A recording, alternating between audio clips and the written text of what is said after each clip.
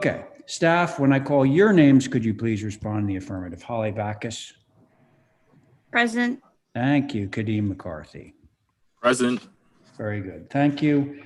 Okay, this open meeting of the Nantucket Historic District Commission is being conducted remotely, as you all may have noticed, consistent with Governor Baker's executive order of March 12, 2020. That order, posted with agenda materials for this meeting, allows public bodies to convene remotely so long as public access to deliberations is reasonably provided. This meeting is convening via Zoom with video and audio recording, and we are being broadcast via YouTube on the town's YouTube channel.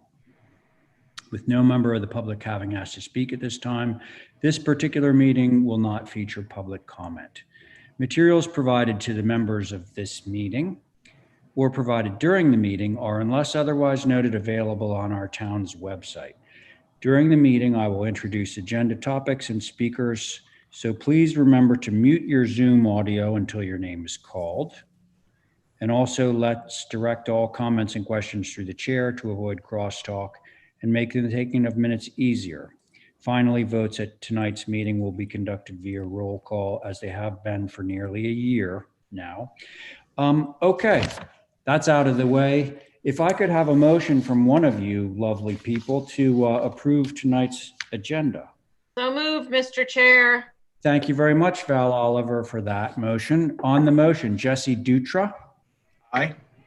Stephen Welch. Aye. Abby Camp. Aye. Val Oliver. Aye. And I am in favor. Okay, that I'm motion in favor too. Who's Oh, that? we didn't see you, Diane, Oh, anywhere. Diane has joined us. So Diane Coombs is now among us. Okay, hello, Diane. I've been among you. I've been What? amongst you. I have. Oh, that's funny. I scanned and I didn't see you there. Me Well, anyway, either. so, okay, well, I now have you down as being present. That's great. Thanks. Okay, the agenda was approved, and let us move along to our extremely short consent agenda.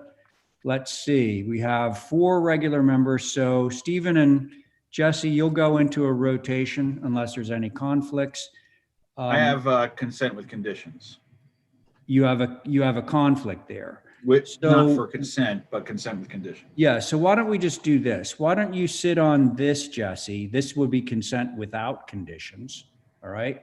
So can I have a motion to I make a approve- motion to approve 1 through 3. Thank you, Diane. So on that motion, Jesse Dutra.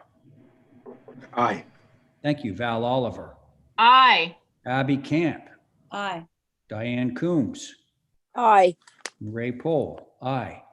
Now, Stephen will sit in on consent with conditions, 3 items. Can I have a motion? So Motion. moved. That was from Stephen. Stephen on Stephen's motion. Diane Coombs. Aye. Thank you, Abby Camp. Aye. Val Oliver. Aye. Stephen Welch. Aye. And I'm in favor. That motion carries. Okay. First thing up, we are now on to new business.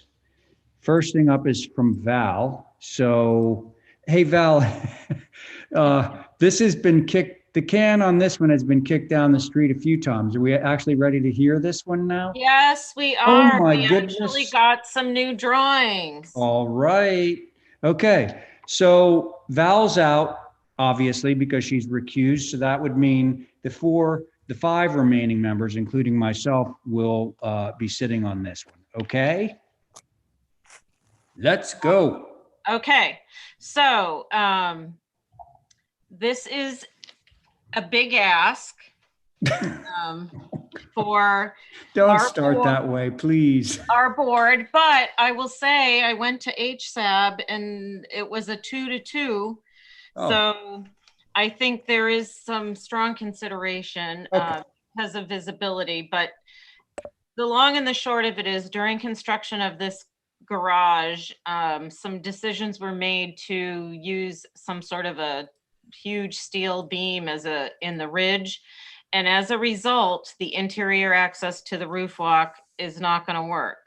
So I guess the building inspector said he can't sign off on anything to finalize this building till they have some sort of access up there that is acceptable. So the owner had a engineer come up with a plan, and there's letters of approval or letters of okay with from 3 neighbors.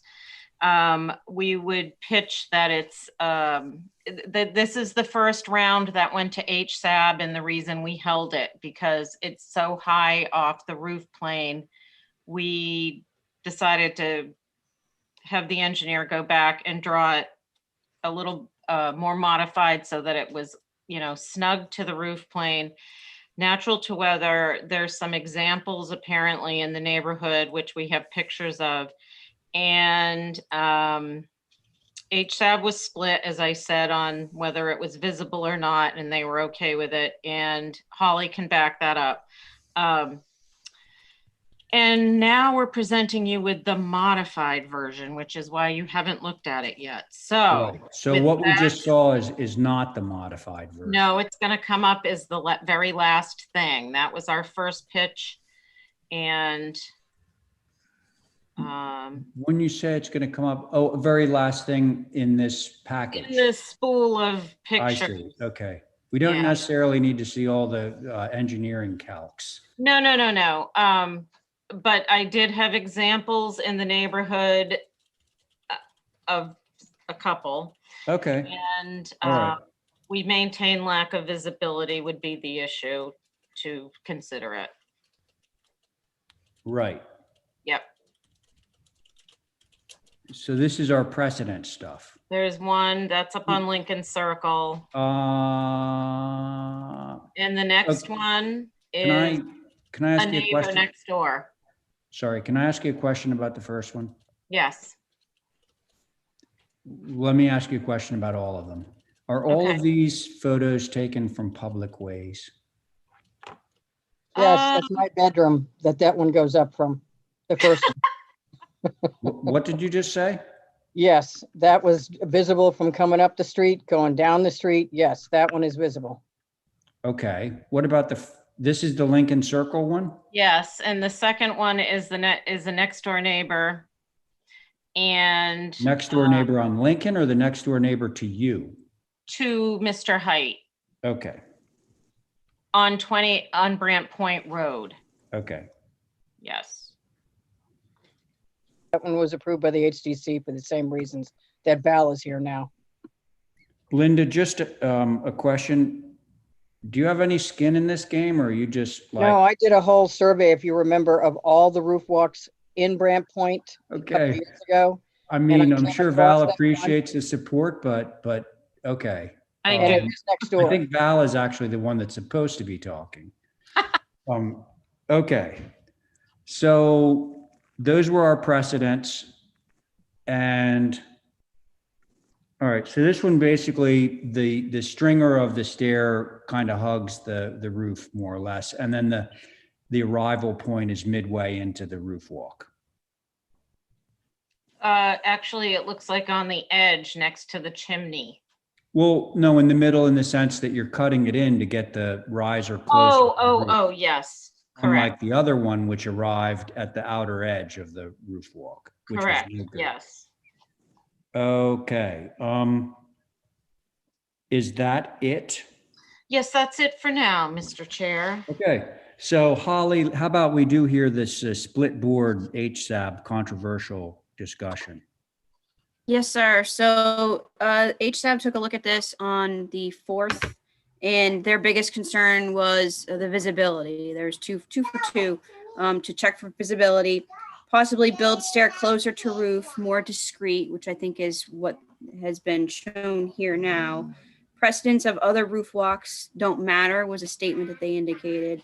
Right. And exposed stairs to roof walks are not appropriate in any case was also a comment. Okay. But both, I would say, you had that mix concerns, understanding that there were some precedents within the area. Thank And also, just to be clear on that, they were reviewing not this plan, but the one before that had the stair like sort of considerably higher off the roof. Just making sure. Yes, and that's Correct. why. They have not reviewed these. No. Okay, So we thank you. thank you, Val, for redoing them. All right. Who would like to begin the discussion on this application? I'll begin if you like. Very You won't good. like Thank you. Thank you, Diane. I, at the moment, cannot vote for this. I just can't. It is so against what we have done.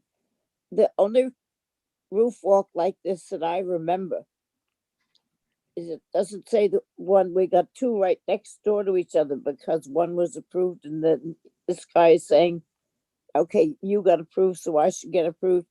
The one I remember was that the ladder going up from the second floor to the roof walk was a flat ladder, not a walkway. It had no fencing going up it or not, and it was right against the pitch of the dormer, and you couldn't see it. And then they made a platform that you got up there, but it was so simple and so unnoticeable.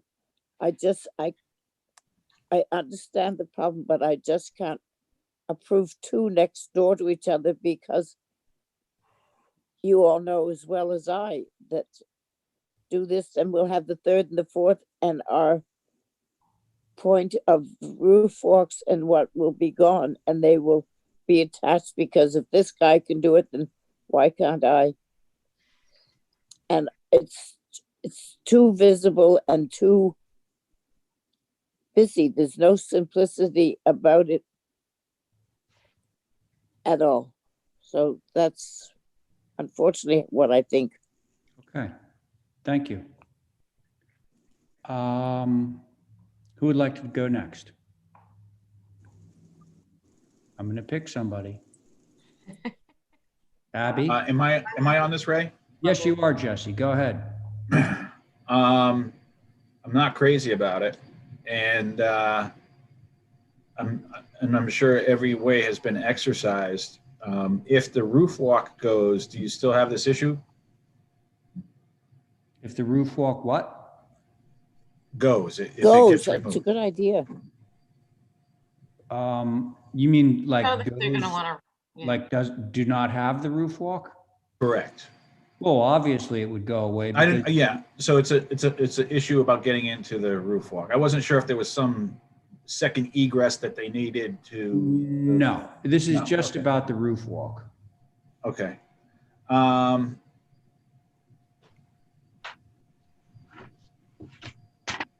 Can I take a look at the site plan again? Yeah. Good idea.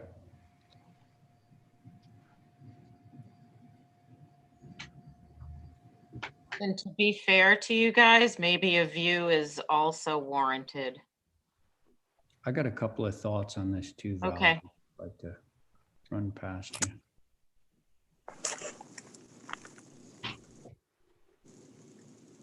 Going. Keep going. Jesse, are you talking about the locus like this? Yeah. The locus is fine. Yep. Okay, so whoever's got the joystick, yeah, there we go.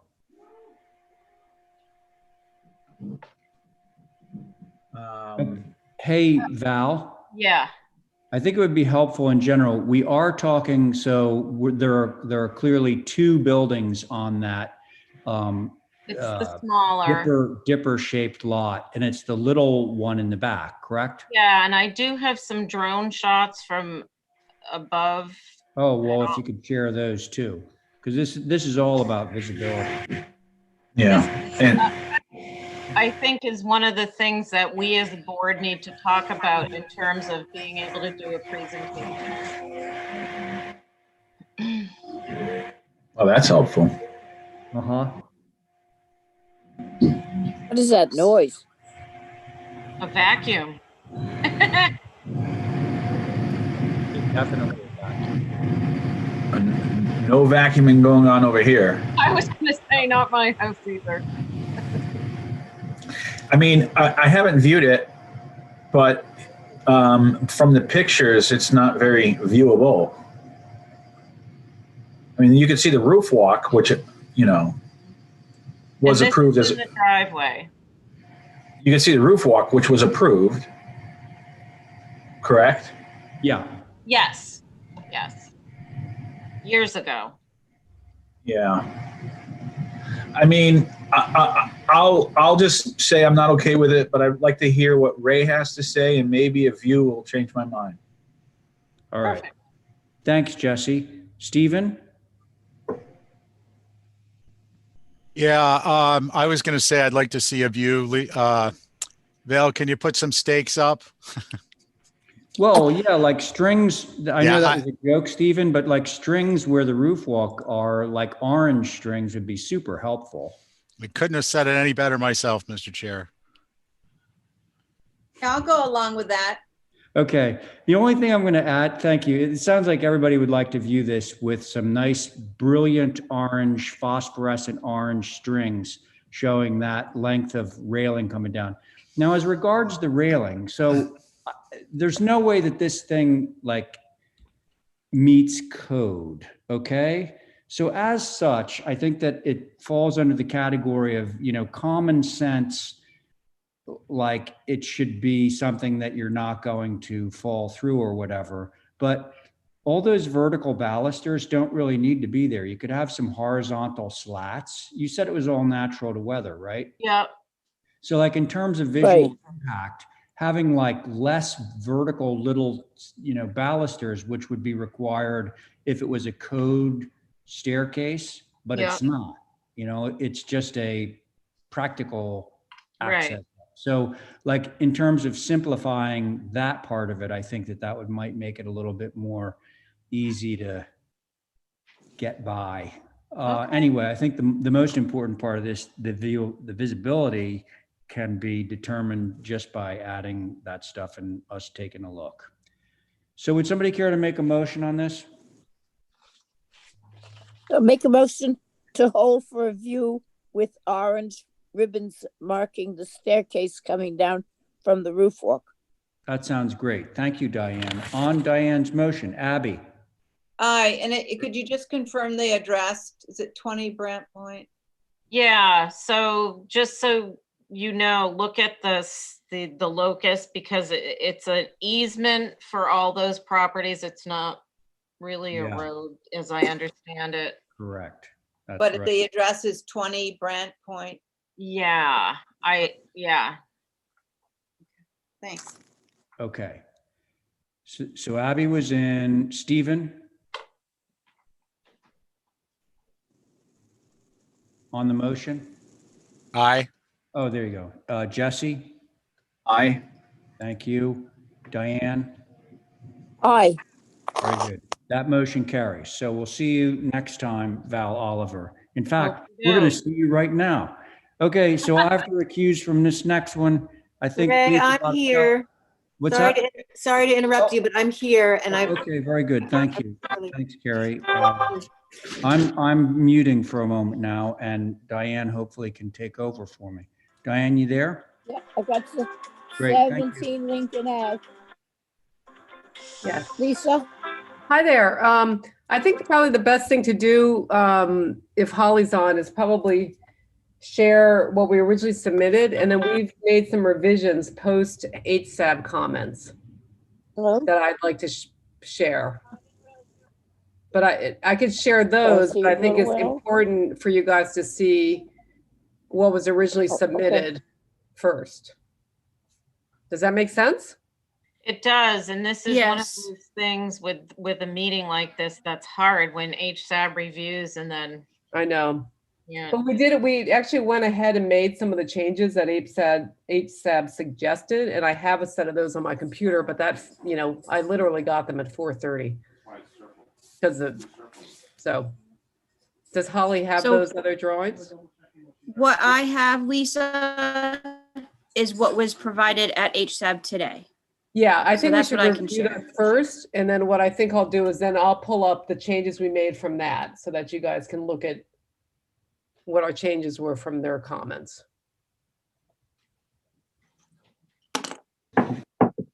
Okay, so you put This up is the house what that we're looking at we now. got approval to demolish up on Lincoln Circle. It actually was demolished today. And the original approval was to build it exactly back the way it was, just for simplicity's sake.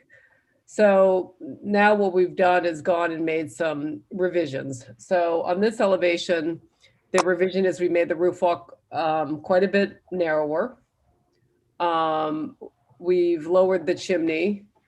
That's going to be, they've requested that to be painted white. HSAB kind of went back and forth. Mickey definitely said a lot of them preferred the brick. Lucy Dillon made mention that there's a lot of white chimneys up there.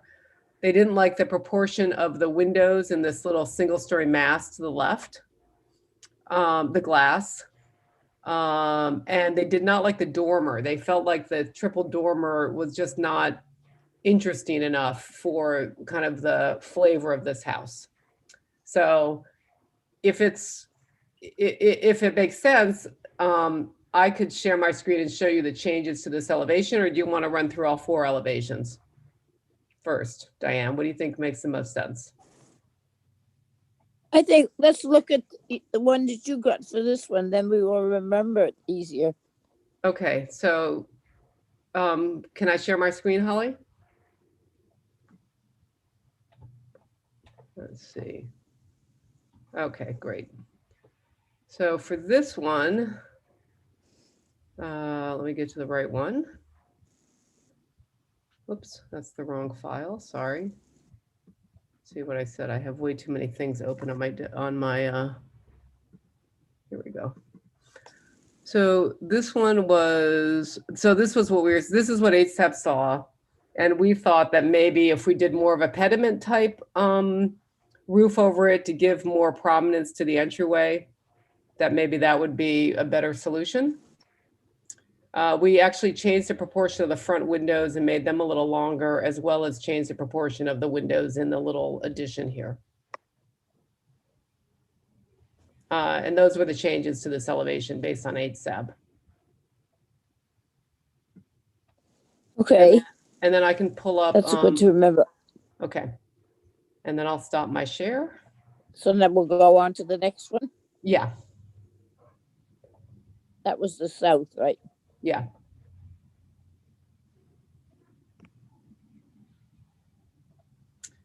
And is this the next one, the east? Yeah. East, the comments were that they, this whole transition between this deck and the, this bay window is really not well resolved, and I can't disagree with them. And then I think Angus did not like the window that had the sort of cobweb window pane in it, but I left it. He was the only person that mentioned it, so I left it in there. The other thing was how the verticality of the turret. Oh, I have just one question, Diane. Who is actually sitting on this? Because are there more? I think We got Val and Abby. Yeah. And me. Yeah. And we would have Carrie and Jesse, I believe, because Steve was in the last one. So we would have Carrie Thank you. and Jesse. I just wanted to clarify that. That should be 5. Okay. So those were, I believe, the questions here. And then I can pull up what we did to address those. Well, we addressed some of the concerns in this next set. Madam Chair, I'm just curious on when I should read HSAB's comments from today. Oh, you can read them. I thought I was giving them, read them now. One by one, but can you do them by elevation? I'll see what I can do. All right, so their review from today on the south elevation, the chimney should remain natural brick, which is what Lisa was alluding to. The south and west 9-light casements should have panes that match the 6/6 windows. On the east, connection at the upper porch and bay window below is awkward, which is right here. Porch corner appears to be left hanging. On the east and north, removing the porch roof around the turret creates an awkward vertical mass. Porch to remain. On the west, bear with me here, triangular paned windows are overused. The gable end window loses interest due to the others. Change them to 4-light or similar. There was a conversation about keeping the one up here in the gable end, I believe, and one maybe near the chimney, just not as many, which They I thought think that you're the probably ones in going the to gable address end that. were okay. Yeah. Yes. The dormer over the facade of the front door, which you alluded to in the beginning, needs attention, which sounds like you're going to be working on that. The front door, transom, side lights, and casing need more thought and design and detail. The east door, remove the triangular lights. There was also a conversation, Madam Chair, about the fact that, you know, these little lights that are with the existing facade that flank the front door really did justice with the little chairs versus the transom and the side lights that are provided. Those are the comments. Right. Okay. So then maybe we don't have to flip back and forth anymore. Maybe I can just show you the changes we made based on Okay. HSAB. Okay. So thank you. So on that, so again, that was the front. We didn't add these windows back because it doesn't, in plan, it doesn't work due to a wall location. And I think there's a closet on the left side, so I did not put those back. On this elevation, we pulled this back in we added the porch back. And the one thing that we didn't resolve here was the porch. I just don't think it's drawn properly. I did a very fast sketch where I think what has to happen is that this eave has to continue at the same depth, and then it disengages, then the porch gets a little bit wider so that it eliminates this sort of strange detail at where they're tied together. On the rear, what we did to resolve their comments was to put this porch back. I think those were the only comments on the back, was the verticality of the turret. The north is the back, right? Yes, the north is facing, Then that faces the harbor. the harbor, that's correct. Why is the roof walk circled? Because we reduced the size of it. Again, this is what HSAP saw before. If you go to the previously approved ones, it's much longer. We're reducing it.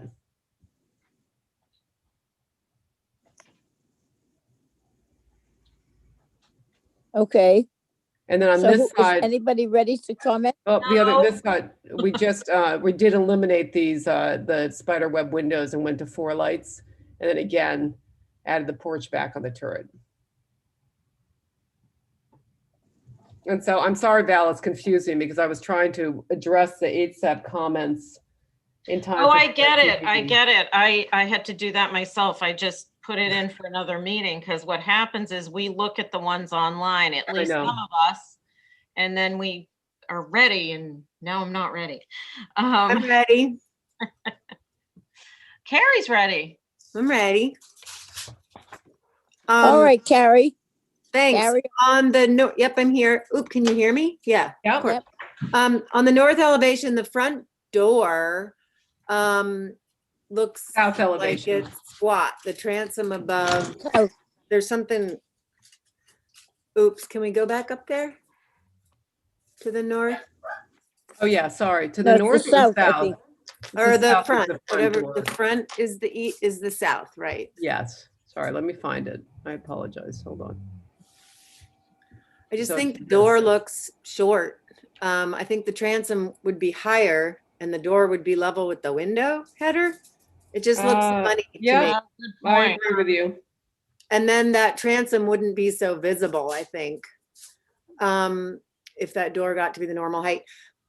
I actually think the first dormer that you presented originally prior to HSAB is better. I think it's more subtle. I think it works better. The gable brings too much attention in my mind. And then on the east elevation, I do think the the second floor deck and the bay below, I think the way the house was originally built is more successful. I do understand there's some railing and deck above that bay if you want to go back to the east. That's what's hard about this, because we can't scroll through ourselves. Yeah. The format, not you, Lisa. Yeah. No, I can stop share and then. I think all your window changes were good, but I do think that if we can look at the east From the elevation. original? Yeah, Yeah. the original and then the proposed, and I think part of it's because the original seemed to tie in with the decking that was above the bay. Yeah, and this does show the proposed. Yeah, It just doesn't show how I was hoping to resolve it by pulling this out and making it wider. Yeah. But I think incorporating the roof of that bay with the railing helps. Oh, 'Cause okay. it helps it continue. Okay. So it hides the flaw where the roof and the second floor deck are attached. You're talking at the one below. The one Yeah, below, yeah, where the balusters just all head right over that bay roof. Right. Can it go back to that, Lisa? I don't see why not. I'd have to ask my significant other. Okay. We could ask him when he comes back. Yeah, no, I'm texting him right now. But those are really the only things that I see that I think could be a little better, because obviously the front is very visible and this side element is just a little funky and awkward. I think all the window and door changes you made are great. Okay. And Thank that you. porch extension over by the turret, I think is a good one on your post HSAB. Right. That's all. So, Yeah. did I miss something? I'm texting you to ask you if we can put the railing back on the east the way it was above the bay window. You got to scroll down a little bit. Just so the awkward roof isn't part of it anymore. Oh, yeah. No, Okay. that's fine. Okay, thank you. Yep, it's fine. Sorry, I had a typo in my text message. I said something like baton. Oh, really? Well, I'm trying to do both, so. Okay. Anybody else? Yeah, Madam Chair, can I go? Abby goes. So, I find that the, original design and the renovations it's such a complicated design. My general thought is to simplify this as much as possible. Especially the east elevation, when there's so many different size windows and doors. If there was any way to get some uniformity in you see the east elevation, how many different window panes there are. If there was any way, while you're renovating it anyway, why not make some of this, more similar type window panes. I think the size of the roof walk getting smaller is an improvement, and I don't mind the white chimney. I agree with HSAB on most of the things they said, and Carrie about the front doors is just way complicated, and I do like the first version better of the simpler little pediment window over the front door. Thank you. Yeah.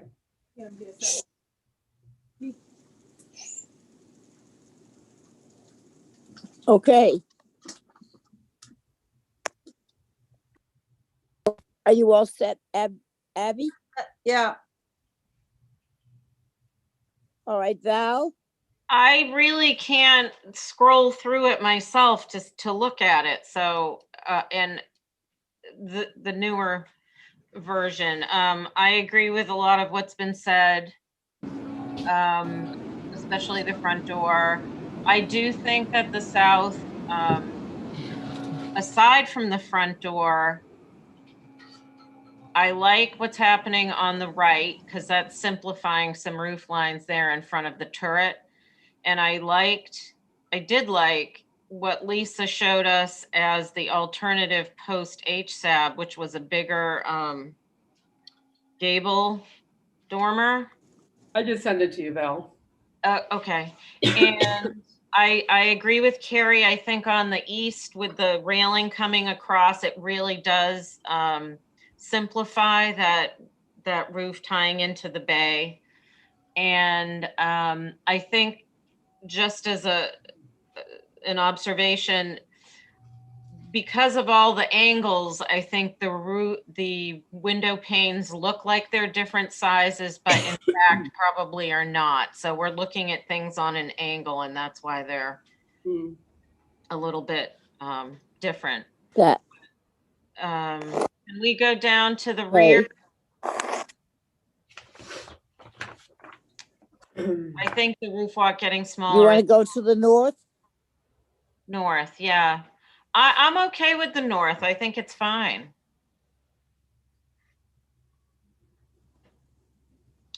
And Okay. really my Thank you. concern is the front. And the little web Alrighty. windows, the web windows, I think maybe in the gables are okay, but I don't get it. Yeah, we changed them in the other ones to 4 Right. lights. Right. Okay, that's it. They've gone to 4 lights, right. All right, thank you. Stephen? Oh, you didn't say Stephen, you said Jesse. Oh, it's Hi, Jesse. I'm here. Sorry. I'm here. So what do you think, Jess? Can we go with the front elevation to start? You want the new one, Jesse, or the old That's the one? south elevation. Well, I guess what am I looking at? The new and the older, the old is underneath and the new one's on top? Yeah, but then we did a submission that Val just mentioned that I can Oh, right. pull up that included HSAP comments. Yeah, that was, so I think, for the south elevation, it was the big dormer over the door. That was the big That's right, change. versus the South shed. elevation.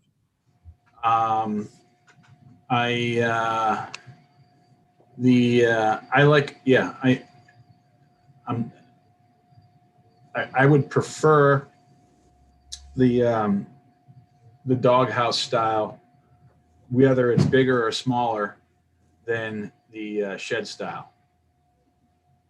Did that make sense? Mm-hmm. So you like the gable? Okay. Gable, yeah.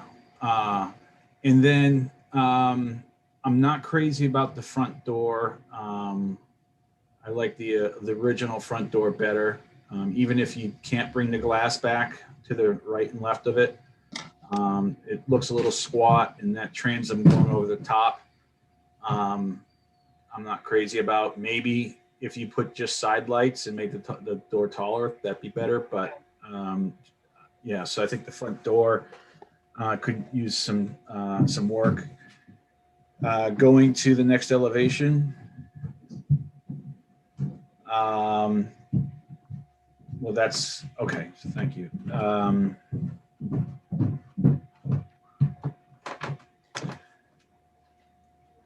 I'm okay with the left and the right on the east elevation. As for the deck and the railing, I like the older version better because you don't have it on top of the second floor deck on top of the roof. Does that make sense? So you prefer the one on the bottom or the one on the top? Bottom. Okay. Yep, that makes sense. Just think because I that's feel like, I mean, maybe it's just a two-dimensional thing, but it looks like that second floor roof is kind of built into the first floor bump out. That seems to be unanimous at this point. Okay, so that's good for the east elevation. So I can go to the next one if you can, if you could scroll down.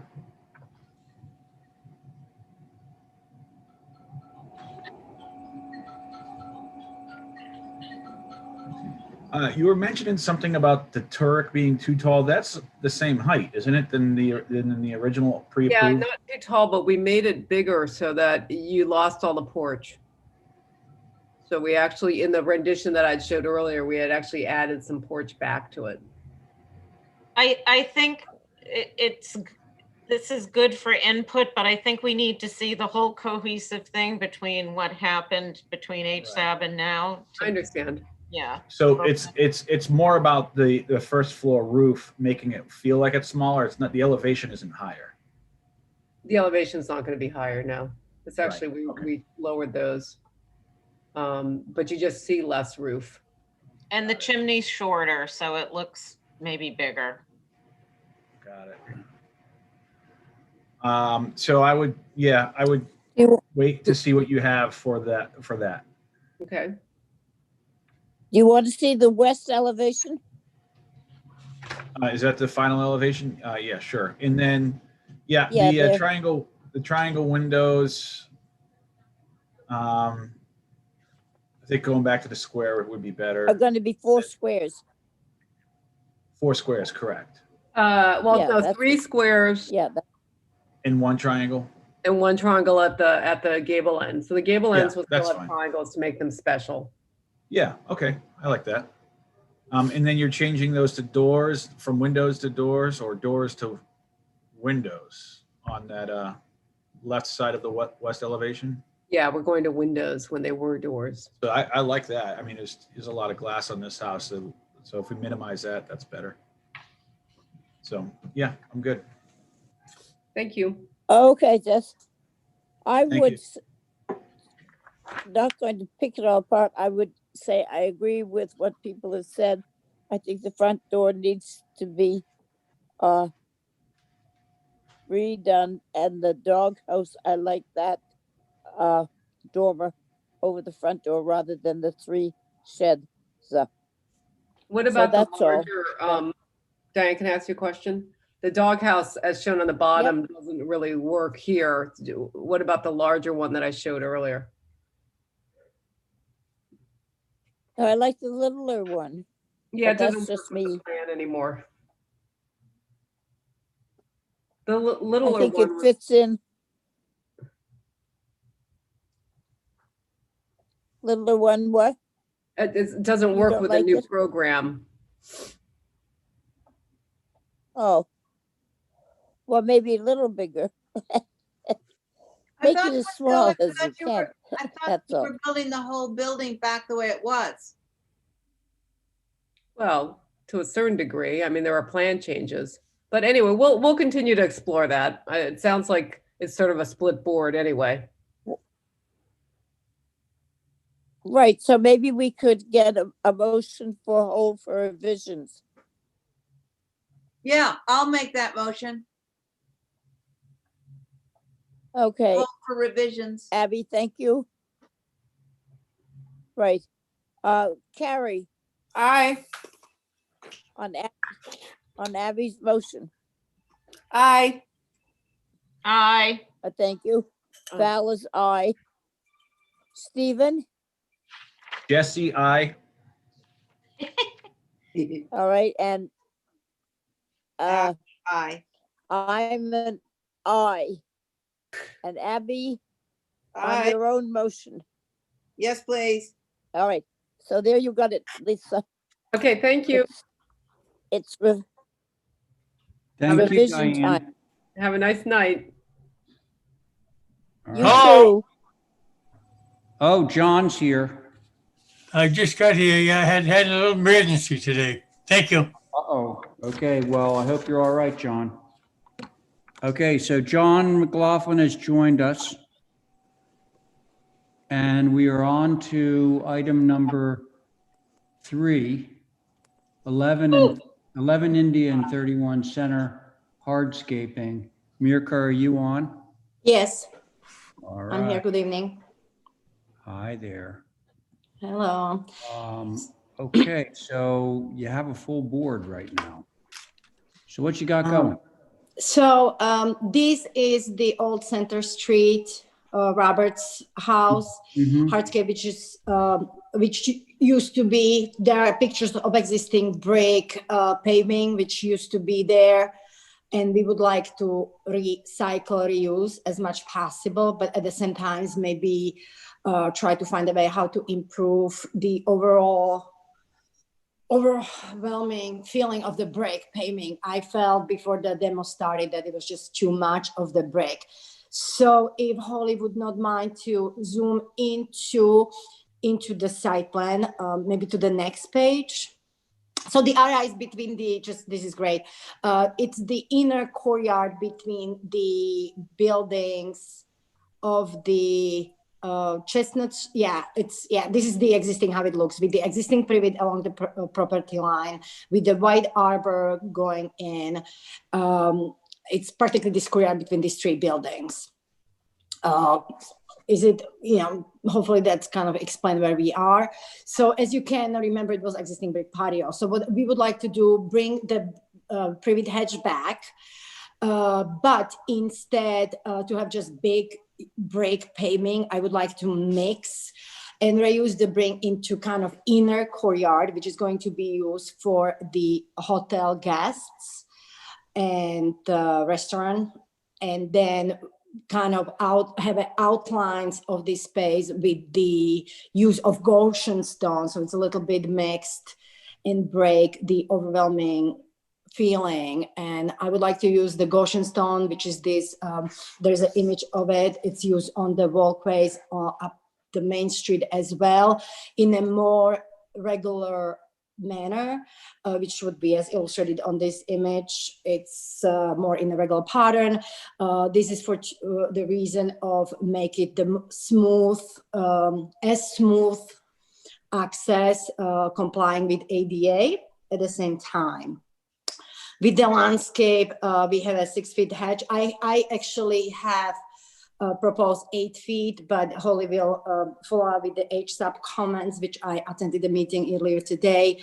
They prefer to keep it at 6 feet as existing, bring it back. And then there's another inner edge of the ivy hedging, kind of separating the inner courtyard from the auxiliary access between the hotels outside of the public way. The HSAB in general, and again, Holly will be more specific on their comments, but in general, they kind of seems to be really okay with this proposal. The issue, which was more about the granite post, which I was trying to use in the main access at the entry from where is the ramp to the Roberts house. So I just thought as a signing, so, I'm open to any suggestions or eliminate the post altogether. And then for the gate itself, as you can see, there's existing white picket fence along the Chestnut Street. So we would like to just bring that back to match existing. And, but there was one more comments from, I believe so, about the bike racks to be more wooden one, which I promise. I was open, of course, to it. They are not specified, but I would be very happy to specify them as a wood, natural to better. And I guess that's would be what I can recall from the meeting comments. Hey, before we get on to HSAB comments, I'm actually confused. So where is Center Street? Center Street is where you have the labels. Yes, that's a Center Street, and that's that's what I thought. But so to the left of the dotted line, which I'm imagining is the property line. That's correct. To the left of that is a brick sidewalk, right? That's correct. Okay. So there's a brick sidewalk, then there's a privet hedge, and then there's another Goshen sidewalk inside of that. And just to clarify why the idea behind this inner sidewalk is to have the guest as they checked in, which they will be checking in the like 11 India Street, or where the old beam was. That's a main check-in. And if they go to the Chestnut House, the idea is not to let them go to the public way, but have this inner courtyard, but not to be passing through the restaurant. I just thought for a moment that you were like attempting to redo the sidewalk in Goshen Stone. Oh, no interest in doing that at all. Okay, all right. So Holly, if you could just review the HSAB. Yes, Mr. Chair. Thank you. So the 8-foot high privet hedge right on the sidewalk is unnecessary. I'd rather see the existing 6-foot remain. Ivy hedge will provide privacy for dining. Granite posts should be wood. It was questionable on whether the Goshen stone will be suitable for accessible ADA ramp. No gaps greater than 1.5 inch, possibly slippery when wet or snowy. There was also a comment about there's a proposed outdoor carpeting, and they did not like that. Would like to see outdoor lighting plan if possible. And then of course the bike rack to wood. There was also a conversation that one of the advisory board members brought up about the fact that this Goshen stone walkway is going to obviously be in parallel with the existing pretty large public brick sidewalk. And that was a little kind of out of character, not particularly cared for. There was also a comment about having Rosa Sharon, and I wasn't too sure, America, if that was something you were proposing right on the spot, or if that's actually something you were proposing to have. But thank you. That was just about the flowers themselves. Yeah, that was just a but the flowers themselves drop off. Okay. So, but those are the comments, Mr. Chair. Okay. I just want to quickly, just not to confuse, that was just a suggestion, or we just had a discussion if the other material than privet would be possible, but it was kind of refused by HSAB, so I'm happy to remain in the proposal of too much pre-existing hatch. Yeah, okay, good. All right. Oh, by the way, where is there like an outdoor carpet here? There was just a question. If you inside of the courtyard are those squares? So it's been asked what those squares are, and I just assume those are outdoor racks. So, it's just something what would draw maybe just for the summer. So make the courtyard a little bit more again. The squares, like the rectangles that the furniture is sitting on? Yeah. Oh. But it's not a pattern in a pavement. It's just, I think it's a part of the furniture layout. Yeah. Okay. I get it. All right. Okay, thanks. This is, once again, the regular board. We have all 5 members of the regular board sitting. Would anyone care to begin the discussion? I will. Okay, thanks. I am not sure what Goshen stone looks like.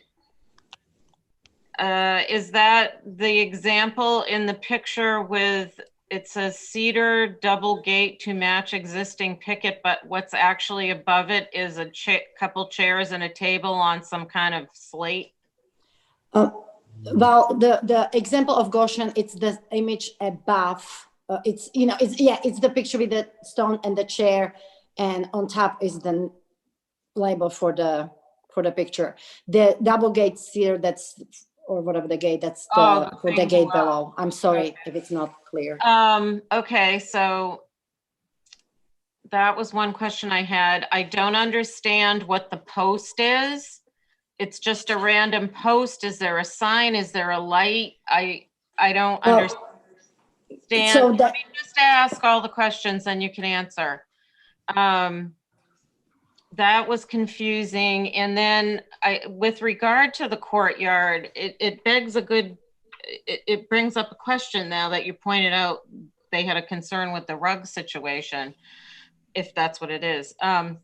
What are the are those built in? Like, it looks like there's a banquette backed up to a banquette. And the reason I ask this, and maybe with some lights above or something, someone brought up the lights. I do think that's super important. And B, at the tap room area that got redone, there seems to be some big wooden sort of bench / wall things there that I don't recall anybody ever applied for. So I'm just curious if these are like permanent structures or, like that stay out, that are there all the time. And I'm not sure about the change in material. I almost think it would be better to keep it all brick. That's my comments, Mr. Chair, for now.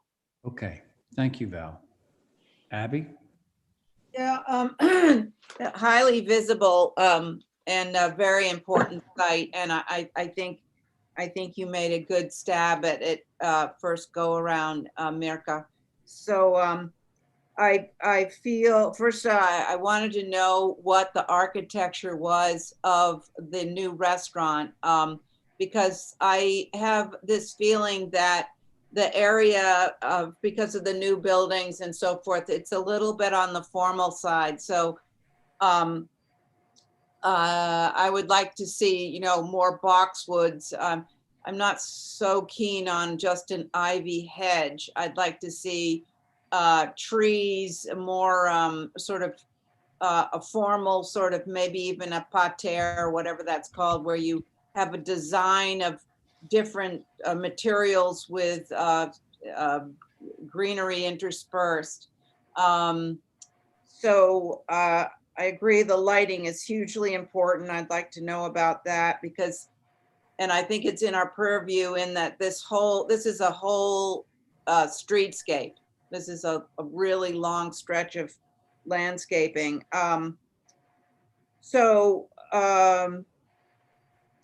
What do we have a picture, a drawing of the proposed architecture of what are we going to see along Center Street? Because I'd like the landscape to go in that go with that concept. Oh, Matt could probably generate that. And I'm happy to provide for next meeting or add. And I think the rugs, outdoor rugs are too trendy. It just. Well, I'm not sure that that's actually, Mirka, you'd be better served to remove those because I don't think that's actually part of your application. But I think that you could, like intersperse different materials in that area, in that it's a large area, and sort of make areas of seating out of those materials. But I think it's a nice first attempt, Mirka. So thank you. Thanks, Abby. Diane, are you ready? Diane? Hi. Yeah, I'm sorry. I just That's have a okay. thing going. My feeling is that going along Center Street that it's a lot of different material sizes, shapes, and it makes that walkway going down Center Street very busy. And I'm not sure we have the Goshen stone, which I like, but then we have a brick walk and a gravel patio. I didn't know why we had a gravel patio edged by a brick walk. I would like to see what, as Abby has called for, is a picture of what it's going to look like against the hotel walls, and to see if it's very busy looking or it can be calmer. I think a little calmer, from what I can tell from these drawings, would be better than busy, busy, busy. I know that furniture can be moved around. I don't think we're going to have less than 6 foot spacing this summer.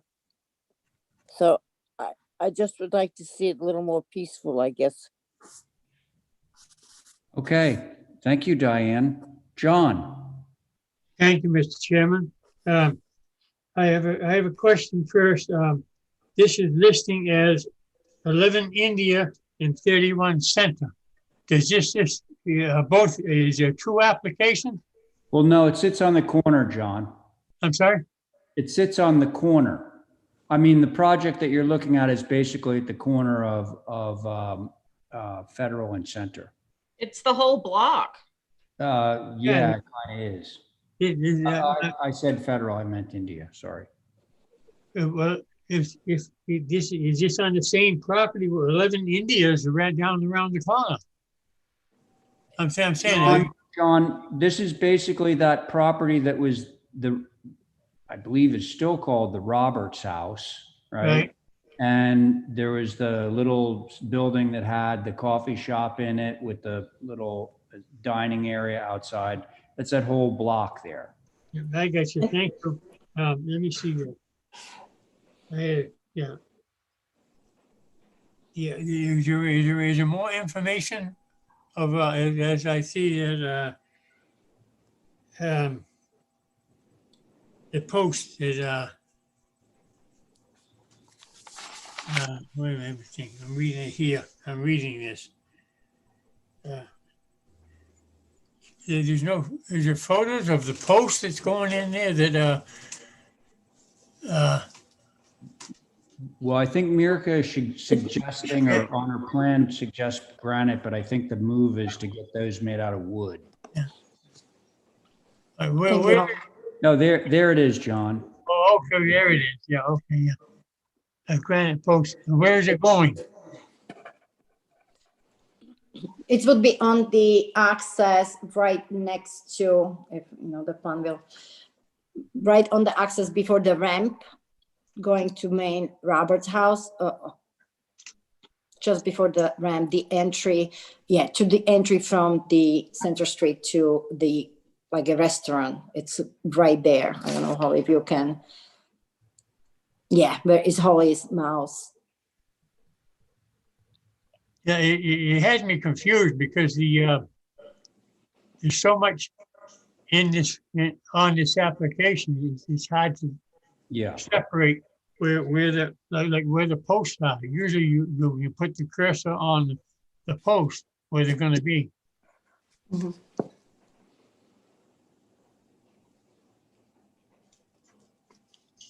Anything else, John? Yeah, where are the posts? Where are they going on the map? Holly, would you mind to mark it? You have a mouse, but it's on the each side of this brick connector between the Pleasant Street. No, not there. On the right where you have a granite post, it's the blue text.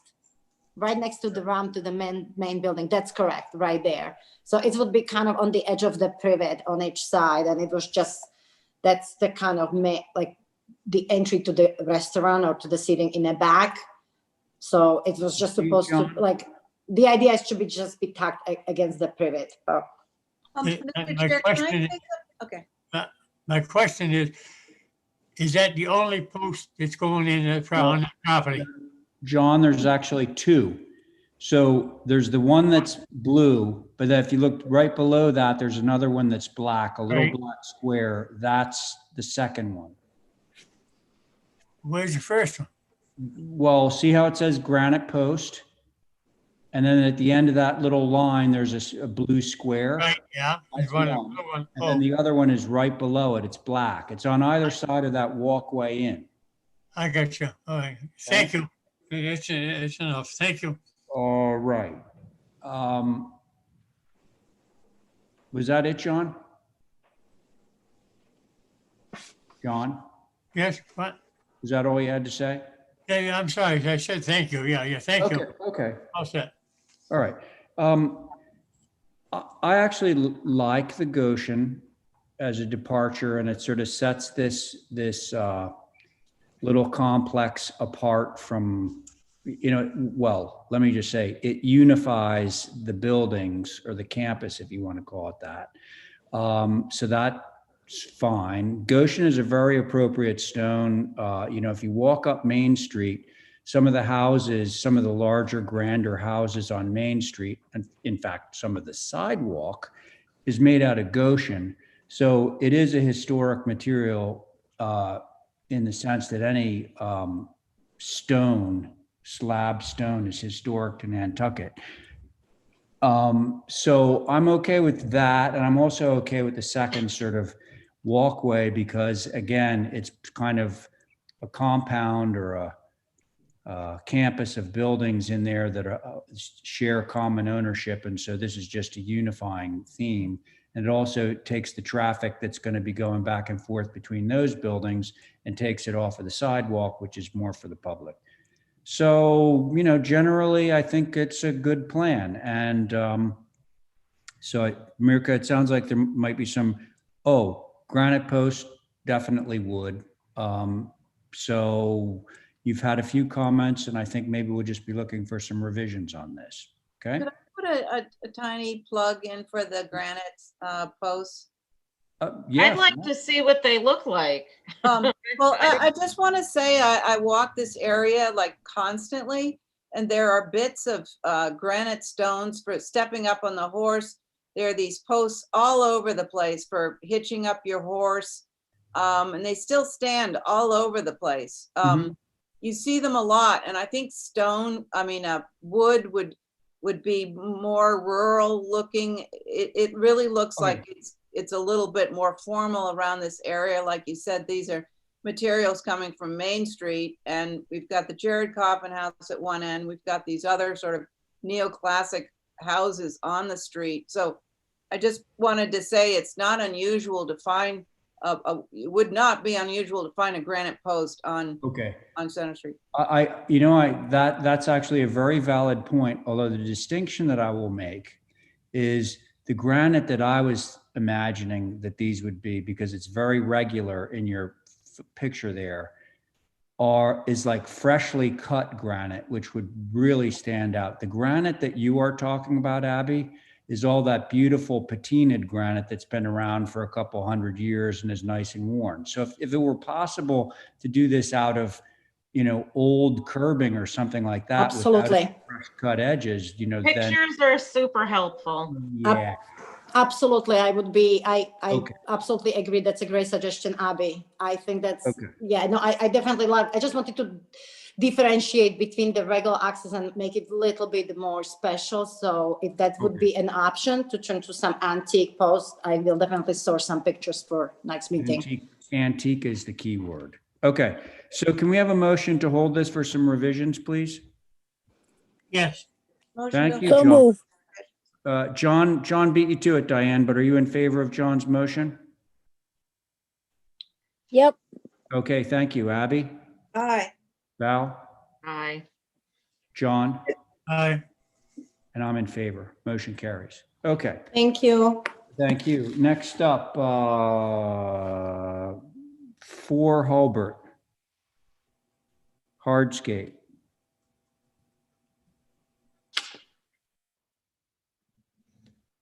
We need to pick it up a little. Yeah, no kidding. But- Three notches. Is Lindsay here? Oh, yeah, there he is. Okay. Go. So pretty simple plan.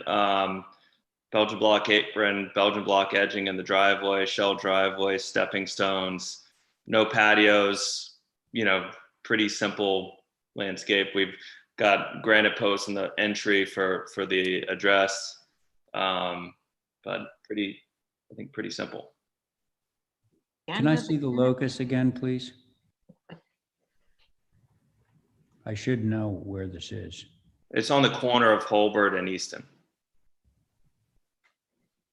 It's down by the swamp. Yeah, it's Is right by the the swamp. That's building why there's like that nothing in the Sophie back. Which one is it? Is it, Oh, okay. No, I get it. It's blue shutters. Yeah, blue shutters. Yeah. Yeah, okay. Yeah, all right. Got it. Thank you. HSAB. Mr. Chair, the only comment HSAP had was that the driveway post should be wood, not granite. Oh, hot button issue tonight. Well, if there's pictures, it would go a long way. Yeah. Where are your pictures, Lindsay? I mean, we're fine with getting an approval without the granite post. We can right. come back with pictures on that. Okay. If that's what we need to do. Who would care to begin on this one? Don't everyone jump in. Diane. Yeah, Okay, your turn.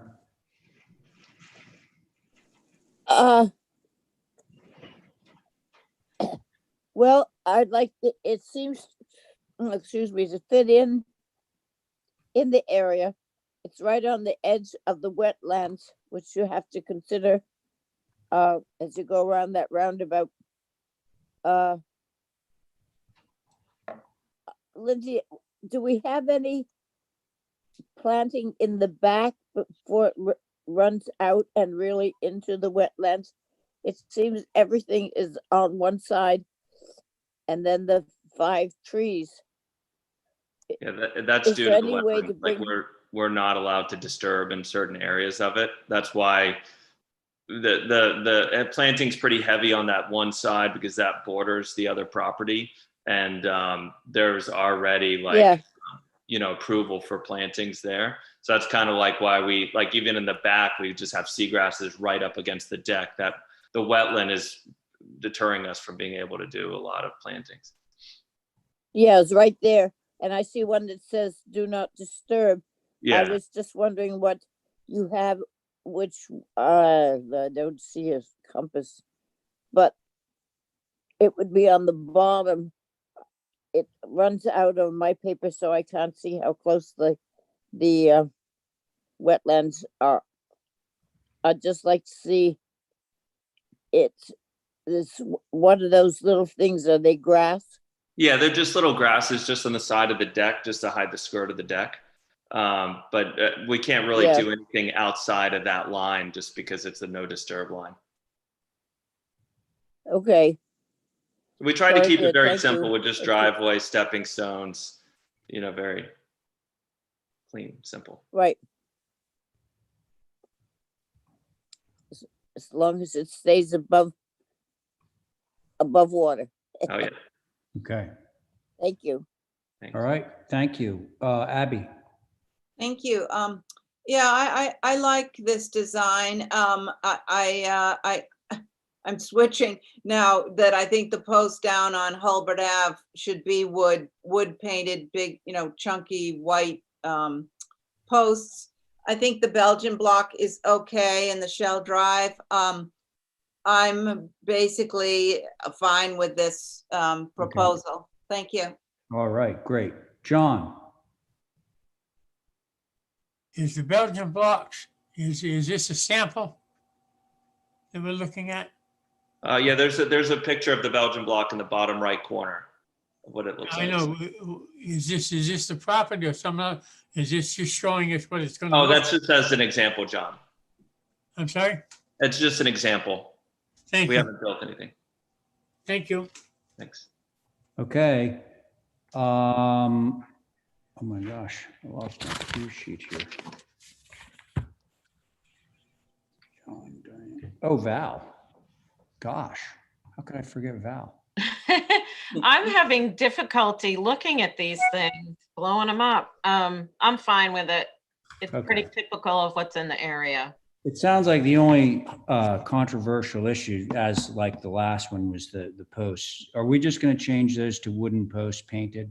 Well, do we even know what they look like? Are they 10 feet tall? Are they 3 feet tall? Are they, If it works for you, Ray, and the board, I mean, we can just, you could approve it without the granite post, and then I could come back separately for that. Okay, good idea. Thank you. Okay, so can somebody give me that motion? Motion to approve without the granite posts. Great. Thanks, Val. On that motion, Abby, Aye. Diane, Aye. John, Aye. Val. Aye. I'm in favor. Motion carries. Thank you. And you're still with us, right? Yes. So 38 Derrymore. Mhm. So this one's a little tricky with grades. So we did do some elevations and sections to just kind of show it. Essentially, new house, pool, hardscape. The pool is actually lower than the road, which our drawing shows when it pops up there. I don't think it's up yet, is it? Bear with No. me. Okay. I'm working from. Okay, yeah, no worries. Us too. So the idea is the pool's sunken down below the grade, and then we have evergreen trees to hide it from the street level, and there's a fence as well. So, but I think the plan will show it better. Yeah. Oh, Mr. Chair, I just realized what this is. I can't sit on this. This is Cannonberry? No, this is 38 Derrymore. Okay. Never mind. So you won't be able to sit on the, oh no. I don't see Cannonberry. Anyway, moving right along. So you're still on. So we're getting some drawings up? Hopefully. Trying to find it so I can blow it up on my side. And Holly, let me know if you need me to tag in. was it on the view? It was. It's under new business, not on the view pack, but it's on the website. I can share. Right, it wasn't. I got it. Perfect. Okay, good, thanks. Thank you. Oh, wait, sorry. I only see 38 Cannonberry on the. That's what I saw too. Yeah. Yeah, Kadeem, could you do that? Sorry, Yep, give me I don't one see it. second. Do we have guys. conflicting agendas here? No, just some stuff. Oh, wait. No, you're right. I also see 38 Cannon. Cannonberry. Huh. I got 38 Derrymore. Yep, sorry. Give me one second, guys. Let me go through this. Yeah, mine says 38 Give me Derrymore. one moment. I'll have to try to pull it up in here. I have 38 Derrymore Road. Yeah, so the agenda has it, but the packet that all of us look at over the weekend didn't have Yep. it. Got that. Sorry about that, guys. That's all right. That's Is it possible for you to move on to the next specific one while I get this one ready with Holly? Is that possible, right? Move on to the next one while Kadeem finds the Okay, appropriate one. Perfect. Holly, if you can get the next one ready, I'll get 38 Derrymore pulled up. okay, everybody. Do we need to do a motion for that? Aye. Motion to temporarily hold for technical issues. All right. I don't think Sorry, you Lindsay. need to do a motion. You basically can just continue it since you're gonna pick it, Okay, come right wait. back to it. All right, so let's move to, so if Sophie's here, hopefully she is, 20 Sherburn Turnpike. Sophie, are you there? I'm here. Okay, great, thank you. Garage.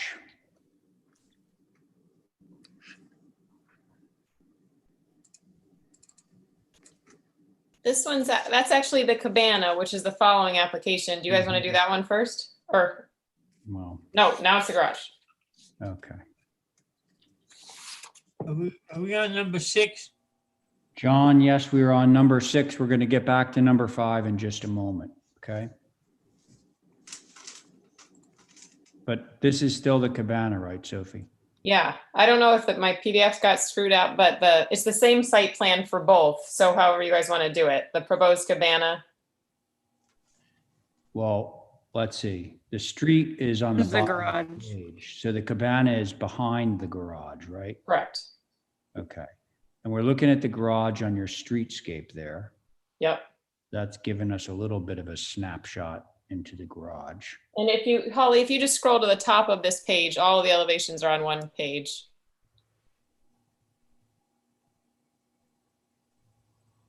So the west elevation is what you would see from the street from Sherburn Turnpike.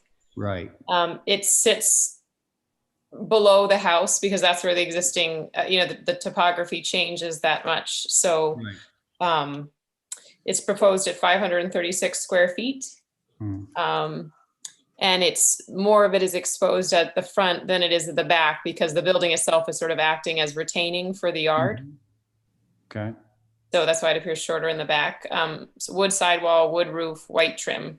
That's what we're asking for. The main mast, the taller one is 22 feet some, and then the shorter one there is 17 foot 6.5.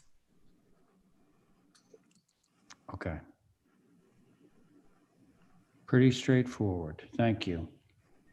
Did this have HSAB or no? No, sir. Okay. I'm going to send it straight to the board then. Anyone want to start? I will. Thank you, Val. I think the structure itself is perfectly fine and scaled well. I am on the fence and leaning toward no connector with the pergola, especially if it's white. The pergola would be natural to weather if you guys approved that. That's my only comment. Yeah, so interestingly, it shows up only, sort of in passing in that one elevation. And that's connecting back to the house? Yep, Holly, if you scroll up to the top, I was actually assuming Julie Jordan would put on the landscaping plan, but I just wanted to show you guys what the intention was. Right. Well, but- I'm sort of wondering whether Yeah, this right is actually there. considered part of the application. It doesn't seem to be. No, I was just sort of showing you what I was hoping would happen. So Val, Yes. for the purposes of this discussion, if we can just sort of like frame it a little bit. So why don't we keep the pergola out of this? Because it's not really clear that it's in this. So I'd rather just as soon say that it's not part of this application. Okay. Because what's So below it too? We don't know that. there's what? Is it deck below it or is it patio? You mean below the pergola? Yeah. So we'll See, just mix it. Again, I would like to separate that out and have the building be a standalone piece. Okay. Because this is Yes. all integrating with landscape type stuff. So if I understood you correctly, you're okay with the garage Yes. without the pergola? Okay. Yep. Right? Okay. Diane, I'm okay with it except the south. The south. Little window in the rocket. Right, oh, yeah. the little window. The little window in the rocket, I would like to see bigger. It's got more space unless there's some reason why not to make it slightly larger. I can make it larger. That would actually suit me just fine. I think Okay, anything else, Diane? would- No, I think other than that, it fits along and we get rid of the connector and whatever is its floor and just look at the garage and the cabana. I have no other problem with the garage. Okay, fair enough. Thank you, Diane. Abby, Yeah, I agree with Diane. If, and on the north elevation, could those windows get pushed up into the fascia strip and have that roof line continue straight across without breaking? See how it's breaking for the windows? It's making it a little confusing. Well, there too, but I meant on the, right there, the north elevation. I can push them up. They might have to go down in size a little bit once I take into account the thickness of the roof plane. So they may just have to get like 2 inches or 4 inches shorter once I do that. Well, it looks like you've got some a score of shingles above them, like 2 scores of shingles. I don't know if that's true or not, but then you might be able to I mean, just so continue long that. as you guys are okay with if they got just a little bit shorter, I can definitely run the roof line across. I would prefer that. Yeah, it'll be more simple. Just, Thank you know. Okay, thank you, Abby. John, Thank you. Mr. Chairman, could you take it up 3 notches, please?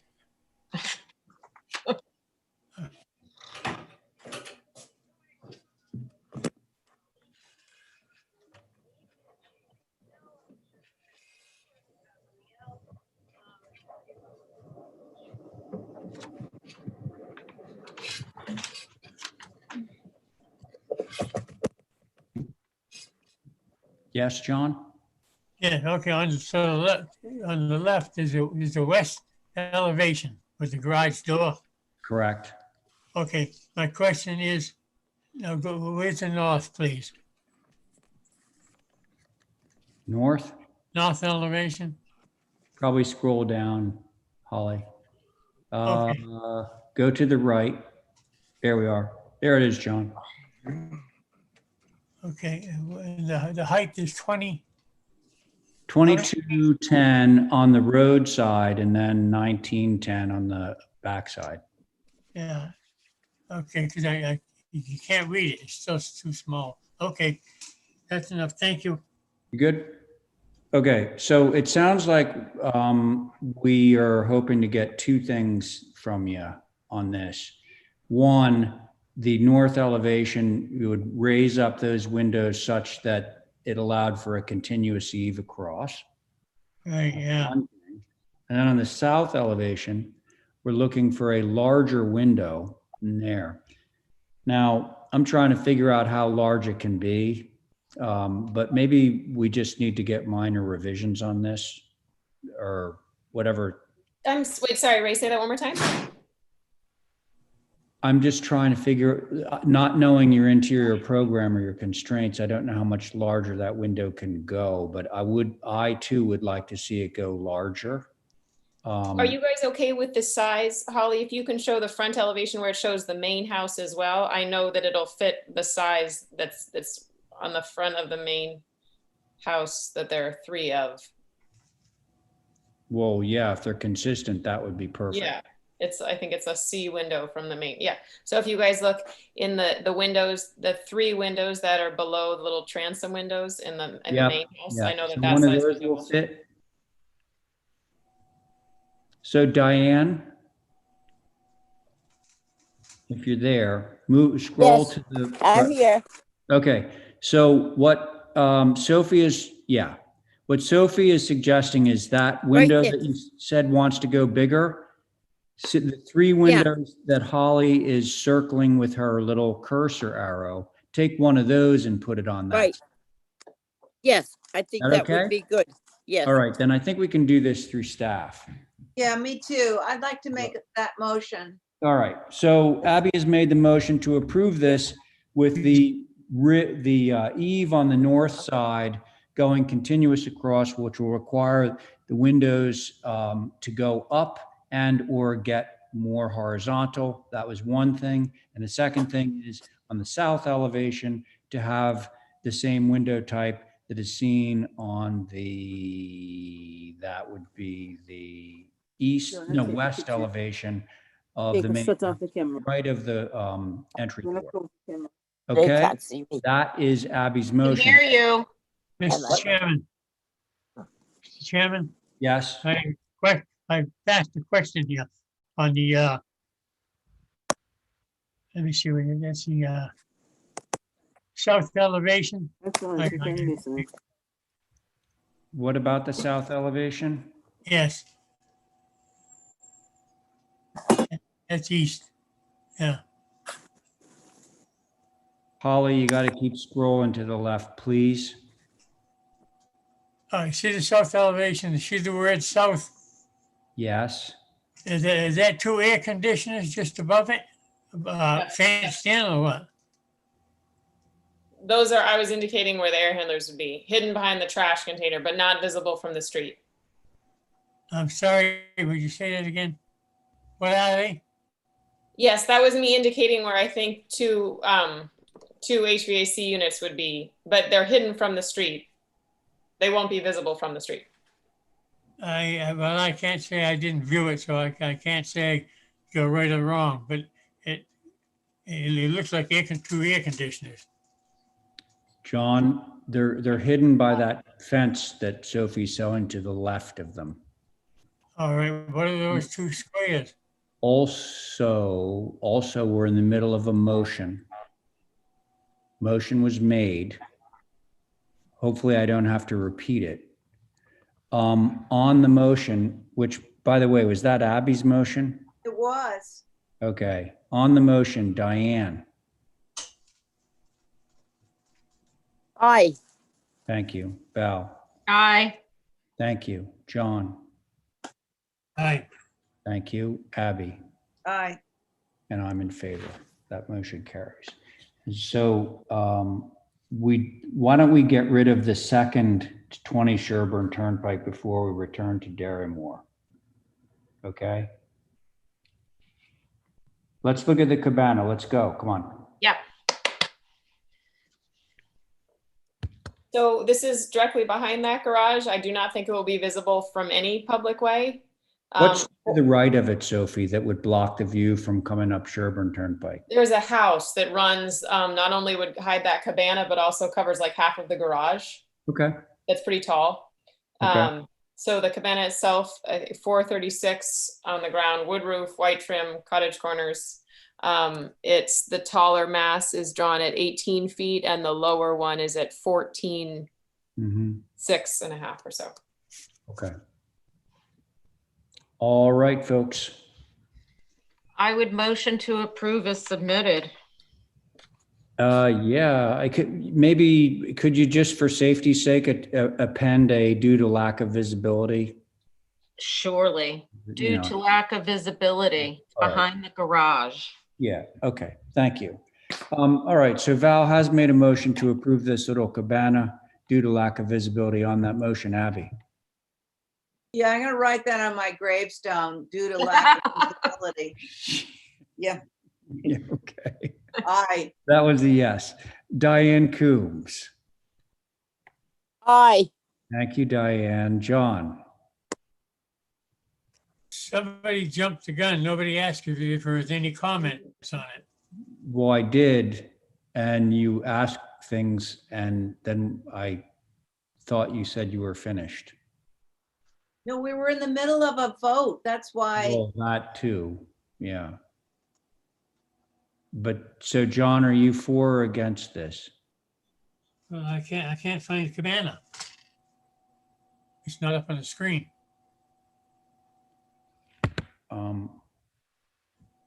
Okay. So Holly, could you get it back up on the screen, please? Thank you.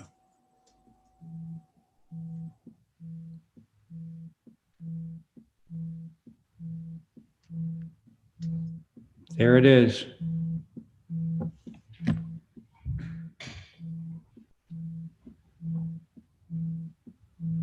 John, there was a motion made that's on the table right now. It says this is being approved due to lack of visibility. All right, somebody said there's the garage is connected to the main house. If you scroll down to the site plan, you will see that the garage is between the cabana that we're reviewing and the road. Okay, all right. Thank you, very appreciate it. Okay, so are you in favor of the motion to approve due to lack of visibility? John? Yes, Yes, okay. Who made the motion again? I did. Okay. Val Valerie, Oliver. are you in favor of your motion? I am. Okay, and so am I. All right, now we will return to, this is, I'm getting really tired. Okay, let's go back to 38 Derrymore. And hopefully we'll have something to look at. Holly, it's in your email, but I also have it up. Good. Could you just share it? Could you- Absolutely. Let's see. Here we go.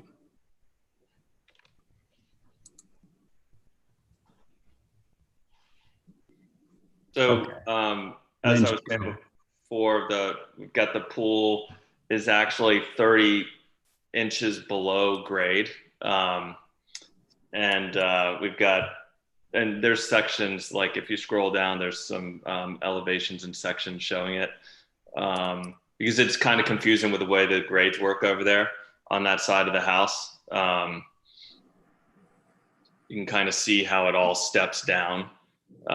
The idea is to screen that whole area from the road with trees, but also the garage is going to do a good job of protecting it as well. So it's a patio there's a bocce court at the very bottom. Along that whole property line where the pool is, there's evergreen trees kind of lining it with a 5-in-1 fence to screen it from the neighbors. And then fire pit, hot tub, in that program. Okay.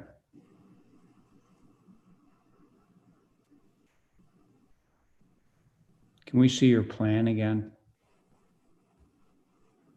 There we go. We call out the elevations on the plan so you can kind of see the grade change. So from that backyard area, you step down 30 inches to the pool area, and then you step down another 30 inches to the fire pit area, and then another 30 inches down to the, 30 inches down to the fire pit area, which is the same level as the bocce court area.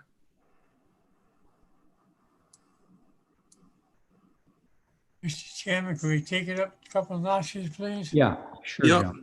Thank you. Cool. That's fine. Yeah. Thank And you. also on the back side of that fire pit, just for added screening, we did Sorry, do a guys. 4-foot picket fence. I think that might have blown it up too much. Yeah, it's kind of doing its own. Well, I'm doing it, but it's taking its time. I noticed that on some of these, it comes in patches. Yeah. Okay. So to reiterate, folks, we're stepping down from the main yard to the pool, and we are stepping down again from the pool to the fire pit and bocce court. Okay? There's a 5-foot grade change from the backyard to the bocce court area. And we've wrapped the whole thing with evergreen trees, and we've got a fence. Okay. Limit visibility. Thanks, Lindsay. From. All right. Comments? I think this is going to be primarily screened by virtue of it being down below and with the buildings where they are and the vegetation that's planned. And with our caveat, I think it's fine. Okay. I agree with Val. All right. Thanks, Abby. How about you, Diane? Diane? It's well done for what it is. It's just there isn't 5 feet left for green gardens. I guess they're not going to have any flowers. So, but the pool and the cover and the bocce court and the fire pit and the stone patio are good.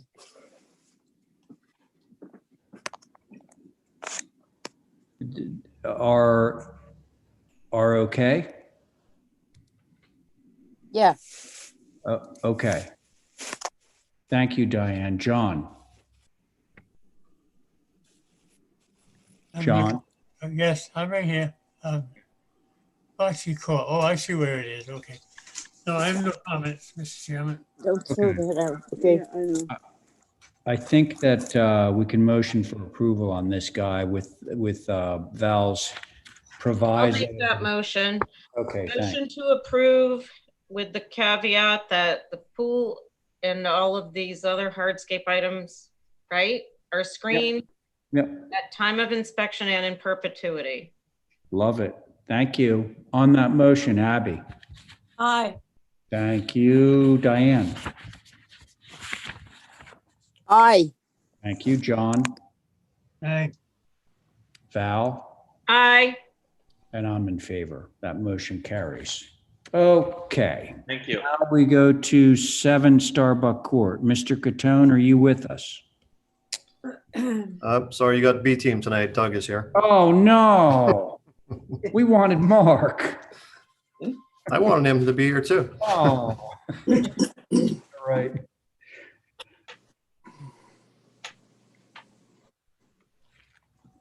Okay. And I believe, yeah, I see John Stover is on here too. He's going to also speak to the conditions out there. So, you know, the approach from the very beginning on this project was to be as sensitive as possible to the structure. It is an old structure, as you know, and Hey, Doug. Yes. Why don't you just remind everybody? I know about this, Okay. but this is the old, isn't it a rope factory? We've been told it's the old candle house. That would make, The original construction, of course, now I don't have it in front of me here. well, I mean, it's significantly old. Before 1809 is what it says on here. and so I'm sure that you all remember when this came in and Doug was going to renovate the building. Well, now an issue has arisen where, and there's this sort of moat around the building for any of you that have been back there, and it's held up by, or the building is held up by these brick piers, which you can see in the photographs, and apparently they're in pretty tough shape. So there you go, Doug. Yeah, and so there's a couple pages that have some photos on it for you, and you know, ironically, the retaining wall that goes around the moat is in much better condition than the foundation under the building, unfortunately. That retaining wall made out of stone? I mean, out of brick? It's stone at the base and then brick on top, similar to the foundation. Okay. But it's much more well constructed. They use flatter stones. You know, the foundation is a lot of round stones that just, you know, the mortar that they've stuck in there over the years is just, you know, powder at this point in a lot of cases. So getting back to, you know, the approach that we were trying to take was to, you know, do as little as possible. And, you know, our previous HTC approval was literally just a small window change on the back of the house and making the outswing doors in-swing doors. And that was really it as far as anything that could be seen from a public way, or you can't even see it from a public way because it's so hidden. But, you know, so then we got a call from the contractor and from John Stover about the conditions. And so I'll just let John kind of recap, you know, what we're looking at structurally. Okay, so what we have is a rubble stone foundation. When we first started with this project, we were looking at a foundation that was in failure mode. The stones were bulging out from the basic plane of the wall. And our thought was, and we could see this from the inside of the building. So our thought was that we could reinforce the wall so that it wouldn't move any further with a new concrete backer wall. Then the contractor started doing some excavations on the outside of the building in order to install a drainage system in an effort to try and make sure that we don't try and use this foundation wall like a dam. And we found that we had even worse conditions than what we had on the inside, that there were stones that simply weren't interlocked at all. Some were missing. Some of the brick foundation on the exterior had actually fallen over, out of place. Sills were totally deteriorated in many areas. And it just seemed like we were chasing our tail, sort of, that we weren't doing this building any favors trying to keep that wall. So we've come to you with the idea that we could put in a new foundation that would support this building for the next 50 to 100 years.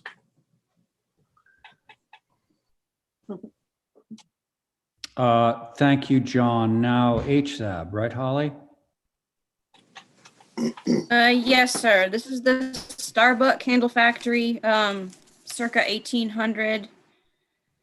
HSAB, losing an original rubble foundation should be avoided if possible. Would like to see alternative engineering solutions for returning the stone foundation rather than completely rebuilding with a poured concrete wall and brick veneer. Application says water-struck veneer, but foundation plan says reclaimed brick cladding. But they were in an agreement and understood of raising the structure 4 inches if needed for clearance at grade. I do want to notate that, you know, this is, it was surveyed by the Historic American Building Survey. This is a significant structure on the island. Understand that, you know, some things don't go, you know, the way you want to plan it, but from a historic perspective, any way to retain the existing rubble foundation. There was a conversation about possibly looking into having a piered foundation in areas to help retain it. Those are the alternative solutions that they were discussing, and obviously that would be much better than having a brick veneer from a historic perspective. Thank you, Mr. Chair. Okay, thank you. Who shall I begin with? Oh, can I say something funny? No. It's just that we need some lightheartedness. It's gonna come off the historical register. Yeah. Oh, All right. So do we get to talk now? I'm sorry. I yeah, go ahead, Abby. wanted to say something funny. No, go ahead. Yeah, obviously this is such a great building. It's such a great project. And whatever you can do to save it, I think we have to support whoever the engineers and get this as historical as possible, and retain this beautiful building. I mean, sometimes we just have to do it, and this is one of those times. So that's my thoughts. Thanks, Abby. Diane.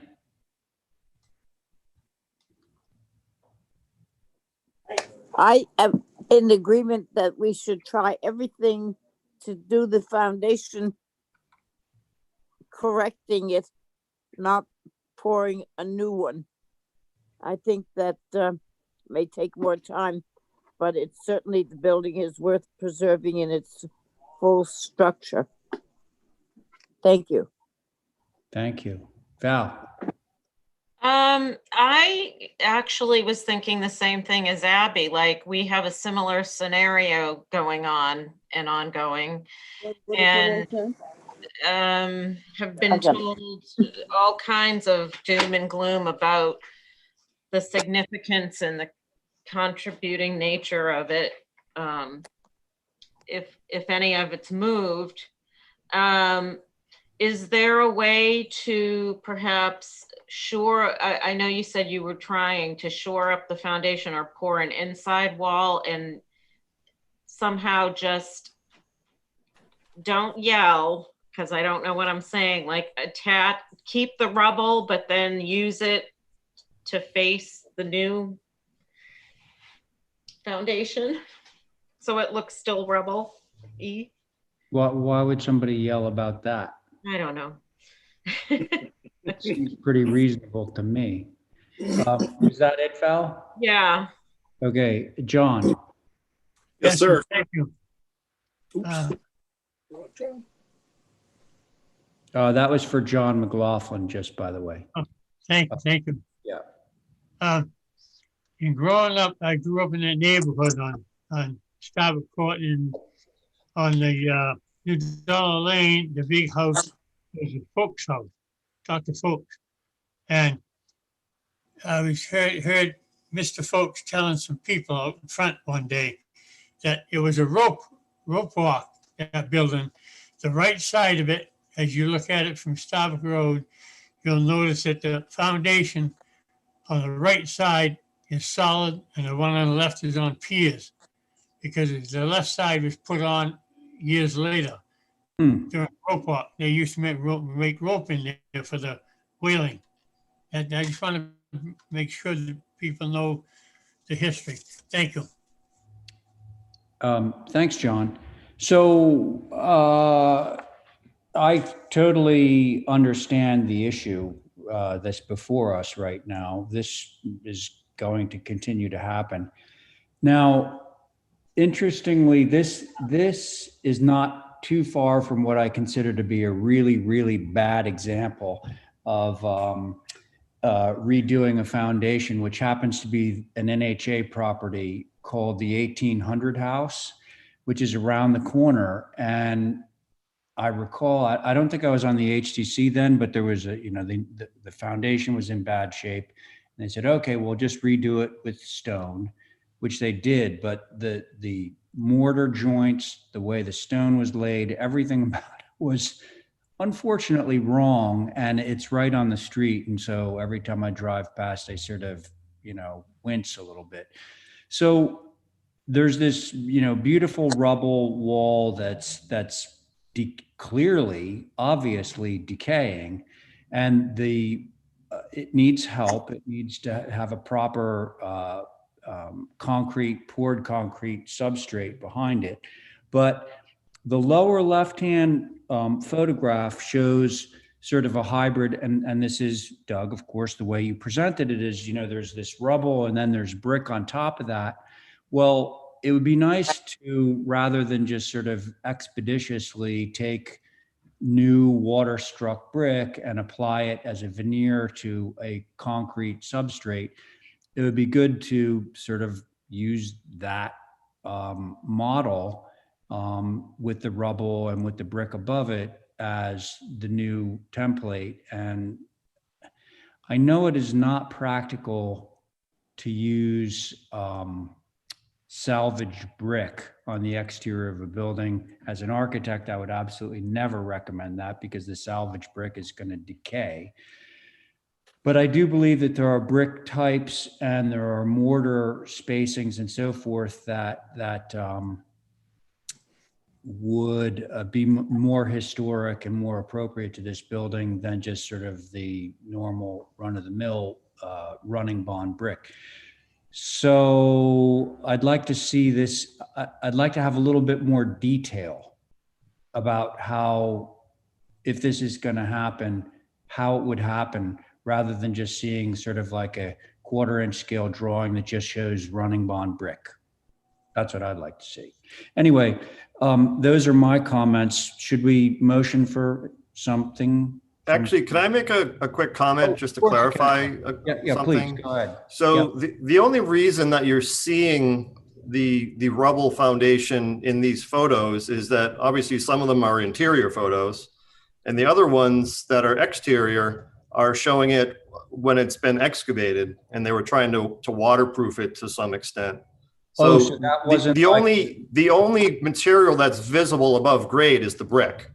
So that picture on the lower left on the screen now is, excavating 4 feet of excavation with the rubber proofing membrane about to be installed. So everything that's below grade is stone. Everything above grade is brick. I just want to make sure that that's clear because. Okay, yeah, I understand. I take your point. But okay, now let me choose a different photograph. The one right in the middle of the 9 square shows a pier of brick, and it's nice. It's got a really beautiful sort of patinaed look to it.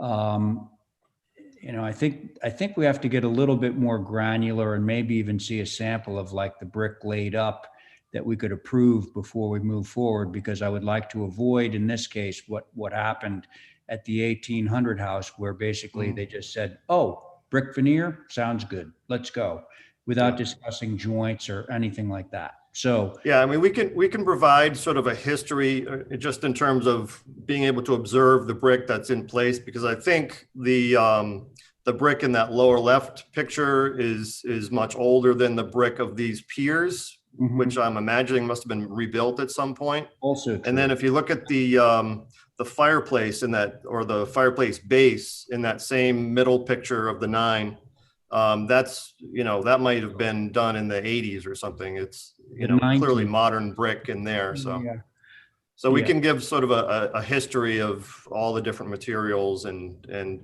sort of give you an idea of the condition in each area. Okay.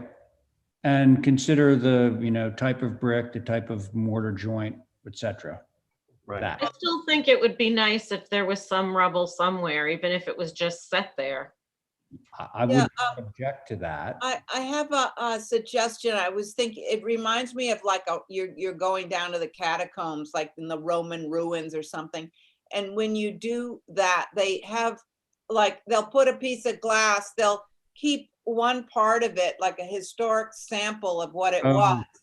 And then the rest of it could be structural. That way we save, we can document the hell out of this. You mean as an artifact? Yeah. save the history in case somebody wants to go down there. Yeah, no, it's a very interesting concept, Abby. Very interesting. Yep. Okay, so more information on this. Should we motion for something? Motion for more information. Okay, sounds good. On that motion, Abby, Uh, Diane, Aye. John, Aye. Val, Aye. and I'm in favor. Motion carries. Thank you. Thank you. We'll talk Thank to you you. soon. Okay, back to Sophie. 4 Halbert, add roof walk.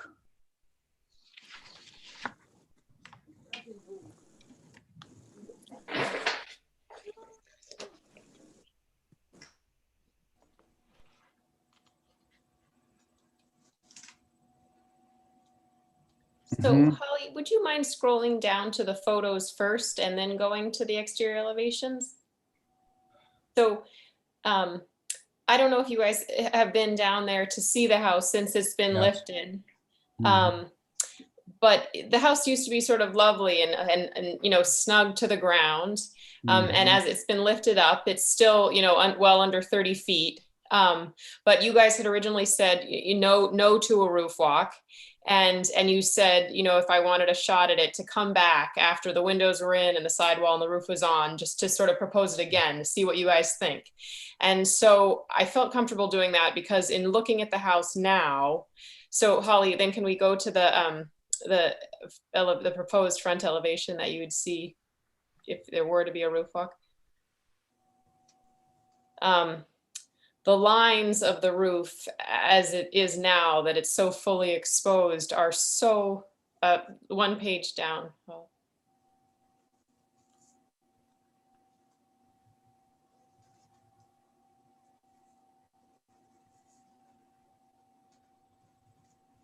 So the continuous roof lines that you guys normally try to avoid, you know, where it just sort of looks like a long lifted trailer in a way, is what it's doing now. And I was hoping that you guys would think that this is sort of the rare occasion where, you know, on Halbert Stroko, this house adding that height to the center portion sort of just makes the house look a little more handsome. And that it might, that you guys would consider it, because it is a full 2-story house, and all of the other houses around the circle have roof walks. I'm asking that this one would be all natural, so not white or anything. And you guys had originally said absolutely no way could it be skirted on the front, but I was asking for a cedar natural to weather skirt on the back. And that it would just, you know, break up that really long straight roof line. So I just wanted to try to give it another go, see what you guys thought. Okay. Thanks, Sophie. Do we have HSAB on this one? Yes, Mr. Chair. So HSAB took a look at this on the 25th of January, and they were actually okay with the roof walk. However, they were not keen on the skirts, that it should be, you know, on both sides or not there at all. Up to your discretion, obviously, but having it half and half was not. Oh, I see. So if we look at the west elevation, it's going to have a skirt on it?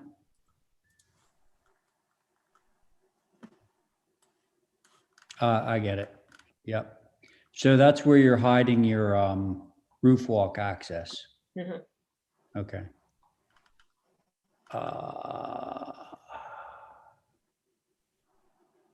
Although, Yes, please do. Thank you, just Abby. one question I wanted to know, is the trim painted white? I think it is, right? Not on the roof walk. But not the roof walk. No, I mean, but the house itself. Yeah, white trim, blue shutters. Yeah. I'm in favor of the roof walk here. I think it does break the line. I'm in favor of the skirt, and I wouldn't even mind it if it was white. So that's a terrible thing to say, but it's, there it is. Thank you. All right. Thank you, Abby. Val? I'm not sure. I mean, height wise, I can see that it will support it. It's, for me, for some reason, the 2/2 windows and a roof walk just don't seem to gel for me. It's like 2 different time periods or something, but if everyone else is okay with it, I'll go along. We don't know yet. You're just the second person Okay. to talk. Diane? Diane? No, I am thinking like Val. I don't think we try and architecturally have a building that will call for a roof walk, and the more modern 2/2s does not. It shows, to me, architecturally, it shows no age at all, and the roof walk looks inappropriate. Okay, thank you. John? Yes, sir, Mr. Chairman. Thank you. If nobody has any objections, I would make a motion to approve it as submitted.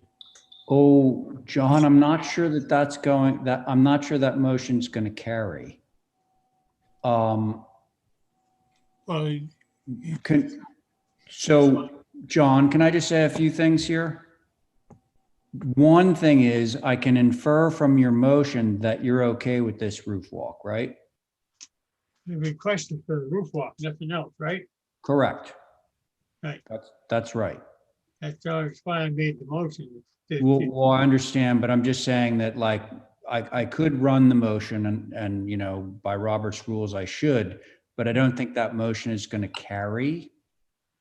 So could we just wait a second, and I'm going to just say a few things, and then maybe we can decide what we're going to do with this? Is that all right, John? John? Yes, I'm listening. Okay, so Sophie, you have a few different opinions here. I actually agree that the roof walk, for me, when I saw the photo and the context and everything, I think it's not a bad element. I do like it without a skirt. I understand HSAB's concern about having half of it skirted and the other half not. So I think that you could somehow improve on that so that, like, maybe 1/4 of it was skirted or something like that, so that it didn't look like, you know, something, you know, the carpenter forgot to come back and skirt the second half of the roof walk. So you have John's support, you have not support from some other members. So should we see whether we can revise this, or? Could you reread what HSAB said? I think they said a skirt or not a skirt. Well, they probably did. They probably did. Well, wait a second. I think they preferred it without a skirt, right? That's what I'm questioning. I couldn't understand. Yeah. So Holly, could we go They back? said either no skirt or all skirt. Yeah. Skirt should be, because there's a skirt that's shown, and the fact that the renderings are showing a skirt on one side and a skirt and not a skirt on the other, they said that a skirt should be on both the front and the back. Obviously, leave it up to you all, because you either approve one with a skirt or not. Got it. Right. So they weren't looking for everything to be not skirted, because the fact is there is going to have to be some sort of access up there. So, all right, I forget what I just said. I would say that I would be okay with this skirted. It's all natural, right, Sophie? Yes. Okay, so John? Yes. If you are okay making a motion for this as submitted, will you mind making a motion for it with a skirt, a natural to weather skirt on it, and see where that goes? Yes. You'd be okay with that? I add that to the motion, yes. All right, so let's see how this goes. So John has made a motion to approve this, but with a natural to weather skirt on both sides. In other words, all the way around. So on that motion, Abby? Just to clarify, the wood, the roof material is wood? Correct. Okay, yes, I'm in favor of John's motion. Okay, in favor of Diane? No. Okay, Val? No. Okay, John? Aye. Is in favor of and I am in favor of. So that motion carries 3 in favor, 2 opposed. Okay? Thank you guys so much for reconsidering this. Okay. Thank you. Mr. Chair, may I have a 5-minute You break? certainly can. You know, I'm sure I hope we still have some associate members there that are willing to jump in. So who wants to jump in on 119R Eel Point Road for Val? I'm here. There you go. Let You somebody said else it. You're is. in. You're in. Okay. All right. Okay, now there was some confusion because there was a letter of, I think, Kadeem, tell me if I'm right or wrong on this. There was a letter of objection that was posted on this one, but then this afternoon I got an email that basically rescinded that objection. Correct? That is correct, Ray. They no longer care to share their rejection or, their feelings about the application. Okay, very good. Let's see. Is who's here to represent this? Joe Paul. Okay, hey Joe, how you doing? Hi Ray, good, thank you, everybody. Hi. You're where Carrie's sitting, right, instead of Al? Yeah, that's fine. This hasn't been heard before, right. And this is a good place to rest on. And I think the site plan, the location of the guest cottage is behind the main house. The footprint of the guest cottage is 616 square feet, and its height is 23'7". You can also see with the topography that it sits to the left of this. The land rises to the neighbor's property. And I think the combination of the main house and with the small garage that's in front of the main house, that this will be completely hidden from, not that it matters, but it's a simple gambrel form. It'll be hidden from Eel Point Road, and based on the topography, we've already established that none of this is visible from the beach. So we did a simple gambrel form that emulates the pitches of the main house, and that's resulted in an overall height of 23'7", and the guest house does not have a cupola. Oh, you're kidding. All right. Well, it's that's a main house joke. Yeah. So that's it. The elevation that faces, I guess, Eel Point Road would be the top left. Yeah. The top right faces internal to our property. Bottom left faces the water, and the bottom right faces the neighbor. It's wood roof, white trim to match the house. Okay. Okay, John, you got the floor. Okay. Question is, on the top left, it doesn't say northeast, south, or west, but anyway, is that 8 or 10 feet, that deck? The fencing around on the deck. Oh, the second floor deck, it should be 8 feet, John.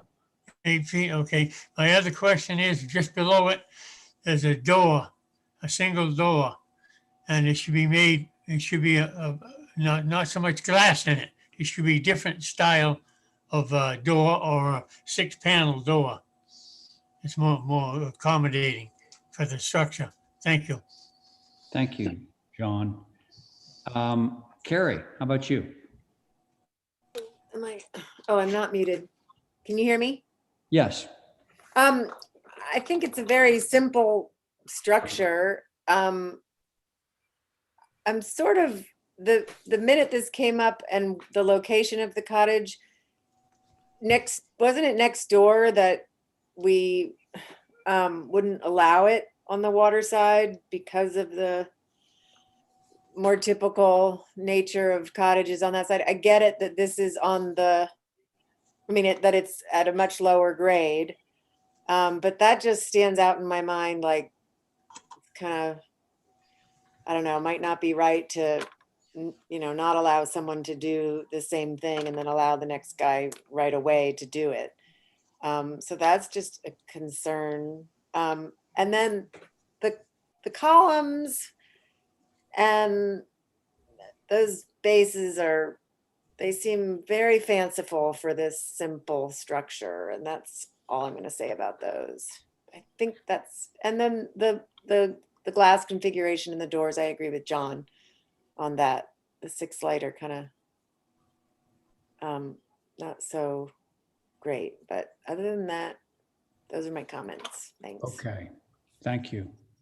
Diane? Oh, there you are.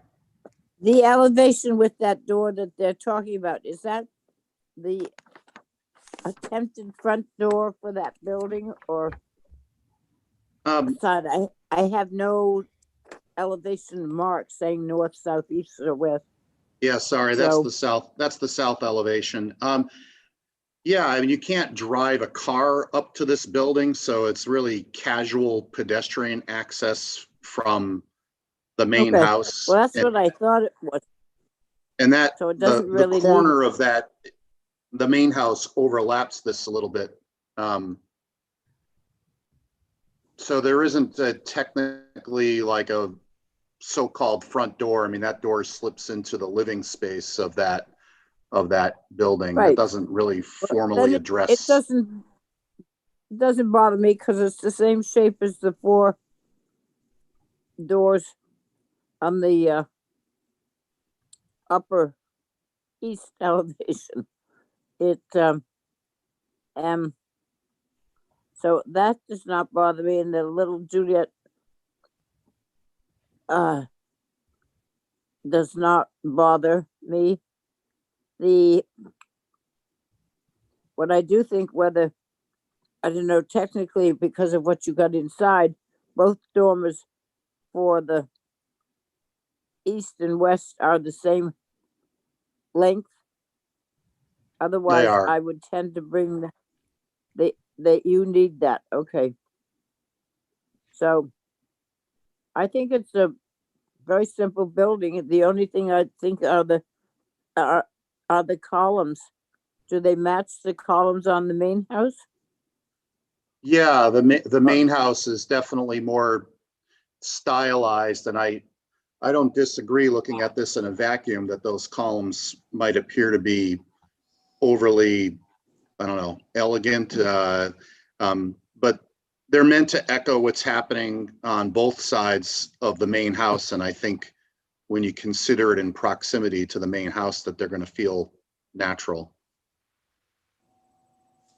Okay, well, that's what I wondered. I thought they were, I wasn't sure what the other columns looked like, but I think it's a very, how tall is it, Joe? 23'7". There you go. Fine, that's fine. It's a very simple building that's applicable where it is. So thank you. Okay, thanks, Diane. Abby? Can I see the relationship to the main house again in the cabana, the site plan? My feeling is that I think it takes up a lot of space and it's sort of chunky. Paul, I really, or is it Joe? No. Yeah, yeah. Sorry. It just seems a little large. I wish it were just a little smaller. I like the design. I just would like to see it shaved off a couple of feet all around, and I'm fine with the design. Thank you. Ray, do you mind if I respond to that just for a second? Go ahead. The ground cover of the ground cover of the proposed house is 2690. We have just about 3,500 square feet available on this lot. The guest house is 616. So we thought that we really stepped it down proportionally and made the guest house as modest as we could, just to leave us 240 square feet for a single car garage out front. And then we also purposefully, kept it small so that we're not, seeing around it. And, we contemplated a few locations, and we wanted to put it in a spot that it would be truly subordinate to the main house. I think if you look at them side by side or look at the footprints, that it's really quite small.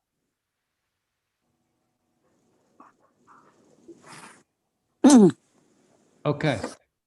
Thanks, Joe. And my comments. Given the fact that it's behind the house with respect to Eel Point Road, A, and B is set way back with respect to the top of the bluff, which is tall, for me means that if there's any visibility of this building at all, it's going to be extremely minimal from either the water or from the land. So I'm okay with it basically the way it is. That's my view. So How about having a motion that, how about a motion that says submitted, approved as submitted? Oh, well, we can try that. I mean, there were a few comments, but let's try that out, Diane, and see where that motion goes. Okay, so Diane has made a motion to approve as submitted. On that motion, Abby. Yeah, I'll go along with that. Thank you. Okay, thanks. Val, oh, not Val. Carrie. I'm in agreement. I hear you on the invisibility part of it. Okay, thank you. John. Yes, In favor of the motion, opposed to the motion? in favor, yes. In favor. Oh, you said yes, yes, okay. Great. And Diane, on your motion. Aye. Okay, Aye. great, and I'm in favor, so that motion carries. Fantastic. Thank you, everybody. Now, Diane, would it be okay if you chaired the next two? Because I realize that I do have to recuse from the next two applications. So. And I'm back.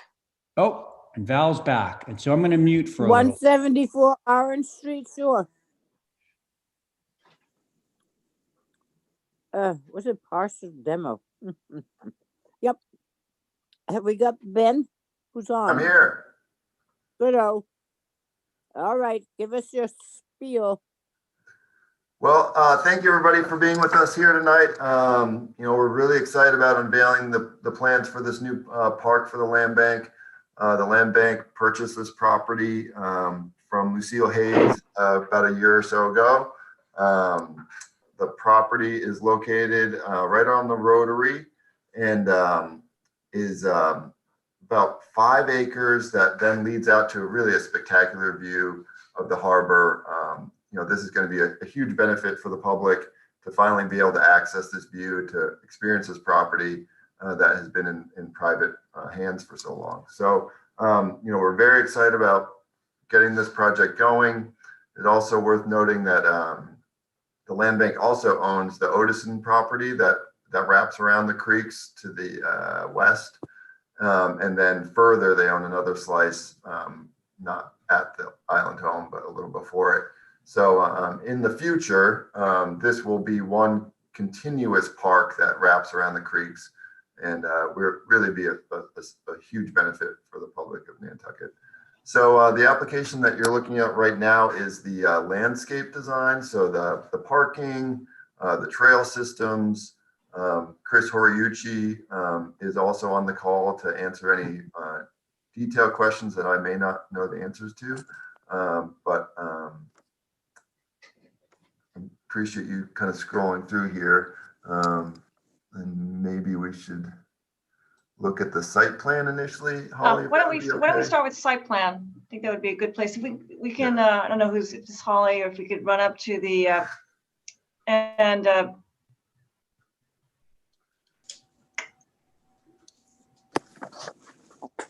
one more up, please. Great. Chris Horiuchi from Horiuchi Silly Landscape Architects. And as Ben mentioned, this first application focuses on the park and the hardscape. And I think everybody is aware where this property is, right in the middle of town, next to the Rotary off of Milestone. And our goal for this project was to create opportunities for the public to enjoy this incredible property. And if we could go back to the site plan.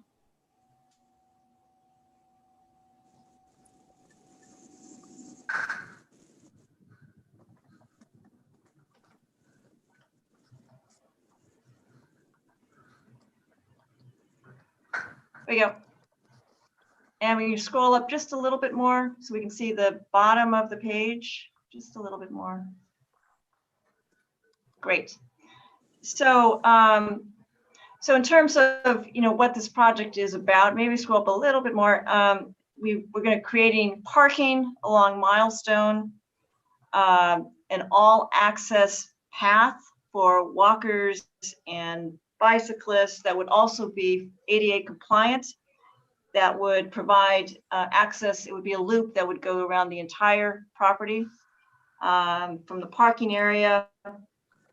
There will also be thank you for that loop. Okay, so that loop is, really creates access throughout the entire park, including the existing woodland, an expanded meadow, an open grass area, and one of the existing structures, and the view out to the creeks. So again, it's really about creating public access to all parts of this property that aren't currently within wetland buffers. We're really trying our best to stay out of the 50-foot buffer as much as we can. There's also going to be, thinking about other ways that we access the property, there's also going to be kind of going through the middle of the property. We're going to maintain one of the existing driveways so that people who are in cars and are handicapped can actually drive to the existing structure, to a handicap space, and enjoy that far end of the property. We spent a lot of time thinking about access onto the property. Currently, there are two curb cuts. There's one at the very far bottom of the page, directly off the Rotary. It's the driveway that parallels the Audison property line. We're going to abandon that. And then we felt that bicycle access was going to be most efficient if we could access the new bike path. So that's kind of the next piece over. And then finally, for cars, there's another driveway. It's kind of that other brown line. Sorry, I can't point to this. That's kind of in the middle of the page, further up on Milestone. And we're also going to abandon that. And we found a nice flat area with good sight lines onto Milestone that we thought would be a good place to bring cars into. So there will be a driveway that comes into a 14-car parking area. What we've tried to do, similar to the parking area that we did at the Hinsdale Park, is divide it up into groups of spaces so that we can really make it feel a little more integrated into the landscape. We're going to try to preserve the existing buffer of plantings between the bike path and the parking area. And also just, but still have it very convenient for people coming from Milestone. Good, then maybe the next screen up.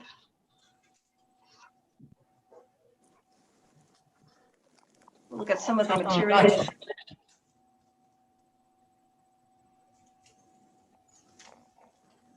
Thank you. Can we go down? There's one screen below this, I think, that talks a bit about the parking area first. There's one more screen down. Go to the next, the next screen. There you go. Oh, keep on going up. There we go. Scroll up. There we go. Okay, so we've got the driveway with good sight lines off of Milestone. People can turn right and left. It comes into our parking area, right? And there'll be, as we talked about, we want to be able to get people, handicapped people, up to the where the view is. So what we're going to do is people can drive, up to a gate and dial in, and there will be an automatic car gate that'll provide handicapped people to be able to drive up to the existing structure. And I think the next, we need to talk a little bit about, oh, I think we need to go up. Let me see, sorry, go up. We'll go up. Okay, here we go. So some of the hardscape items that we'll be looking at include our all access path. And we looked at different kinds of materials for that. We like stone dust, but what we have found on a number of our projects is that it's really high maintenance. And given the length and how used we think this will be, we thought it needed to be something more durable. We thought asphalt was an option, but we really thought that this exposed aggregate concrete would be a more attractive option, maybe a little softer than, kind of municipal looking asphalt going through the site. This is also the material that HDC approved last week when Ben presented the dog park project. So we're hoping this will get your consideration tonight. There will also be some brick paving around the existing structure. Next.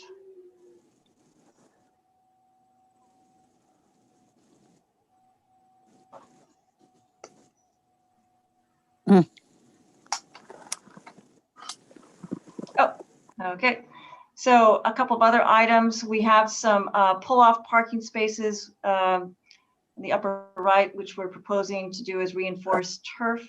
We have our handicap driveway that goes through the site, which is actually the existing driveway, which will just be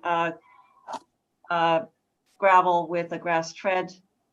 We do have down below our asphalt parking and driveway. And then we have a whole series of furniture, some wood picnic tables. We go down to the next.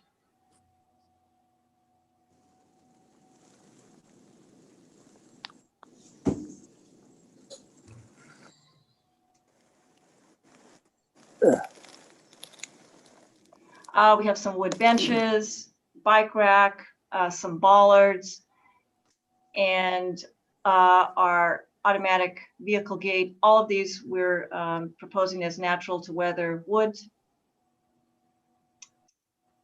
And a cross section through the site showing how the site actually on the upper, oh, here we go. On the right is the parking area, and it's showing how we're proposing to maintain existing vegetation, but also showing how the site kind of rises up. There we go. Yep.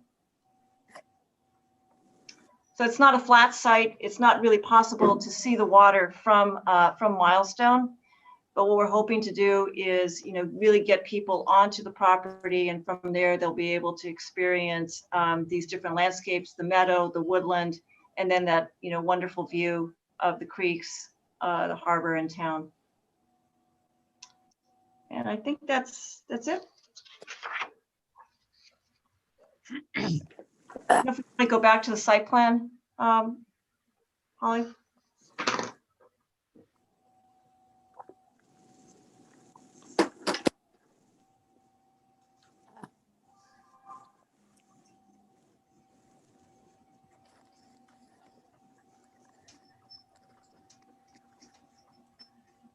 And if I could make Madam one, Chair. oh, Sorry, go ahead, Ben. just as we're looking at that zoom in of the existing structure, the existing cottage, that's where that brickwork is going to happen.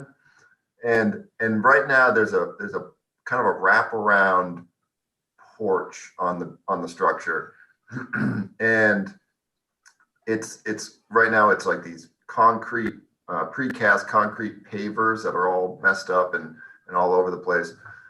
But what we're gonna, but it's very close to grade at the parking there. So what we're gonna be able to do is we're gonna remove those concrete, precast concrete pavers and restore it with brick.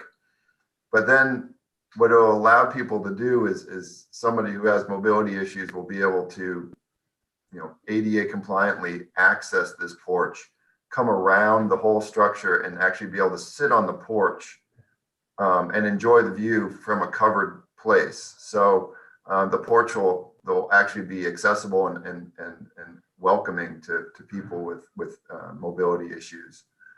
So that's just where I think that's the only location where we're proposing brick, but it is an ADA consideration for why we're doing that. Thanks, Ben. Madam Chair, I just wanted to let you know that there are comments from HSAB for your consideration.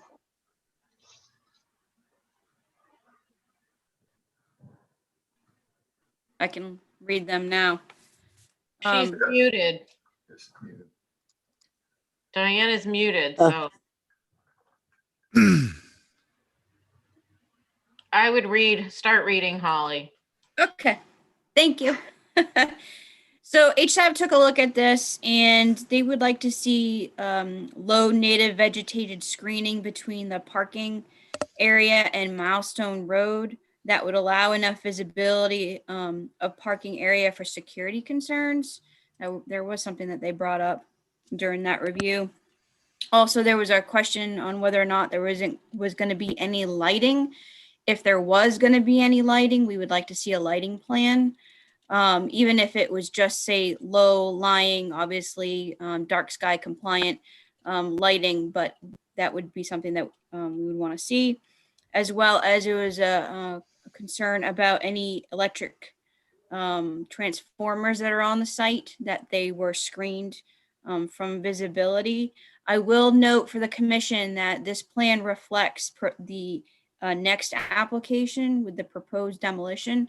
So I don't know how you want to handle the review on that, but you know, this plan reflects the proposed demolition that you have not obviously reviewed yet. So just bear that in mind. Those are the comments. Thank you, Madam Chair.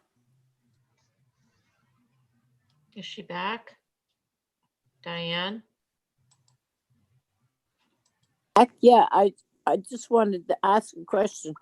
I'm sorry, the person that comes and takes care of me came early tonight, so she forgot it was Monday.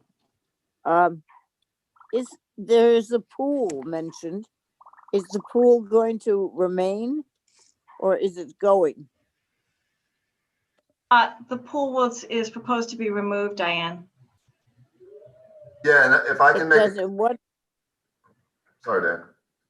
Okay, right next to it is another building that I just can't read what it is.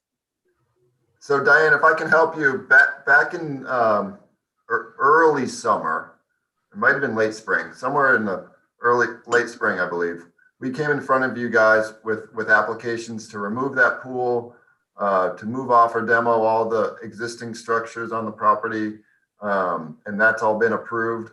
That is barring the main house, which we're here for tonight. But the pool, the two little sheds there, were approved to be moved off or demoed. And then if you'll probably notice that the existing second dwelling was moved off by a family on Fairgrounds and is now on blocks on Fairgrounds. There's an existing garage that's also being moved off by Dave Iverson for his tractor. So that's proposed to be moved off this winter as well. And hopefully that answers that concern. Okay, I remember the other buildings. I didn't remember anything about the pool. Thank you. Yep.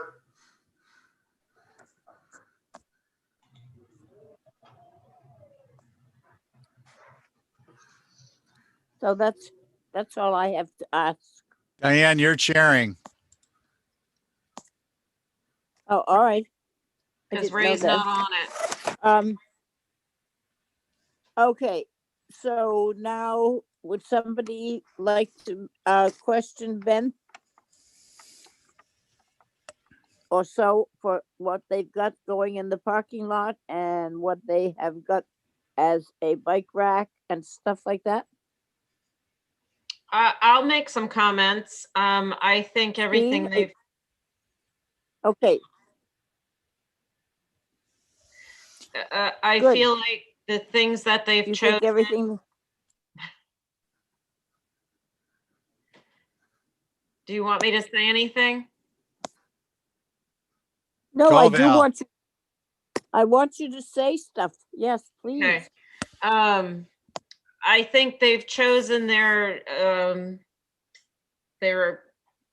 choice of materials and things well. And I appreciate that most everything is sort of going to blend in with the background. I do share the concern about the lighting, so that was a good thing to ask about. It would be a shame to have this lit at night. And I also looked at the next application and I see we're just keeping part of the main structure, so I don't really have any concern with that. That's it for now, Madam Chair. All righty, all righty. Abby, what about you? Yeah, I feel I'm in really good hands here. I think it's very appropriate, tastefully done. I wouldn't be adverse to some lighting, you know, maybe at the driveway. I mean, I think I don't want to attract, I don't know, are we worried about attracting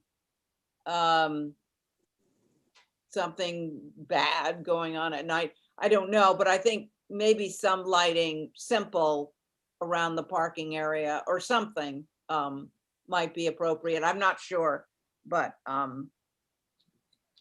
yeah. Thank you. All righty. That thought crossed my mind too, having a place this big open at night. Let's see, Stephen, are you on this one? I believe so. Okay. Thanks, Madam Chair. So I agree with the comments that have been made. I appreciate the fact that you're sticking with natural materials and not drastically changing any of the grading and so on and so forth. I think that aggregate, the exposed aggregate in the concrete base is actually a pretty good treatment. I've seen that before in other areas. I have a question through you, Madam Chair, for the applicants. On the site plan, there's two sheets labeled L10, so it would be the second, the one that's on the screen now. Sorry, I'm looking on my computer too. What is the element located in the center of the lawn area? Well, off center of the lawn area, shown with, it almost looks like a paddock or something. It looks like posts and fence. Oh, I saw that, yeah. If I can respond to that, Steve, that was Lucille's existing garden with her old chain link fence, and that's being removed. Okay, so so I'm sorry, Ben, but so that it's shown, but it would indicate that it would be removed like the houses are? Yeah. Okay, and we're both talking about that element that's now pretty much the center of the screen? Yep. Okay, thank you. That's helpful. I did want to get clarification. I would have preferred, just for the record, as a matter of practice, that we looked at the demo moved off. I don't mean anything other than I think as a matter of practice, that should be our process. But you mentioned in conjunction with this application, the hardscape and access to the covered porch. So for me, it begs the question, what is that structure going to be used for? And we'll get to that in the next application, but absolutely nothing. It will have no function at all. It'll essentially be a monument to the history of the property. It will not be a dwelling. It won't be used for functions of any sort. So it'll be similar to what you see at Consu Springs and their little barn there, although I guess they use that for some storage, but it will really be a monument to history. That's it. Okay, no public bathrooms? Hey, Val. No. Okay, no, that's helpful. I was just curious because if we were looking at hardscape, I wanted to be looking at it through the proper lens. I think I have two other comments. One, just on the lighting, I think as long as you guys all stick, which I'm sure you're going to be sensitive to, is the dark skies approach. There's plenty of different lighting solutions that could be had. Could we please scroll down a little bit to the parking?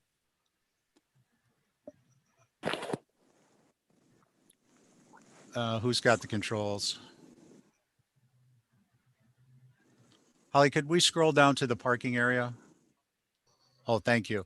So I just want to make this comment because I think it's applicable to perhaps changes you might make. I don't know what your program developed, how your parking numbers were developed into the program, but I think it's fair to say, just based upon driving by any of the land bank properties and various other properties, that parking is probably going to be insufficient for use. And I understand that at the same time, you don't want to be creating so many parking spaces that the property is overburdened. But for the record, I would say that a couple more parking spaces there would be part of any approval that I would consider. Whether you put them in or not, it would be an option that if you wanted to, you could, so you didn't have to come back to us. Thank you, Madam Chair. All righty. Johnny. Thank you. Thank you, Steve. I'd have to go back to the first picture that you showed. It showed, I believe it's exposed aggregate path. It's the first picture we brought up.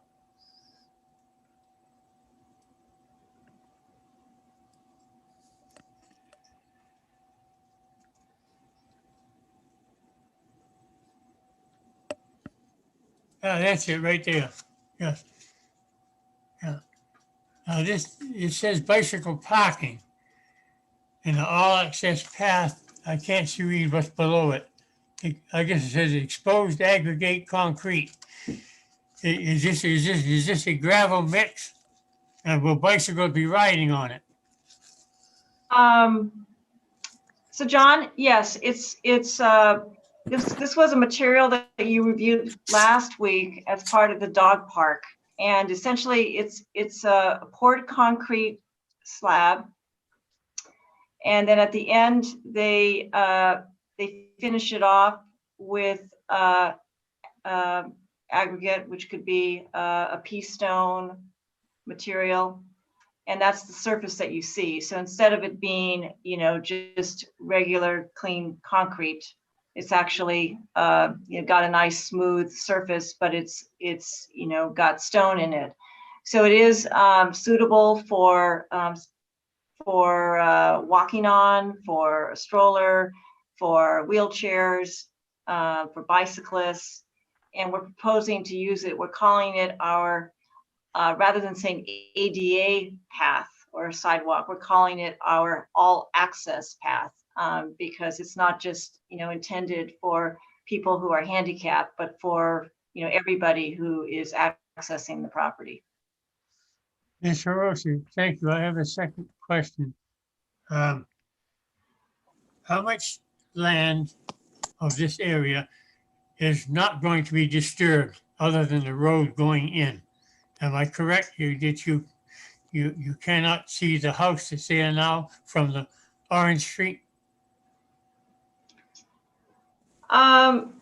So are you asking how much of the site is being developed with hardscape, John, or how much of the site is going to be, I don't know, altered?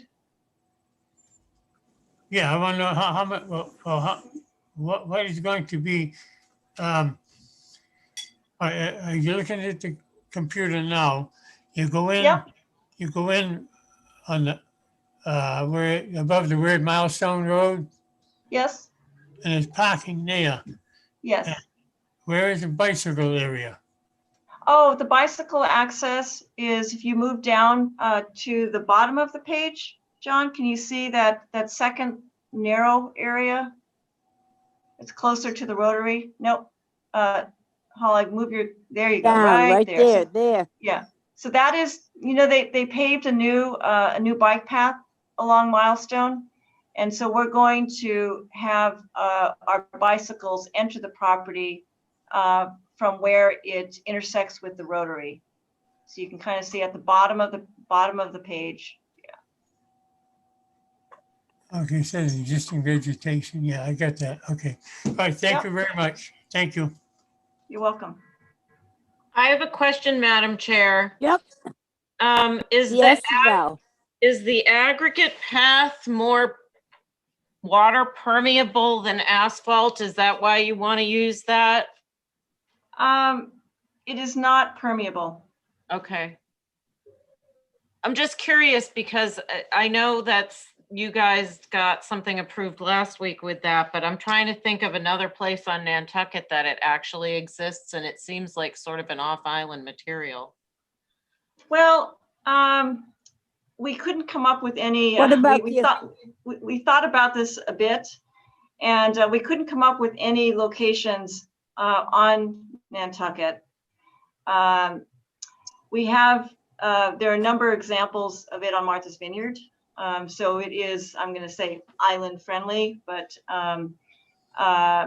anyway, we thought that this is something new for the island to see and use, but we thought it was worthwhile at both the dog park and this project to try it out.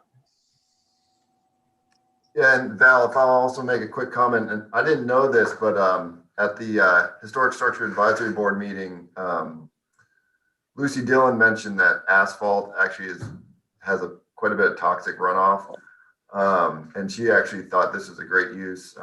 So did Mickey, but Lucy did for ecological standpoint, for actually putting a path along the edge of this wetland and along the harbor here, that asphalt would be much more detrimental to nature than this aggregate. And Mickey also seemed to really like this from an ADA and his Right, didn't we? Commission on Disability standpoint. Didn't we use some of this? Excuse me. Didn't we use some of this down at the train track going from Washington Street up to Orange? No, that's asphalt. I thought we plain as I know we considered it back then, and I thought that we had settled on the far end being that way. All right, Madam Chair, if I just a quick comment on that material. Yeah.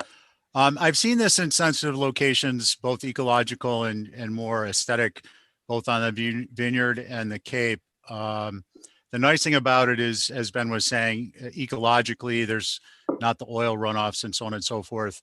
Two, it's not dark, so it doesn't heat up the earth as much. But from the aesthetic standpoint, it's kind of nice because although it's a hard surface that's traversable for ADA uses, it tends to just blend in like a stone path would, because it's not a flat surface that it's not a glass-like surface, totally smooth, but it's a hard surface, so you can get over it. So I just wanted to mention that I think it could be used appropriately here. Thank you. I do too. I think it would be very good. I'd certainly like to see it better than any asphalt or tar coating or whatever. I think it will be good. So, can I make a motion? Madam Chair, before you make a motion, Val? Okay. I was actually going to recommend you all to take a look at the next application before you make a motion on this, because they go hand in hand. And to Stephen's point, I agree that the other application should have gone first before this one. My apologies. Val, can we? Well, I can hold my motion. I think we can just. Madam Chair, could we continue this and open the next hearing? Motion to continue? I think we can just continue. We can just leave it open. Okay. You don't need a motion to do that. Yeah, we just leave it open and we'll go on to the next one, which is the partial demo. Okay. Now, Holly, if you could do me a huge favor, if you still have that picture that I sent Historic Structures Advisory Board of the view, I think it's a great way to start this presentation. So while Holly gets that up, we did quite a bit of extensive research into the history of this property. I did my own digging due diligence, and we also have spoken with Carl and Susan Otison at quite great length. I have written down quite a bit that I would love to read to you guys. I know it's a long night, but I think some of this information is helpful. So if you don't mind letting me speed read this, I think you may find it entertaining anyway. So the first No, piece go ahead. okay, the first piece I have is a personal recollection written by Carl Otteson. And Carl Otteson is a direct descendant of the original settlers of this land. And so I think this might be helpful. He lives right next door and still does with his wife. So I'm going to read this. January 22nd, 2021, personal recollection of Carl Otteson. My property was a gift from my mother's father, William, to my parents a few years after they were married in 1940. Albert, which is Carl's brother, was born in 1941 and I was born in 1950. I spent my whole life on our property. My mother was born in Bob Mooney's house, which now sits at 171 Orange Street. Her father, my grandfather, was William Lewis. The Lewis family farm, Milestone Farm, was owned and run by William and my great-grandfather, Simeon, who died in 1918. The farm was active from 1900 to 1940 thereabouts. It was across the street from where I live now and ran from the first milestone, where Lolo Burger sits, to Old South Road to Newtown Road and was bordered southerly by Fairgrounds Road.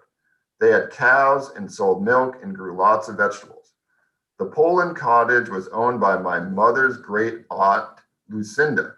She called her Aunt Mary, who was the wife of Charles Morey Lewis, a local undertaker on the island at the time. You can look up the historical record that Charles was an undertaker. The house and outbuilding were never used in any agricultural way. I have a merganser decoy carved by C.M. Lewis, which was made for hunting purposes. Judge Poland purchased the property in the 1920s. His wife Daisy liked to live in town. They owned a little shack on Old North Wharf. The judge was astute and loved the outdoors and kept a big garden. He came to the island often for his legal duties and kept live-in caretakers. I know Andy and Ida Lowell lived there for a while and kept some chickens. Maybe that's why there is some confusion. I would be happy to answer any questions if more clarification is needed. So Carl, I think most of us know the Ottesons, and it's great to hear Carl's words. I've also done quite a bit of research into it. Holly, do you have that picture of the attic? Because that's a great way to show it. So again, I know this is a long night, but I think this stuff is helpful. So in my research, I studied the house quite a bit. I spent a lot of time there. And what I found is that the earliest portion of the building can be found in the back southern half of the eastern cottage wing of the structure. And the cottage is the part that we're saving. Clear evidence of the original gable can be seen from within the existing attic. So as you're looking here, within the attic of that cottage is a smaller roof form. And evidence of the original flooring can also be seen from the basement. It was noted in multiple sources that the date of construction is sometime in the 1890s. We have found no direct evidence to confirm the date, but the framing material and construction techniques are in keeping with that era, if not from an earlier time. We're unsure of the original use of this small structure, or even whether it was built in this location or moved here. Carl Otteson has mentioned that the Lewises were avid hunters, so perhaps it served as a hunting cabin overlooking the creeks. It was around 1890 that relatives of the Lewis family moved to the island to assist in their funeral home business. Those newly arrived relatives were provided residence in the original cabin on the property. We believe that the Lewis family expanded the cabin to create the four-room cottage that still exists today. Carl has identified the age of the year of 1917 when the outbuilding was constructed next to the cottage to aid in the funeral business. The shell of that outbuilding still remains, although it has been manipulated and transformed into residential space in order to facilitate a new addition for the modern mansion which exists today. The Lewises lived on the property until 1928, at which point they sold the property to Judge Poland. The judge used the house as a country retreat. As you heard, his wife stayed in their house on North Wharf. We assume that Poland was responsible for connecting the cottage to the outbuilding and adding the charming front porch and lattice work on the cottage. Poland was an avid gardener, and stories of his vegetables are numerous. He often rented rooms out in the cottage and always maintained a private space for himself in the attic. He also employed a number of caretakers throughout the years. The caretakers seem to have had the run of the place, and the outbuilding was often used as a mechanic shop. In 1974, Poland sold the property to the Hayes family. Oh, now you can see the view. There was an initial expansion by the Hayeses at that time that included the conversion of the outbuilding to living space and the creation of a new wing to the east. Then in 1990, the building was further expanded to the form we see today. The building we see today is an imposing structure. As we learned from the history, in a little over 100 years, it progressed from a small cabin to a luxurious mansion. In many ways, that's emblematic of the evolution of Nantucket. We're proposing to reduce and restore the structure to its original historic form as a small cottage. We have made conscientious decisions to include it in the design of the park and keep it as an iconic fixture on the landscape. It'll stand to represent an earlier time on Nantucket when things were perhaps more simple. So I appreciate you guys listening to my long-winded history there. I'm happy to kind of take questions on the details of the partial demolition. We presented this to the Historic Structures Advisory Board. They understand what we're trying to do with this park, that this is really a public good that we're trying to create. Lucille's mansion of a house is quite a building, but it really does kind of sit right in the money location of the view. So, for the public good, the structure is sort of in the way. The Historic Structure Advisory Board, and I know you guys will probably say similar things. Nobody likes to see these buildings go to the dump, and neither do we. Back in the late spring, when we got the other buildings moved off or demoed approved for you guys, we had what I'll call an open house on the property, where we had people come, ran the ad in the paper, and had people come to the property. And in July, we had 5 parties walk through the property, including the Glowacki family and some other local house moving people who know what they're doing. And nobody bit. It's a big building. It needed to be cut in a lot of pieces. It's from the early 90s that, maintenance was done, but you're looking at 30-year-old windows, old cabinetry. I mean, it was a tough sell. So as much as we'd love to see it recycled, we've tried, we've reached out, and we've had people go through it, but at this point, we don't think that anybody is truly interested. Thank you very much. Okay, thank you for your, so do we have a Madam picture of Chair? the building that we are demoing? Yes? Madam Chair. So, Yep. bear with me. So Historic Structures did take a look at this. I was obviously familiar, thank you to Ben, that this is something that the Land Bank was going to be providing to you all at some point. This structure is looking at a circa 1880 barn, obviously altered with additions in the 1970s. There's also that outbuilding from 1917 that was incorporated within it. And then Design Associates, I guess in the 90s, also worked on this structure. The extensive history, which I believe what Ben was referencing, I would love to actually see that with all those dates that you provided. I will say that NPT Nantucket Preservation Trust provided a little bit of a deed research for staff, provided some little bit of information, and I greatly appreciate to them as always. As you'll see indicated on this map, this is William Codd's map from 1912. Historic Structures obviously would like to see the construction dates for the different portions of the existing building.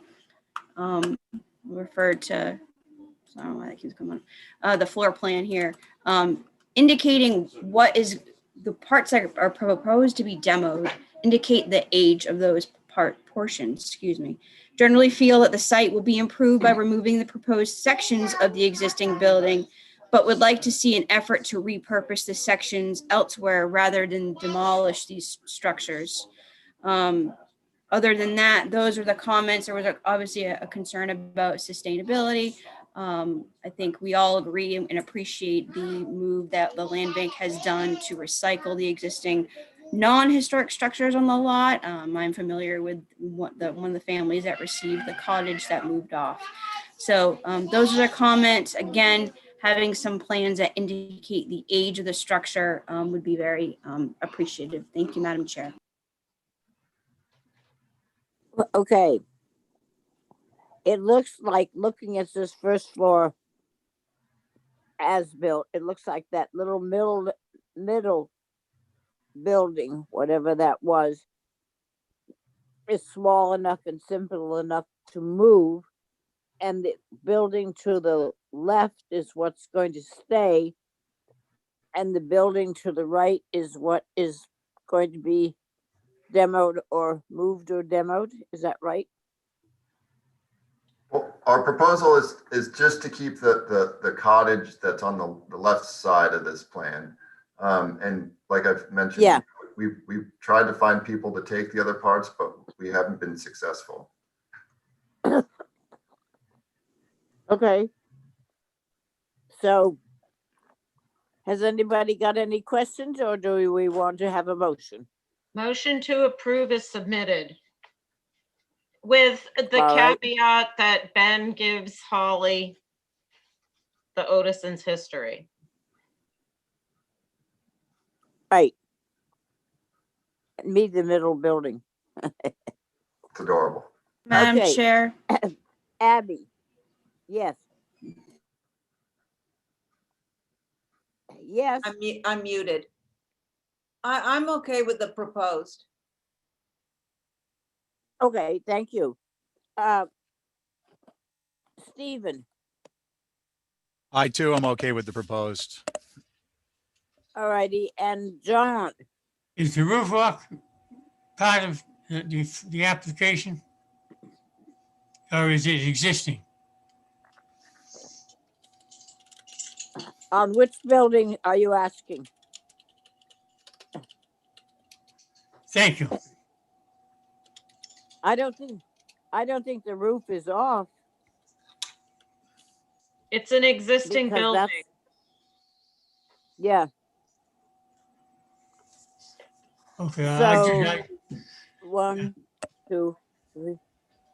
And I am unfortunately for demolishing it and keeping the little building. So that is 5 to 1.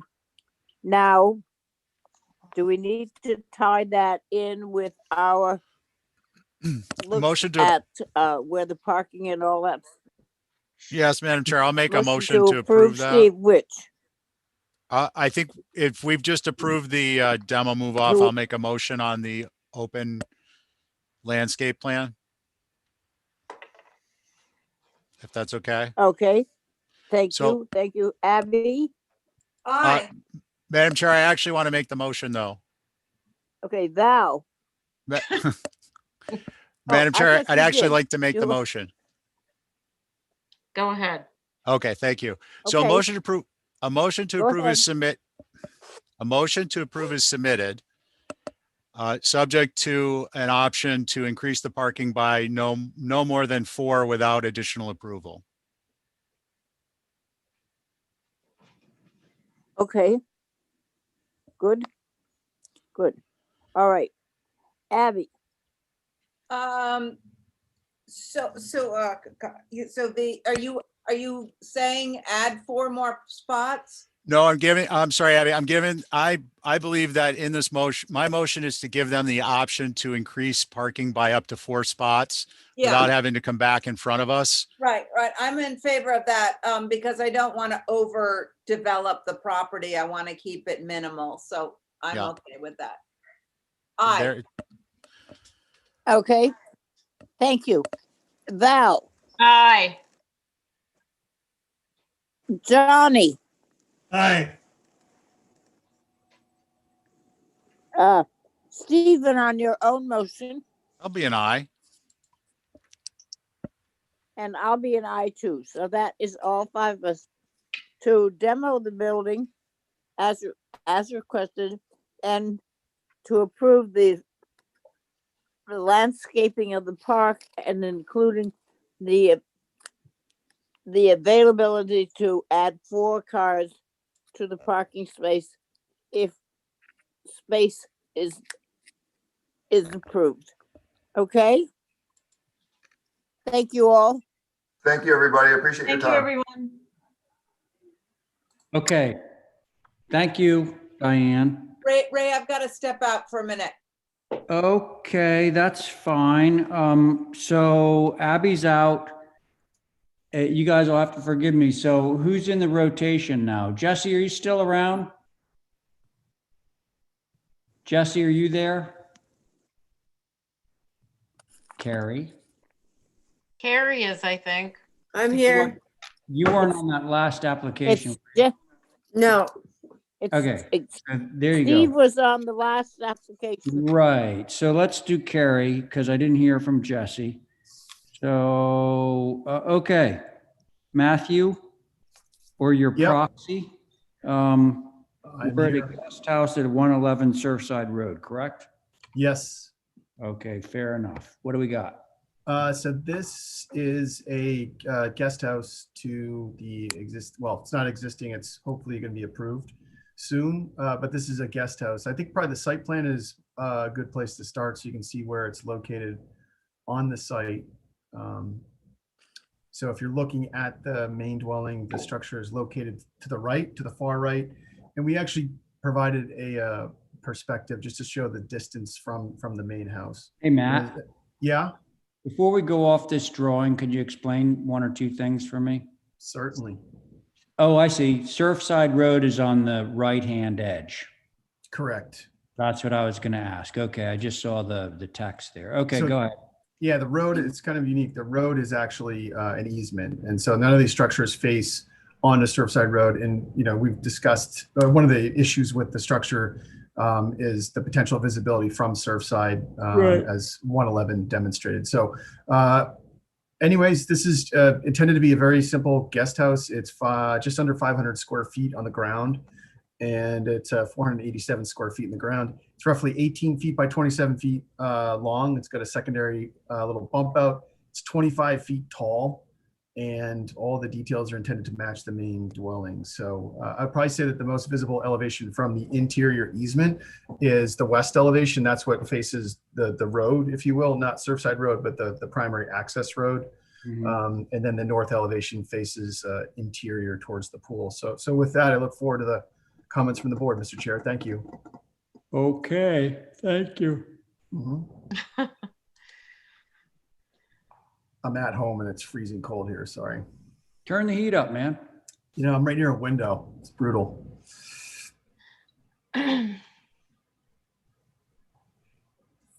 Yeah, that's all I have. So. I understand. Okay. You should live in an old house with no insulation.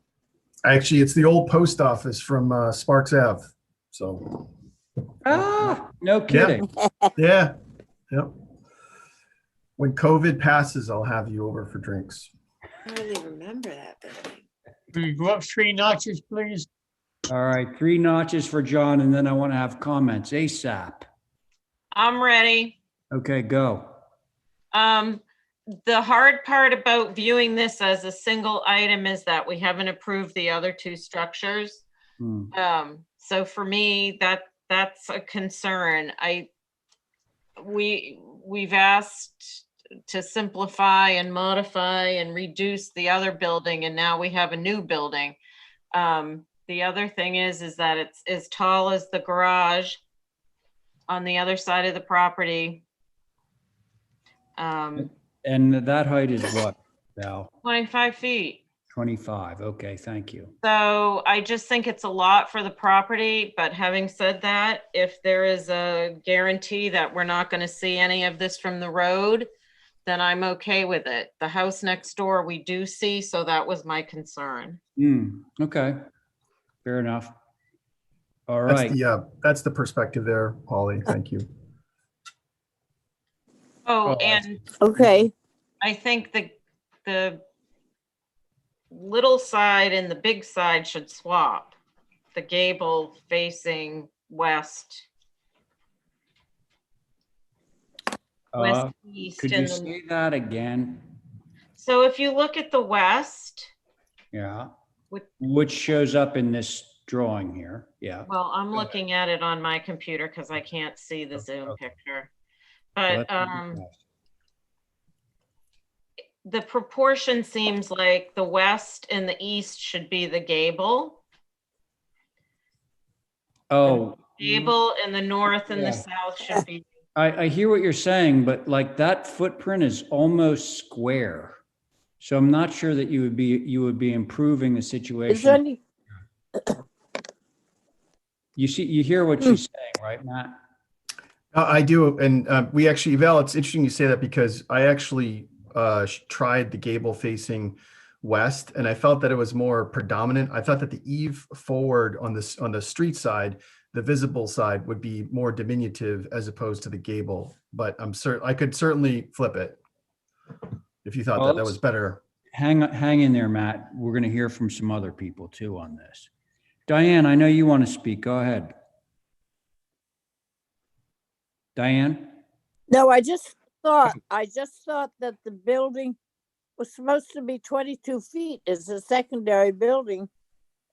The garage is supposed to be 24 and the secondary building is 22 and it's coming in at 25.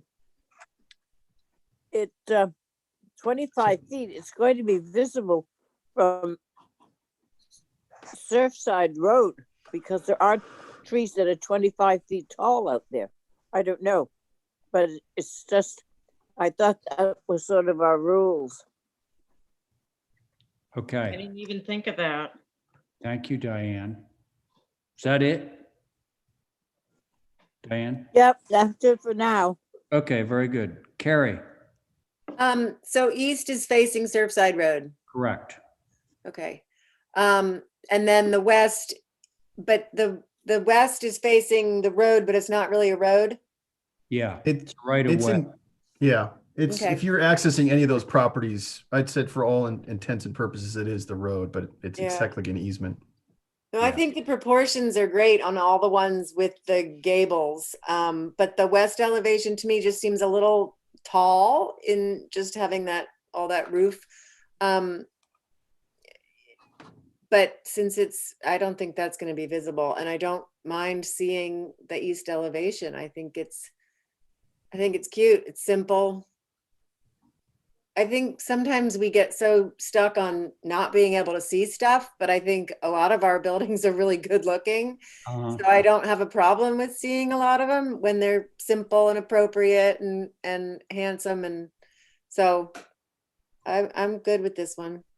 Okay, thanks. John? Thank you. West elevation right there. I find that the meeting rails, the roof, the overhang of the roof coming down to the gutter line, I think it's awful heavy right there. And if you look to the left on the east elevation, that's more than 12 inches, I believe, more than 12 inches out over there. That's why they don't match. They should cut it back. There's no reason to have that overhang there that much. Thank you. Thanks, John. So, Matt, you've heard a few things ranging from it's okay as it is to it's too tall. Also, the idea of the west elevation being sort of vertical and the idea of flipping the gable, which I understand if you did and didn't work out, that's fine. Maybe a reduction in the ridge of the building would accomplish two goals. One, the obvious, which is reducing the height, and the less obvious would be that the building would appear to be less vertical from the west elevation, which I think is what Val was alluding to earlier. So maybe some minor revisions are in order? Sure. To get you an approval on this. Okay, so can we have a motion to hold for some minor revisions on this? So So moved. move. Okay, I heard Diane. So on Diane's motion, Aye. thank you.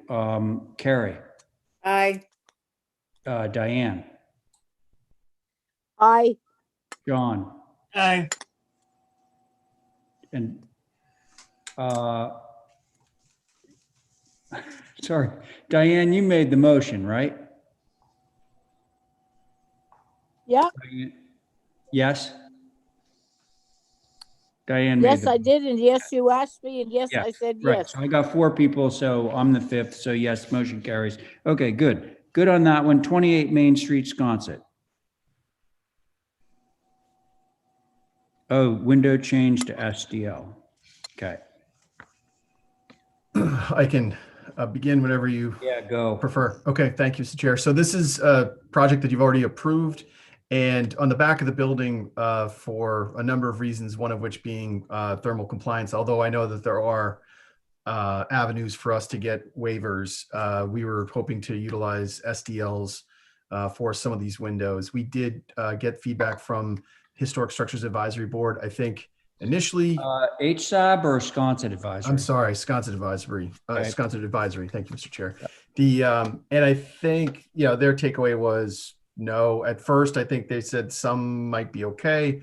At a minimum, as a fallback position, one thing I would request, if the board agrees with Sconset Advisory, is to potentially just get any of the French doors to be SDL. They would be wood. They wouldn't be vinyl or clad. They would still be wood. They would just be insulated glass. So with that, I look forward to the board's comments. Thank you. Okay, thank you. Holly. Yes, Mr. Chair, Sconset did take a look at this. Remember, this is the circa 1833 Frederick Mitchell Cottage.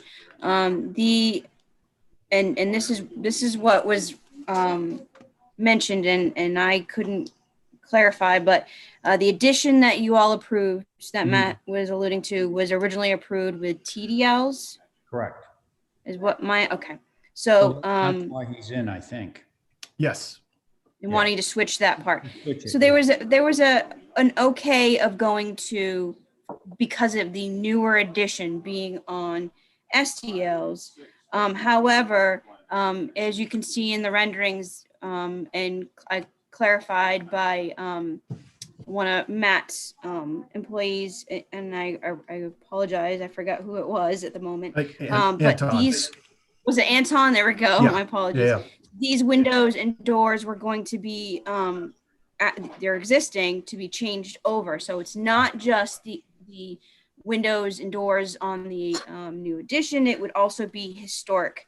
So they would advise not doing that and keeping those historic windows, especially with them being in the old historic district. You can also look on the facade. Let me bring that up for you. My apologies. Right here, there was a proposal for this one as well. So of course that faces historic Main Street, against changing that to, and then there was a comment about against changing the existing to SDL completely. So more or less it was, they were okay with the changes for the addition only, not the existing historic windows. I will also notate that I did send to Sconset Advisory. I probably should have sent it to you all as well, and I apologize, but I did send it to Anton as well, about some historic window information. There's this misconception that historic windows need to be changed, and that isn't necessarily the 100%. So thank you, Mr. Chair. Okay, thanks, Holly. And what I should have done earlier is establish the board on this, because is Abby still away? I think she's back. You're back. Are you back, Abby? Yeah. Woof. Well, I was just, stretching them. Yes, I'm here. Okay, so you're back. Now, I guess I should ask you a rather important question, and that is, did you just hear the discussion? No. Okay.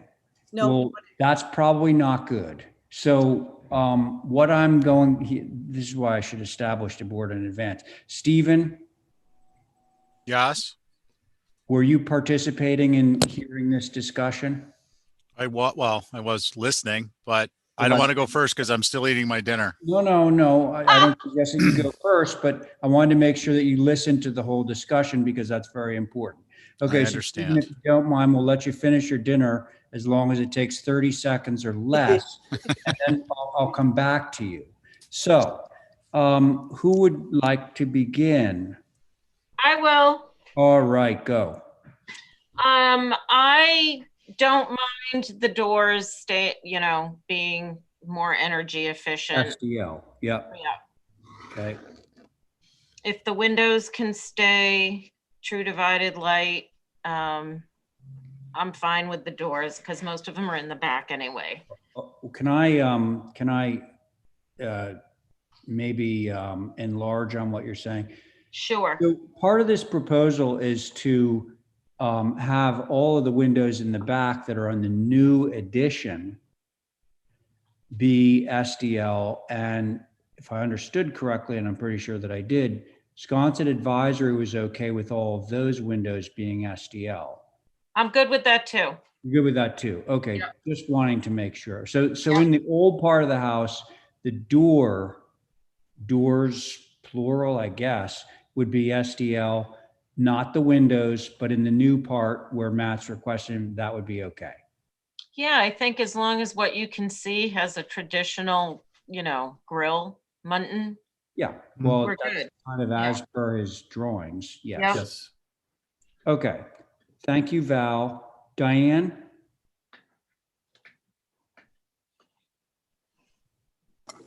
Me? Sure, yeah. I Diane? didn't know when you said my name and up. I did.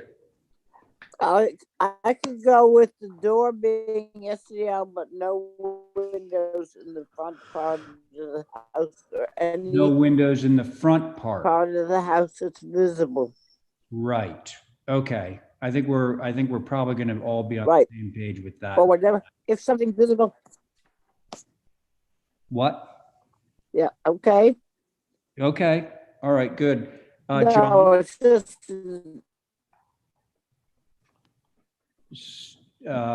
Diane.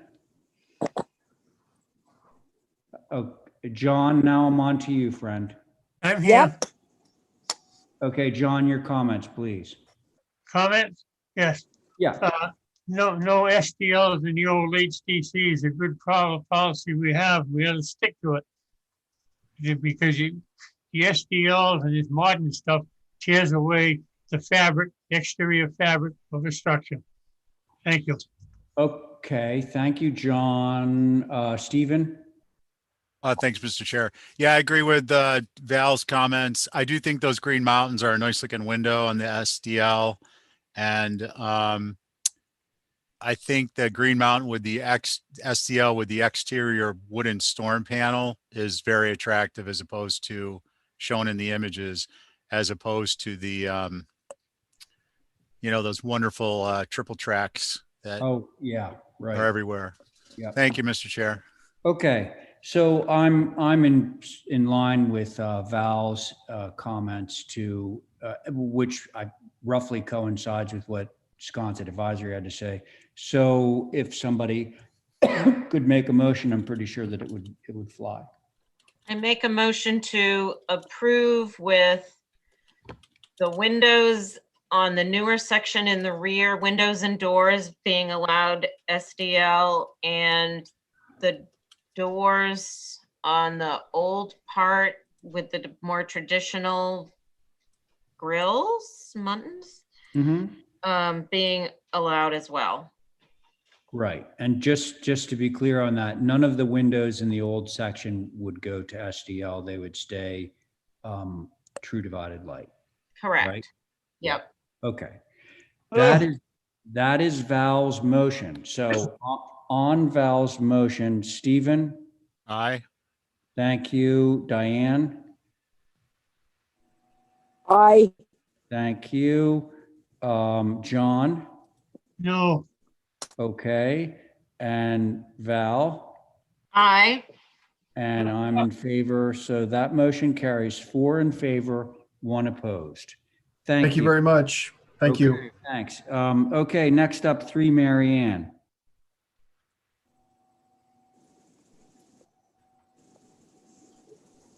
Doug, is that you again? I'm sorry?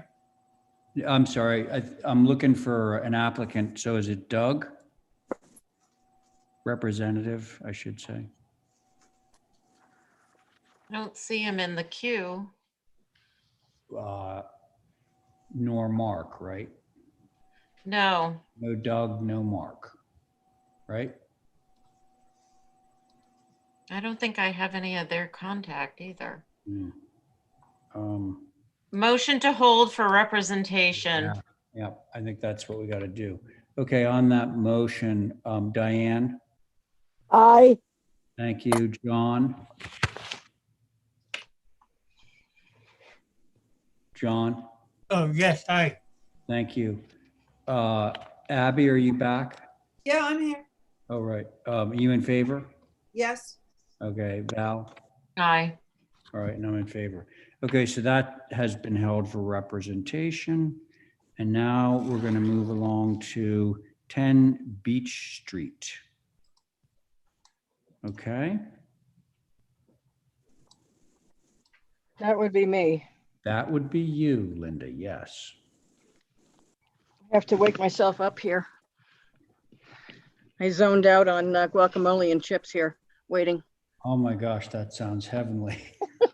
Oh, That's man. not a good dinner, however. Don't do that. That's carbohydrates deluxe. Yeah. Okay, so we don't have anything up on the screen, as you can probably tell, Linda. Not yet, anyway. He's coming. Okay. Here we go. Okay. Sorry, everything's sideways, but when you do these large maps, they won't go the other way without getting squishy. There we go. Okay. Excuse me. Sorry. I'll let you guys know this. I think it went down to like 3 members the last time it was in when you guys finally approved it. And I'm back with a shingled rail, smaller deck. Now you'll notice the little bubbles here. Yeah. I couldn't get the ones that were south because it wouldn't fit all on one page. Right. But most of the 2-story structures in there have a second floor deck. It's just because they have a second floor. I see what we're going after here. Yeah, see the little guy down here with a little pink on it? That's the locust. You remember that little shotgun? Well, the pink and the blue, right? So And you're ones- gonna All I say see is a what? locust map. Yes, that's all I want you to look at right now. The one Right. to the left is, go back, yeah, there you go. The one to the left has a deck, second floor deck. The one behind it has a second floor deck. The one to the right has a second floor deck. You just approved the new house for Joe Topham and the Burlingames with a second floor deck shingled. The other one has a shingled deck. The other one has a Okay, you're very keeping big us deck. too much in suspense. We got to Another see. deck, what- another deck, another deck, another deck, another deck. So there you go. There are the decks, but this particular property is literally surrounded by second floor decks. So Okay, varying can we degrees. actually see what you're up to? Yeah, Yeah, get keep going. decks in a 'Cause row. I'm sure it's much worse than any of those other decks. No, it's actually much better. I'm just Upside kidding. down. I'm kidding. All right, it's actually, the frame is up now. That's the Okay. one right behind it. This is the one right next to it. All right. So where did that other one go? The first picture, Holly? First picture.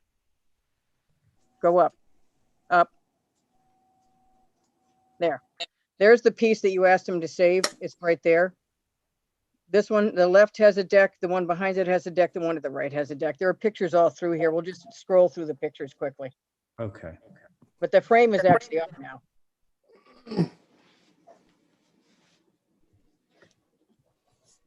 That's behind it. You can see it to the right. This is the one next to it. Okay. This is the one that's across from it. This is the one that's next to it. That's lovely. I remember approving that. This is the one down the street from it on the way in, Gully Road again. Keep going.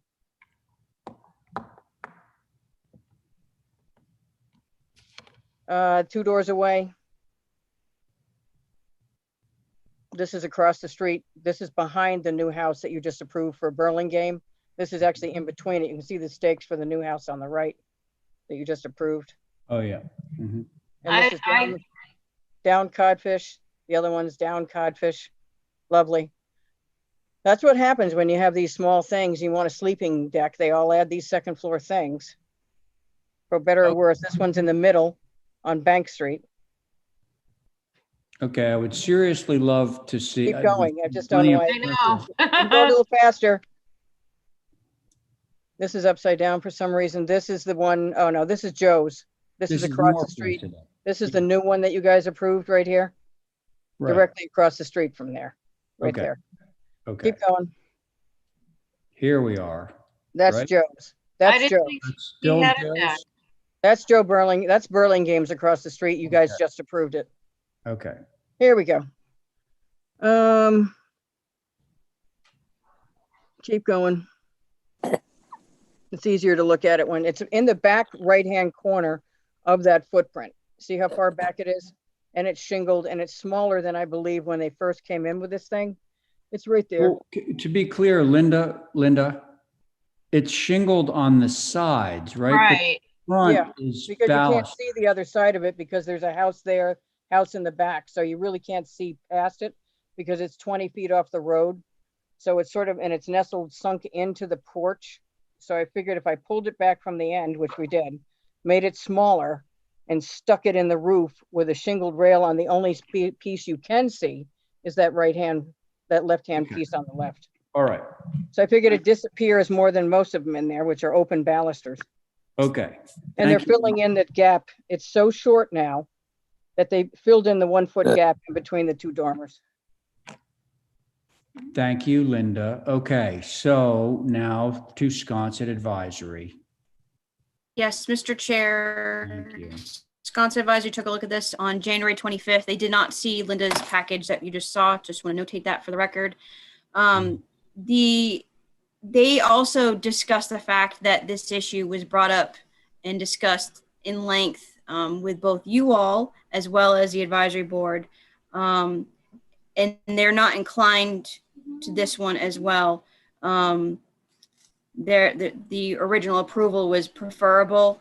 There was a comment about, again, I know this is not your purview per se, but there's a comment about creating this deck overlooking the neighbor, essentially actually is creating a compound with the owner because they own it, but they were looking at it from a perspective of if this property gets sold off, it's actually going to be looking over a neighbor if somebody else owns it.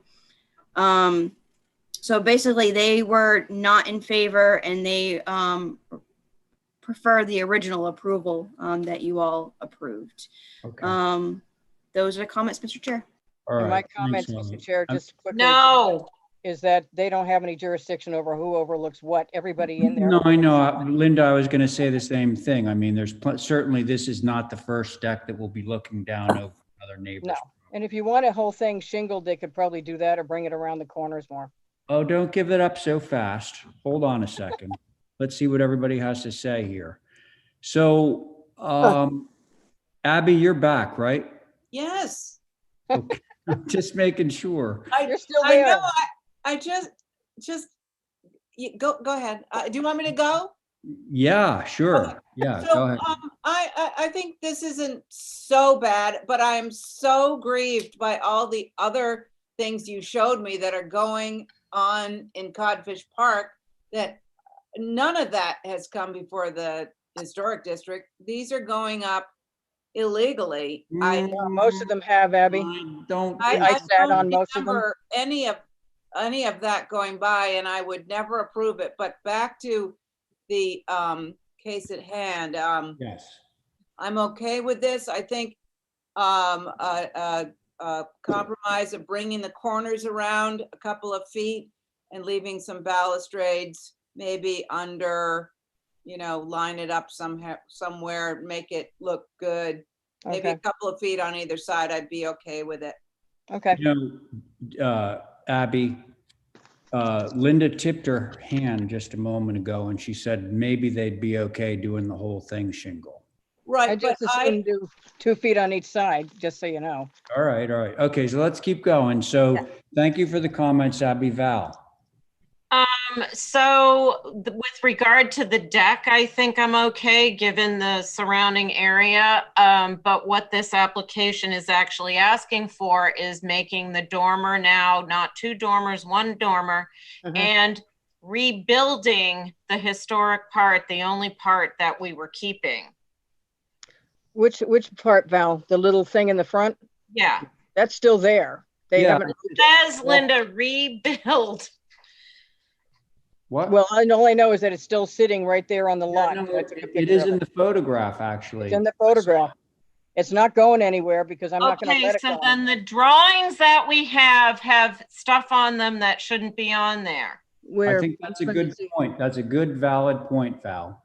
Okay, I'll make sure, Val. We'll include that as No part of the filling note. in of the dormer and no rebuilding of the existing little minute closet we're keeping. I'm Exactly. still after filling in that 1 foot separation. It's so short. You guys knocked it down to 22 feet that they're having. Okay. Particular area. All right. So those are Val's comments. She's okay with the second floor deck, but she wants to remove the language about the rebuilt original piece.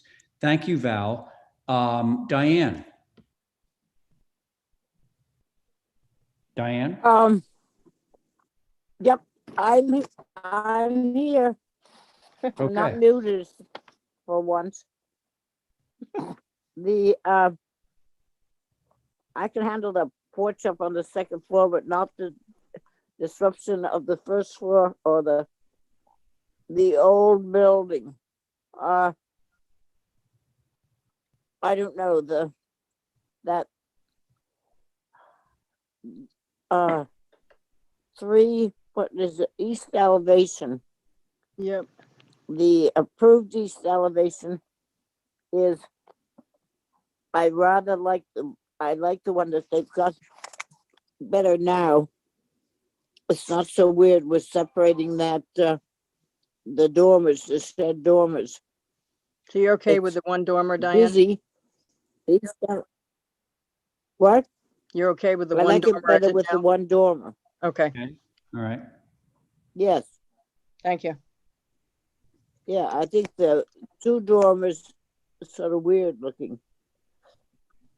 You can see it on the inside. Not quirky, Hang on. but weird. Okay, So continue. that's it.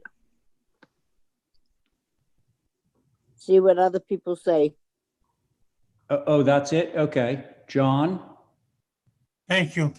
I mean, could we come up 3 notches on the north elevation, please? The north?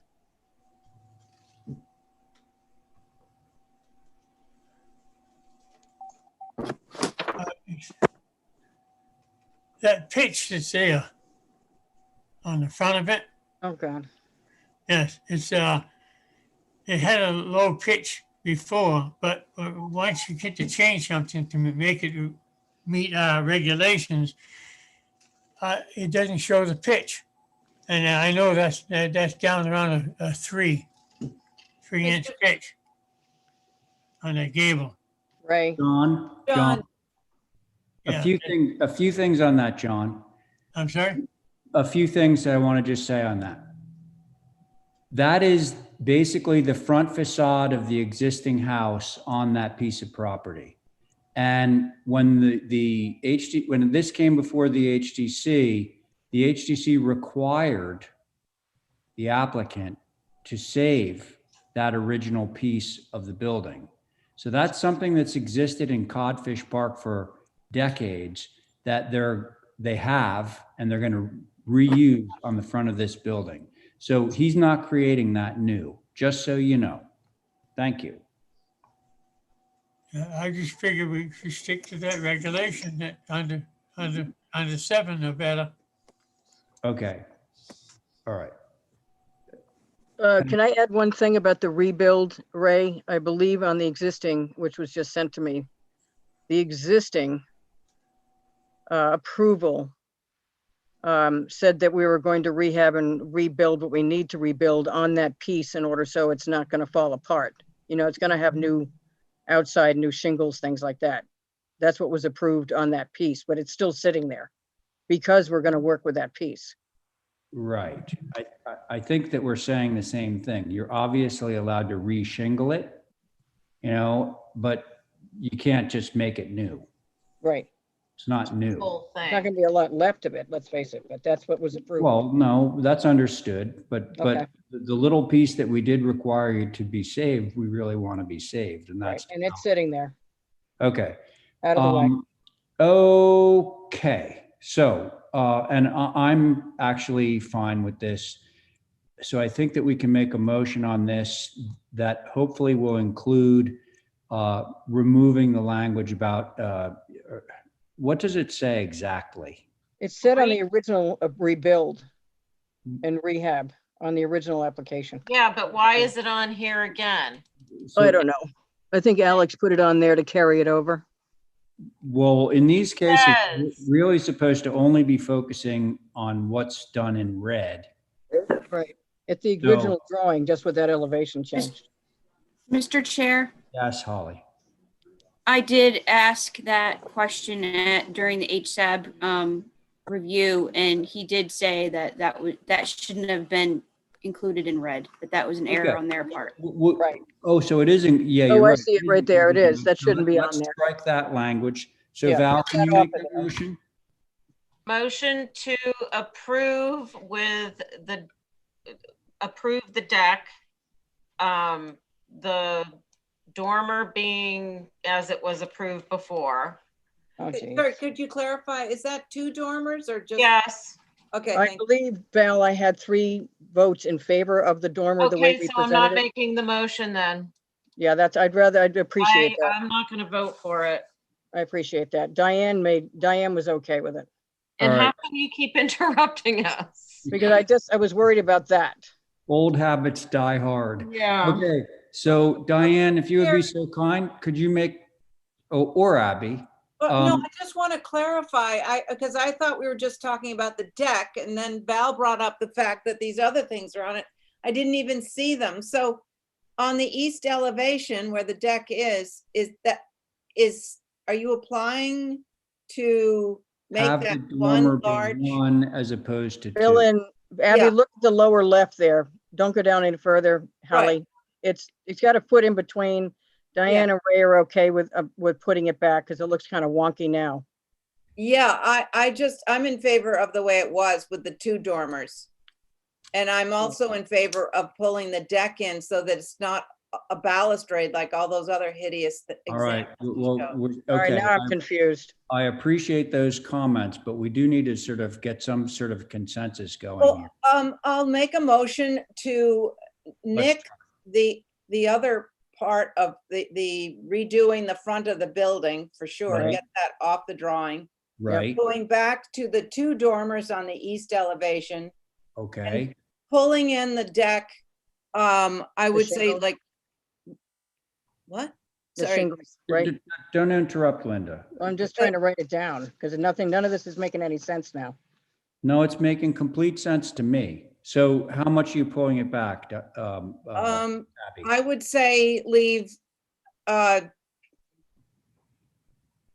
I'm just trying to make it make sense. So I actually I don't can't know. see that end, that. It doesn't end very nicely. Maybe the whole thing is shingled. I'll just say the whole thing is shingled.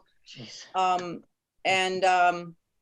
it's those 3 things. Take the front of the house, leave the end part we saved alone, take that off the drawing. Take the Leave language off. Yes, take the Go language back off. to 2 dormers on the east elevation as approved and And- shingle the front face of the Deck. second floor deck. Those Oh. are your 3 items. Yes, correct? Mr. Chairman, can I ask you to poll the board on how many people, I believe John was okay with the 1 dormer, you were okay with the 1 dormer, and Diane was okay with the 1 dormer. Yeah, but I'm also okay with 2 dormers. So I would like to know if I have 3 votes for the 1 dormer, because that's kind of critical, because it was jagged down to 22 feet, and that's causing a lot of problems splitting that all dormer right, up. this is kind of deviating pretty considerably from Robert's rules, which says that I'm supposed to take this to a vote. However, just to try and move things along, John? I'm sorry? John, are you okay with there being a single dormer as opposed to 2 dormers on the east elevation? I'm not opposed to a single dormer. No, it looks You're- better you're than not having opposed. broken. Okay. And Diane, I believe you said pretty explicitly that you were okay with the single dormer, that you thought it was simpler, correct? I think it's simpler and it Yes. follows down on the first Solid floor. dormer. Okay. All right. So then Diane, could I ask a favor of you? And that would be to make a motion to approve a single dormer, shingled parapet wall instead of balusters, and remove the language on the drawing that has any reference to rebuilding the front piece on the north elevation. Okay, got it. All right? Okay, no rebuilding. No rebuilding of the front on the north elevation. Correct. On the east elevation, having one dormer, and on the other elevation, it is to be shingled. The east elevation instead of Shingle rail. balusters would be a parapet. Very Okay. good. Thank you for that motion, Diane. On It's that to be motion, shingled. That's Yep, got it. it should be shingled, correct. On that motion, Abby. Nay, because I wanted the 2 dormers. Thank you. Okay. Val. Name is Abby, nay. Okay. John. This is a solid dormer, right? Yep. This is one dormer, correct. Thanks. Aye. Okay. Diane. aye. Very good. And I'm in favor of that motion. So that motion carries 3 in favor, 2 opposed. Thank Thanks, guys. you. I'm not done. Okay. Now we're going to hear from Val Oliver. Mhm. Do we have Val Oliver on board? Is she here? You can mute me if you want. No, never. Let's see. This is a cottage for. Oh, sorry, Lisa. Val. What? Just want to get the board straight because you are obviously recusing. Let's see. I'm here, Jesse, if anyone. Oh, Jesse, you're there. Okay, so sit on this one, okay? Okay. All right, very good. Thank you. Good. Okay, Val, go ahead. Lisa and Michael Getter. Lisa, Yep. our NCTV woman. Hey, Lisa, hello. doing a fabulous job. This is a little cottage going at the way back of their lot, which is going to be subdivided to a covenant lot. Okay, So it's not a second dwelling to the front house. That's important to point out. And I did put a few photos of the streetscape okay. and also looking down their driveway. It's a little 500 square foot footprint, 2-story, sweet little cottage with white trim, weathered wood, certainty, asphalt shingles, and white windows and doors. Mr. Chairman, Yes, John, sorry. I'm going to recuse on this, please. You're going to recuse. Okay, so we now have Jesse and, Stephen? I'll sit, but I think Carrie's up. Okay, Carrie, let's go, Carrie. I'm here. Yep, great, thanks. So John's recused. Sorry, keep on going, Val. That's really all I had to say. It kind of speaks for itself, and Okay. I understand why John recused because I sent him in a butter notice. Oh, well, that would be Yeah. wise then, So. okay. All right. Okay with this. You're okay with it? Yes, sir. All right. Let me just do this a simple way. So Abby has no issues with it. Is there anybody who would like to voice any concerns? The sitting board being Abby, Diane, Jesse, Carrie, and myself. Can I see the other elevations? Mm-hmm, of course.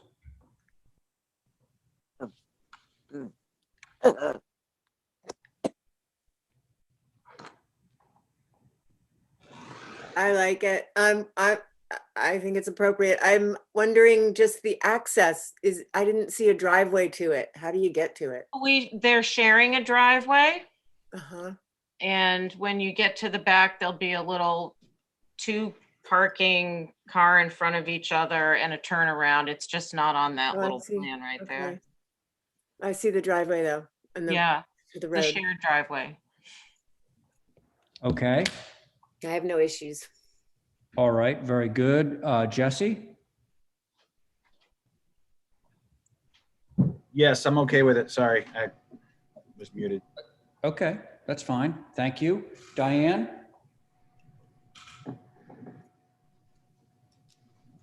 Diane? Diane? Was barking. It's totally appropriate in the Oh. neighborhood. Okay, very good. I think we have liftoff. Can somebody give me a motion? Motion to approve. All right, so Abby's made a motion to approve. On that motion, Jesse? Aye. Very good. Carrie? I, Diane? Aye. Abby? Aye. Ray Pohl? Aye. Okay, moving right along, we now have 60 Westchester Guest House, Chip Webster. Chip, are you here? All right, can you hear me now? Yeah. Yes. Good evening, everyone. Is this like Westchester Street? Because it says Westchester Road. Probably Westchester Street. Sounds correct. Okay, that's the one I'm familiar with. So let's, Okay.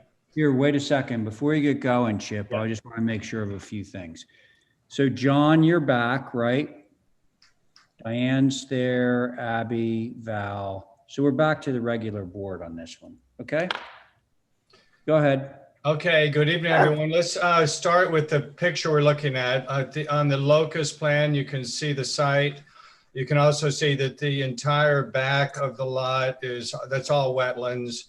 So you're not going to see it from anywhere in the back. There's two photos of the existing house. The top photo, you can see it's a pretty simple house, is the main house. The second photo, you can see that there's a little shed that's in the backyard, and you can also tell that the grade drops off approximately 3 feet from the main house to the grade in the backyard. So the proposed location for the guest house is basically where that little shed is. So it's behind the main house, as well as it's, there we go. You can see it right there. We've also dropped it down with the grade about 3 feet. There's a wetlands, a 50-foot buffer you can see. Chip. I'm sorry to interrupt, but when I looked at the locust, I realized that I'm in a butter. So I need to recuse from this. I'm really sorry. So let's see. Diane's on. Diane, can you chair this? Yep. Okay, so let's just make sure. So we got Diane, your chair, John, Abby, Val, and I guess Steven's next in the rotation. So that would be the board. Sorry, Chip. Not a problem, not a problem. If we can just stay on this plot plan for a second. Great, thank you for blowing that up. You can see there's wetlands, as I mentioned, behind this lot. And you can see the wetland boundary, the 25-foot buffer and the 50-foot buffer. So the only really, the spot where this goes is that same spot that the shed was in the earlier photograph. And you can see it's basically pretty close to the rear of the main house. So the main house blocks it entirely, except for a little view down that eastern side. You would, from Westchester Street, looking down the side, eastern side of the main house, you would see the corner of this in the distance behind it. Okay, we can maybe move forward to the elevations.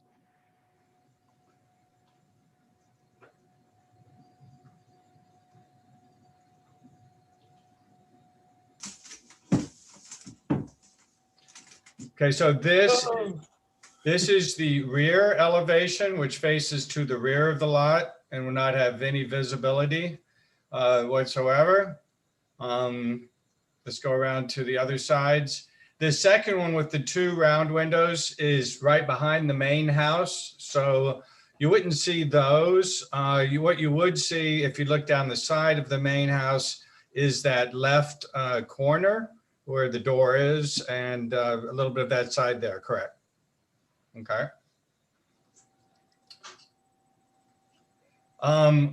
So these next two drawings, we put in the main house as well to show the relationship of the houses, as well as showing how much smaller it is, and then also that it drops down the 3 feet following the grade of the lot. So it's a 1.5 story massing. It drops down. The client really wanted it to be as short as possible, so we did everything we could to make it as short as possible, so they didn't block too much light from the back of the main house. Okay, Okay. is that it? Then I turn it, and then there's a couple of floor plans and so forth, but I turn it over to the board for comments. Thank you. Thank you, thank you. Abby? Oh, hi. Sure. I was just looking at these windows, these skinny ones. What, I can't. They're 6 feet tall. I guess they're bees. They look sort of long and Yeah. skinny. Is there any way to make them a little bit more like the one in the main building, in the main house, to make them a little sort of wider? Absolutely. Oh, okay. And so this is I can't see what elevation this is. What? North. North. Okay. Could I see the south?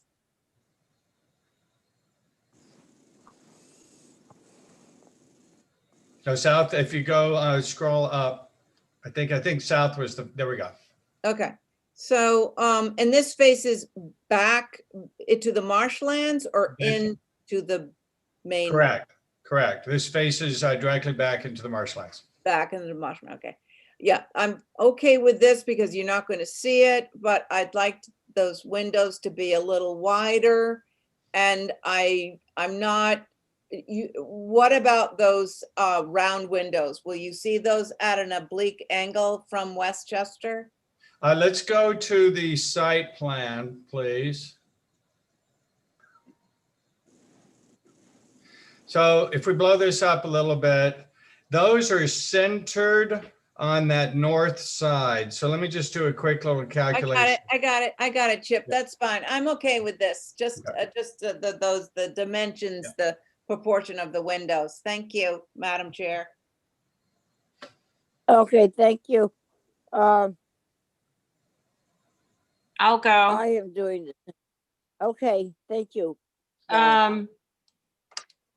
I think there's some fundamental things about it that don't relate it. It just doesn't relate at all to the front house unless the front house is going to have some stuff done to it.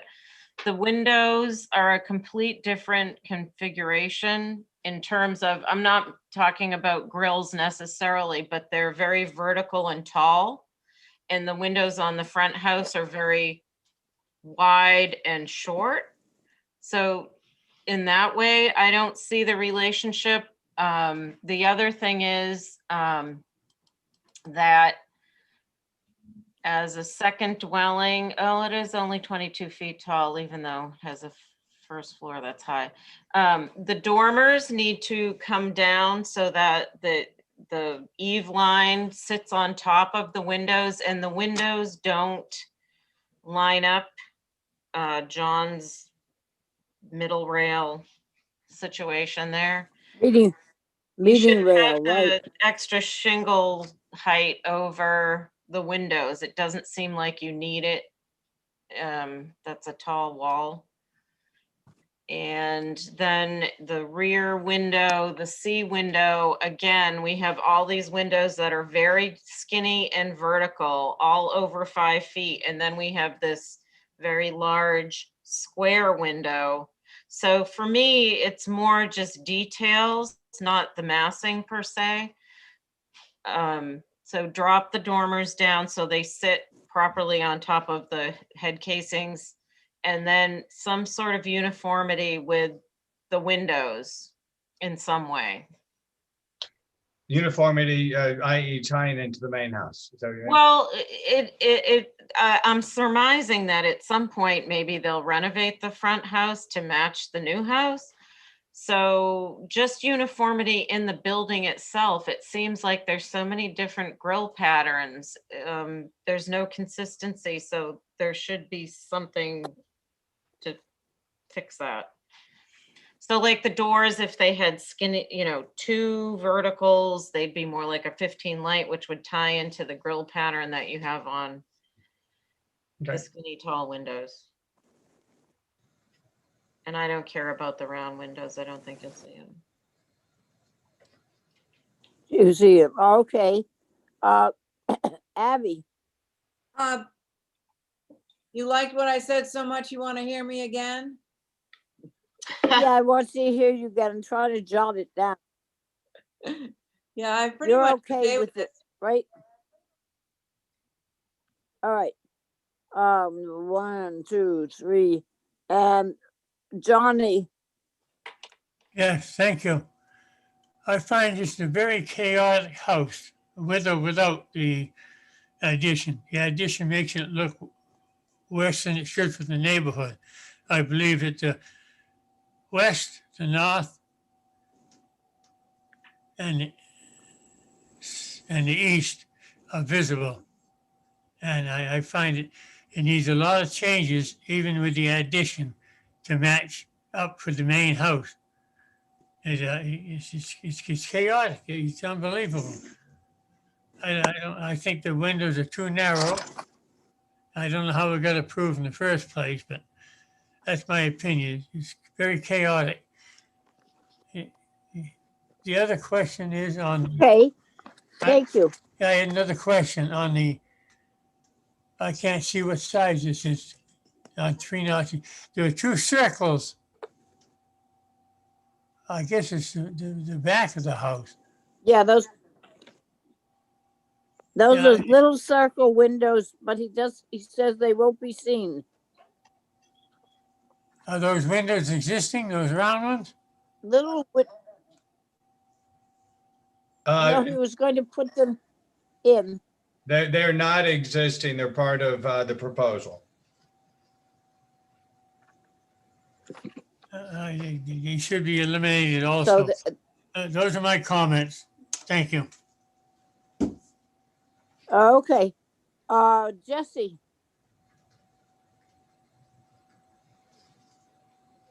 Are you there? Carrie.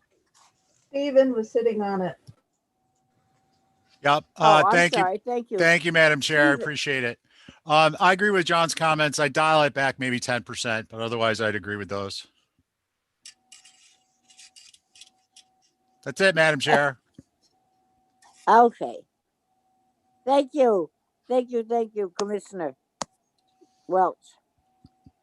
So what motion would you like to see? Do you want to hold it for revisions and pull the windows together, or do you want to approve it, or?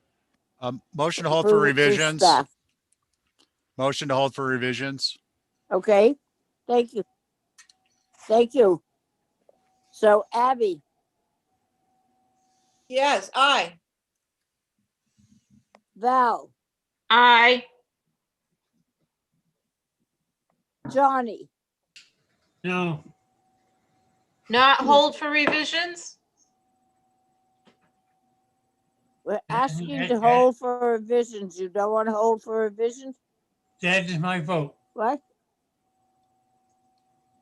Okay. He's a no. I'm an aye, Madam Chair. Okay, and and you're an aye, and I'm an aye, so that is 4-1. Okay, thank you. Thank you, everyone. Have a good evening. Thank you. Bye. Thank you, Diane. Let's see. So next up is All right. 40 Maryanne, Joe Topham, hopefully representing. Mr. Chair, Aye. can I let Doug Mills go, who is back on? What, say? Can I let Doug Mills go back on? Oh, because we right, skipped passed over o- him. We passed over him, yeah, okay. All yours, Doug. Thank you, Joe. Yeah. Appreciate that.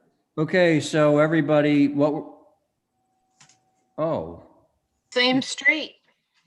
well, yeah, right. Okay, so everybody, we're gonna jump. 3 Maryanne. Yeah, we're going to jump back to item number 15, 3 Maryanne. Doug's on, so regular board, right? So let's go. Doug. Hi, so sorry about earlier. I tried to sneak in some dinner. So Shame on- this is a proposal where originally the garage doors on the front of this property were going to be a cedar veneer. Mhm. And, you know, in pricing things out, the client just decided that it was a little too expensive to do it that way, and he was worried about maintenance as well. So we're proposing steel doors in place of the previously approved garage doors. And there's a photo there that shows kind of a sample of the color selection as well. And that's all we're looking for. I didn't remember this building getting approved with this overhang. It was like, oh my God, when we got over there. Yeah, I did see that recently. I really didn't remember that. I don't either. Okay, so the seams in these doors are showing very conspicuously. By the way, we only discussing the ones on the west elevation, or are we also discussing the one that's showing up on the west side? Just on the west. Okay, just on the west. Okay. Yeah. I guess I'll go straight to the board on this one. It's kind of either you accept the steel doors or not. So where is everybody on this? Well, can they be painted or something? They are painted. I'm not. But that's the color that you know, we're trying to blend with sort of a natural cedar color, and that seemed to be the closest color sample. Yeah, well, that's cedar, Doug, when it's new, but that's gonna fade. Yeah, cedar turns gray, as you well know. And so I'd prefer a different color, because I think Ray's right. It's gonna be gray all around, and then this cream color is what it's gonna look like. I agree. This looks like Terratone, Anderson's Terratone. Yeah, I think it's close to sand tone, but Sand tone, There, that's what it is. because the sidewall in the trim is new, but in a weathered building, I think that's a tough. Yeah. I mean, I can get you a sort of a sample sheet so we can look at all the different color options. Oh, so these aren't painted in the field, they're pre-painted? No, this is a pre-finished. Okay, well, I think it would be important to review that. I would Okay. look for more of a Nantucket gray or something Yeah. that's going to sort of go gray rather than beigey. So, look, well, let me just make sure, it's just so we're not wasting Doug's time. Are the sitting board members, who is the regular board, are we amenable to the concept of going with steel doors as opposed to the fir veneer doors? And if the majority of us think that that's okay, then we take it a step further to say, well, now what color are they? Mr. Chair? I'm against steel doors. Okay, thank you, Diane. Terry, did you say something just a moment ago? Yeah, I'm not in a butter, but this is one house away from me. Yes. And steel doors are not uncommon garage doors are not uncommon in this area. And it is a mixed use area. It's not industrial, but it is mixed use. And personally, I agree that if they're gray, and yeah, that's a little weird, gray and will blend in with the house building as it weathers, I don't think it'll be that big a deal. Thank you, Terry. I appreciate that very much. So do I. Okay. So let's see. Diane has spoken. Val, you've spoken. Abby, did we hear from you? Yeah, I said, but I mean, I don't know if you want to bring it back, but I would say more of a Nantucket gray. Well, because it's a pre-finish, I think that he should definitely bring it back so we can see the actual color. I'll make a motion to bring the color chart back to us, and we'll make a Sounds decision then. good. So thank you. On Abby's motion, Val, Aye. Diane, Aye. thank you. John, What was the motion, please? The motion is for them to bring back, for Doug to bring back a color sample things showing gray so that we can get a color that would work with this. Yeah, you should have submitted it with it, but anyway, thank you. Yeah, so you're in favor of that motion, and Val, you're in favor of your When you motion. finish, you want to turn out the lights? I'll turn out the lights, Diane. Don't worry about the lights. Val, are you in favor of the motion? Oh, sure. Yes. Okay, and I'm in favor Yes. too. So there we go. All right, thanks, Doug. We'll see you next time. Now we're to Joe. Thank you, Joe Topham. You're welcome. All right. Joe, go. Okay, this is 40 Maryanne Drive, a quick little walk down from Doug's project. No steel doors. What's that?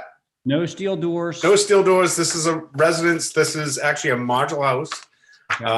I'm helping a friend out, and it's going to be for his employees. So you can see the existing garage, which doesn't meet zoning because it's not a habitable space first. But yeah, so this is a mobile modular home on the north side of the lot. Go. Can we see all the elevations? And what side faces Maryanne? The East? is the east elevation. East? Yes. The gable. The gable. It seems rather tall, Joseph, gotta say. Yep. It's gonna be 29. 29 and Oh, it's 11 and a half inches. Yeah. Well, that's No, come on. the yeah. I've reduced that from the modular company's drawings, but I could change it from 9 pitch to a 8 pitch. Can I say something else, Joe? There's no windows. Ordinarily, I don't just jump in, but there's some peculiarities about this. Like one, there's no casing shown on the windows. Or isn't- doors. Or the door.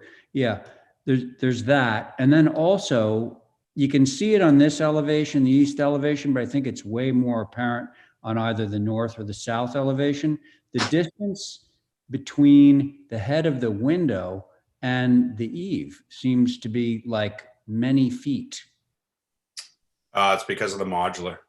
Well, I get that, but we have other modulars coming in here that don't have that degree of problem.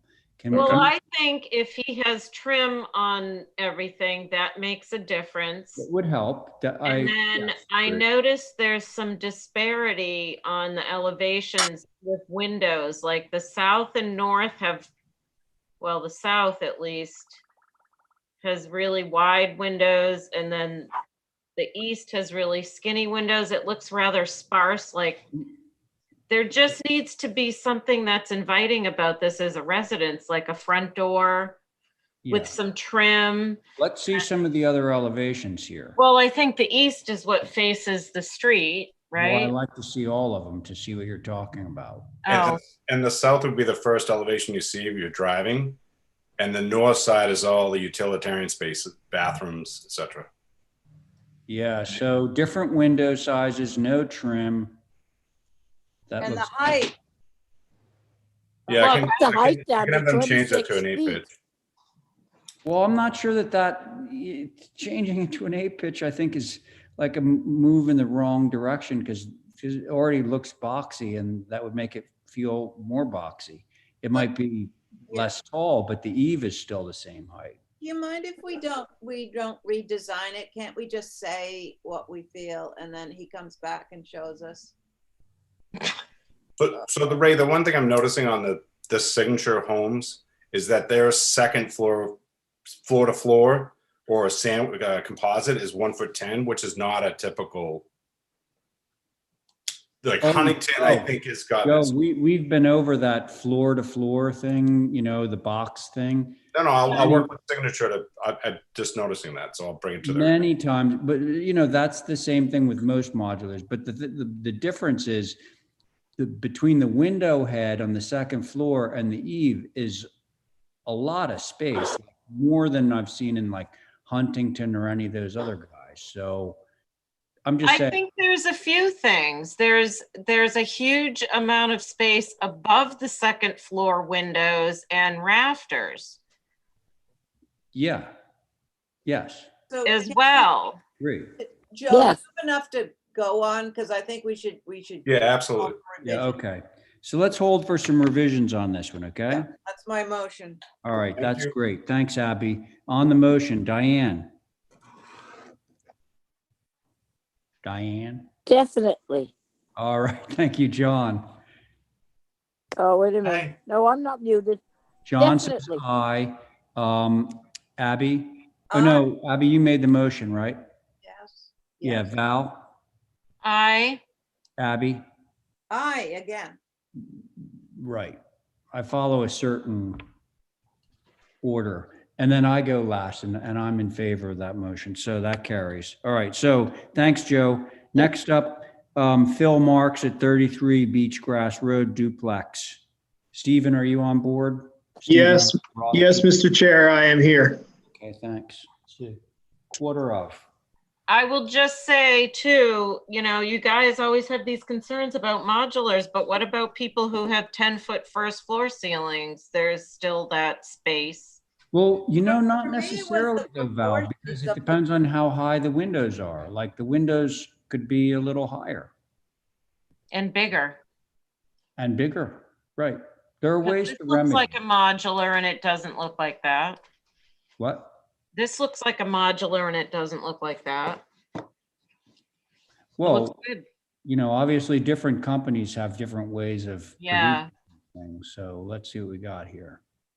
Where's Beachgrass Road? Richmond Development, our fave. Ah. Yeah, so just to help you all get oriented, if I could, Ray. So as you come in to Richmond off of Old South on the new main drag, you'll come up to an intersection where you can make a left, and you hook around towards the back of Evergreen. Okay, Diane, it's on that side. It's part of the Sandpiper 2 phase. And there are some homes, there's actually a couple foundations going in right now, but to be fair, most of the homes are just in the process of being built. This number 33 Beachgrass sits right behind the large structures that are uphill of it. I'm not sure what we call those. Are they called the apartments maybe or something? Yeah. Okay, so these literally sit sort of, and the grade is falling down as you move towards the back of Evergreen, if you will, or as you move east, I should say. So these sit right below that. I don't know if that helps orient you all. Okay, now pictures would have. Now I know exactly where you are because I sat in that for Richmond, and they're prison buildings. You mean those 6 brick buildings that Sorry. look like little prison shells? Yes, I know where you are. I'm just going to call them the large buildings, Diane. Yeah. Okay. Oh, you're so nice. All right, folks, want to jump in on this? So this is a modular, Yes. and I think it speaks for itself. It's this is one of the lots that's zoned or the planning board approved for duplex development. So I mean, it's really a pretty simple duplex. Is what it is, and I'm happy to answer any other questions you have. Okay. I'll Thank go, you. Mr. Go Chair. ahead. Go ahead, Abby. What color is it? Natural to weather. Thank you, Val. Thank you, Val. So Abby has the microphone right. And I'm on the floor, so you can't see me because my back. I can see you. You can see me? Yes, I can see you. All right. I don't understand why the windows aren't lined up. It's Yeah. I was slightly wondering the bothersome, same thing.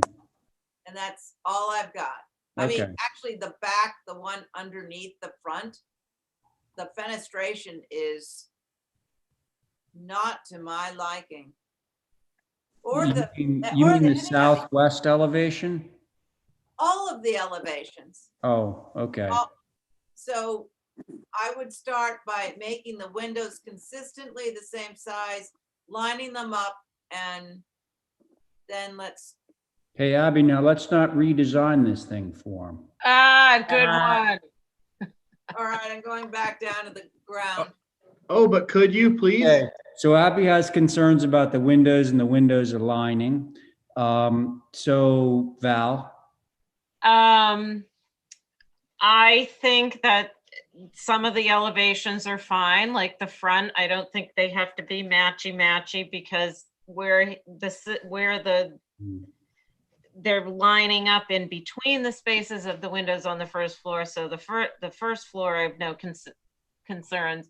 The northeast and the southwest, I think maybe if the windows were slightly larger, and I noticed that there's a couple of different sizes between the first floor and the second floor. And I think looking at the floor plan, larger windows would help fill some of that space and or make them at least consistent in size.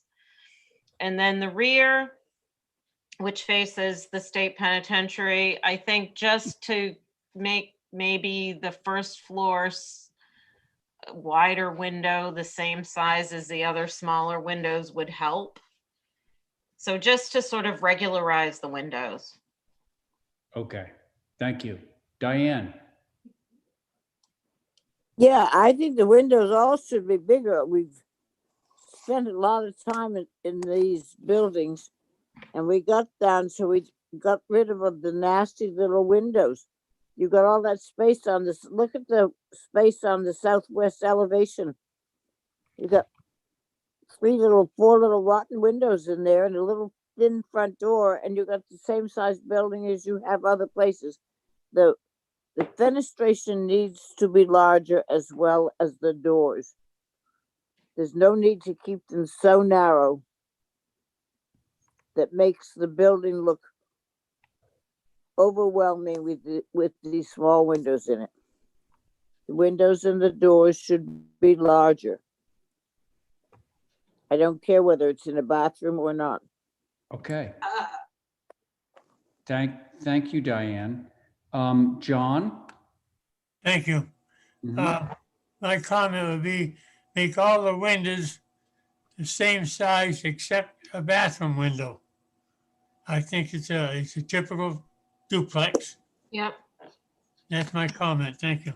Okay, thank you, John. So maybe Stephen, you could do a little bit of work on the windows, it seems.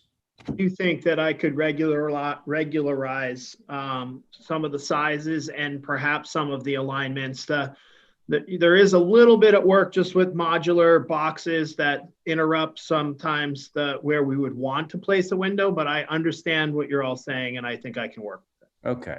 The massing is perfect. Yeah. The what, Val? I said the massing is perfect. Yeah. Okay, good. Revisions.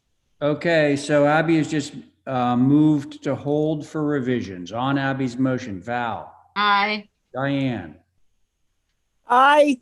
thank you, John. What was the motion, please? To hold for revisions. Thank you. All Yes. right, you're good. Okay, so Abby, Aye. and I'm in favor, motion carries. Thank All you. right, now, so thanks. So we have a block of 3 items at. They're fast, Mr. Chairman. What's that? They're fast. They're I'm fast? gonna sit out on this one. Okay, so Val's sitting out. Where are we in the rotation? Who do we have left? Left, anyway. Mr. Chairman, Yes, John. I have to depart. I'll catch you Oh, later. okay. So now I'm hoping that I have 2. Good night, John. Thank you. I Who's hope left, we have Mr. 2 Chairman? people left in the rotation. I'm here. So I got All right, Carrie, Carrie's- I got Abby, I got Ray. Who else is Wait, left? Carrie's here and it looks like Steven's still here. Diane, no, me. Oh, Diane's Never still heard here. of me? You don't show up on my screen. Still Hey, here. guys, stop. So Diane, you're still in. Abby's still in. Val has just stepped out. We know that Carrie's on and Jesse, I believe, is still with us, at least his name Steve's is. here And Steven's here. and John's gone. Listen, okay, so could one of you, Jesse or Steven, unmute and let me know that you're here and present? Somebody? Here. Okay, Steven, you got it. All right. So, Linda, you know what your board is right now? Uh, Let me refresh it, okay? Abby, Ray. Abby, Diane, me, Carrie. Carrie, and Stephen. Got Okay? it. So you Got it. go. Everything, we've already established that this isn't visible. We do have the driveway cut in. I have pictures of it up and down the whole street. This is the largest lot in the Badlands, except for Sherburn Commons and Surfside Crossing. This is the largest residential lot serviced by South Shore Road, 4.5 acres. We are still 400 feet off the road. The driveway was cut in. You'll see them in the pictures. It flips around like this. And we're here for a couple of things. You might as well just stay right here. We're here for landscaping, and we're here to attach the two structures, which is the next application. So it becomes one structure, but it's a curved, an angled piece that attaches the first floor of both of those two structures, making it one structure. So you can't see it from the road because it's behind the building. None of the landscaping can you see. The pool is behind the house. Yes. The green barn. The gazebo's already been approved. We moved the two structures from the south part of the lot on a previous application and moved them away from the chalks on the south side. Right. The driveway is 1,000 feet long because the lot is 1,200 feet long. It's a 1/4 mile long. It's bizarre. So the driveway is just going to wind itself all the way to the back. We have repurposed all of the foundation stones from the green and red barn from Old Westmore. We brought down all the walls. We brought down all the brick walkways, everything. We're repurposing everything on the lot, and that's what you see here. Okay. And it's all at grade. And if the buildings are minimally visible at the ridge, this is not going to be visible at all because we don't want to see the road either, basically. So obviously, guys, the first thing that we are reviewing is the landscape, the pool, and the hardscape. So that's our focus for this particular discussion, and then we'll get to the additions next. It's one addition. It just attaches both of them. Right. This is the paddock fencing, the ring fencing right there. Okay, nice. Keep going. This is the pieces that we took from up on the old Westmore. So we've got some walls around the pool, which aren't visible. The flagstone patio, we took all the brick. It was a nightmare. And we're running 2 6-foot natural to weather board fences where the house and the pool are. So we shield ourselves from the neighbors on the right and from the neighbors on the left. Okay. So I put that picture in because I couldn't really get inside the foundations. And there's the Chalks house. And right where you see that fencing, which is temporary, that's where the 6-foot fence is going to go. So their pool is protected and we don't have to look at them. They don't have to look at us. These are all the things that came from the foundation up on the cliff. So we're going to line the driveway with a lot of these. So is it behind the house, going back towards the backside of the lot. This is from the road. Have a cobblestone apron there.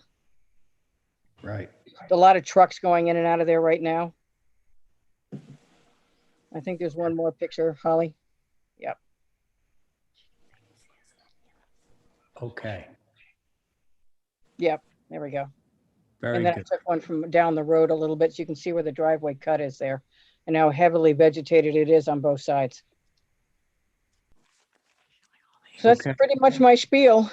All right, Linda, thanks. Back to the site. Yeah, there you go. Okay. Who has comments on the landscape and the pool? I do. Thank you, Stephen. Go. Through you, Mr. Chair. Linda, where I noticed the large gravel or the large granite block, that's going to be in that portion of the area towards the rear of the lot that says 12 to 24 inch? Yes, right behind the circular driveway. It goes back that direction. Okay. And then the granite block, it mentioned, look, I don't think any of this is going to be visible. So it's more out of curiosity and a little bit of due diligence. Well, a little bit of due diligence because most of it's not going to be visible. The granite posts that are mentioned, there won't be any of those up near the beginning of the driveway where it says Belgian block apron. Okay. No. And the pool for the area, do you happen to know? I'm just curious what the size is relative to the neighbors. Pretty close. I think it's roughly the same size. I think we might be slightly narrower because of where it's going. Yeah, I mean, it actually looks kind of sensitively sited relative to the neighbors' pools, because that's always a concern for me if you're right up next to someone's house, but here that doesn't appear to be the case. And just so you Okay, know, on the other side of that blue, the 6-foot fence right there to the north of that is a 10-foot or 20-foot way that actually separates us from the backside of everybody on Trip Drive. Okay. gotcha. So, Okay, thank you, Mr. Chair. all right. Thank you, Stephen. Abby, you ready? Uh-oh. Sorry, I was muted. Oh, there you go. I'm not so concerned about the what's going on inside, because that all looks like, I love the materials, the reuse of them, and how it's the moving parts in there. I'm more concerned about the length of the board fence.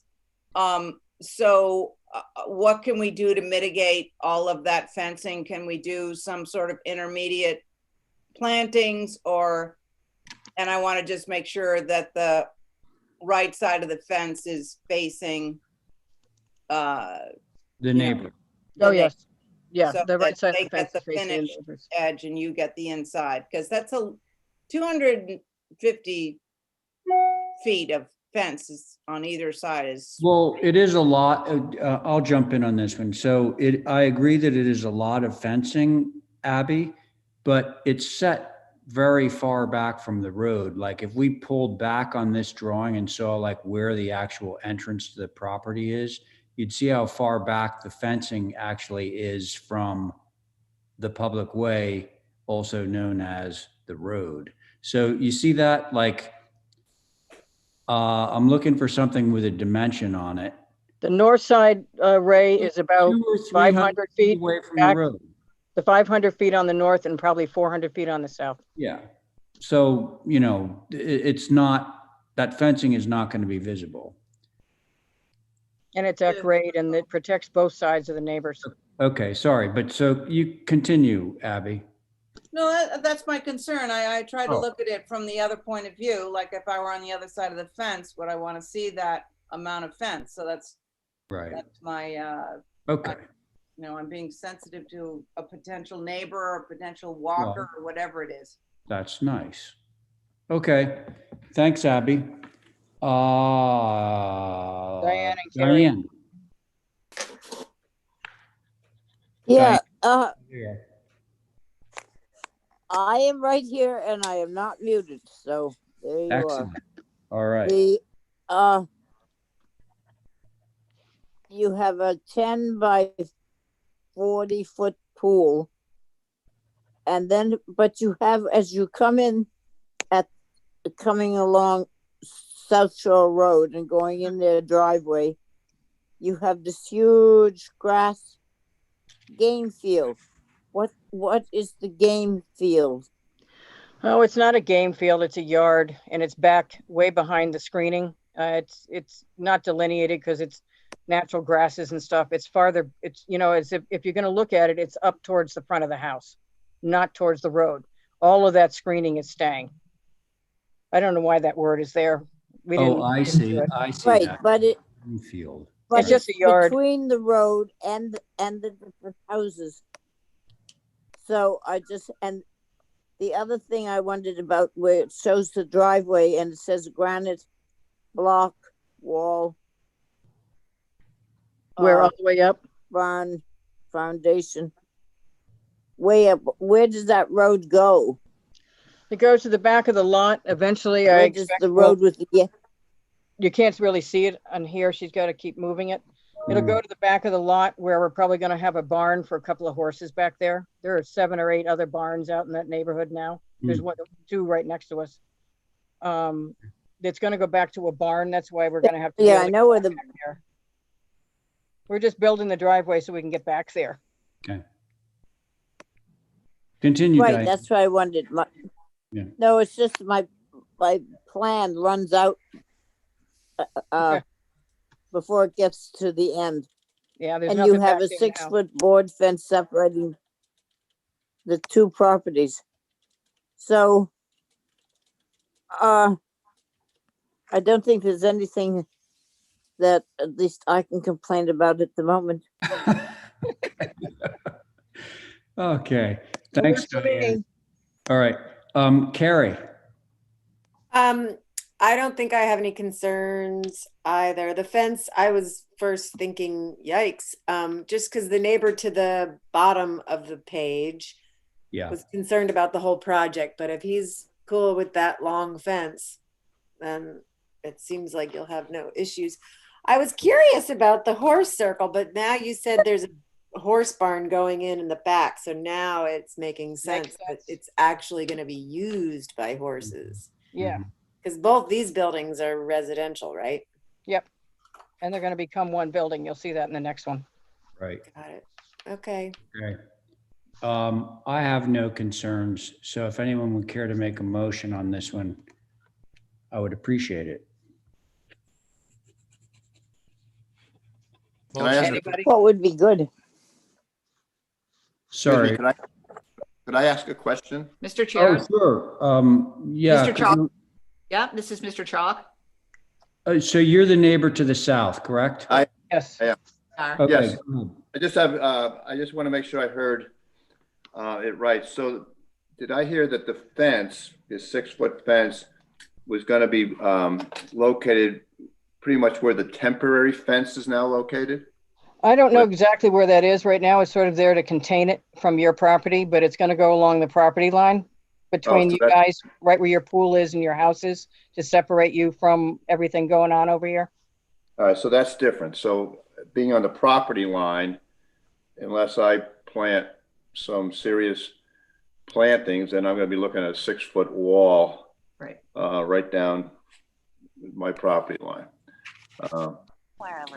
So anyway, you know, you talk about, well, we can't see it from the street. Just remember, when you say you can't see it from the street, I live to the south and there's people that live to the north. We can see it.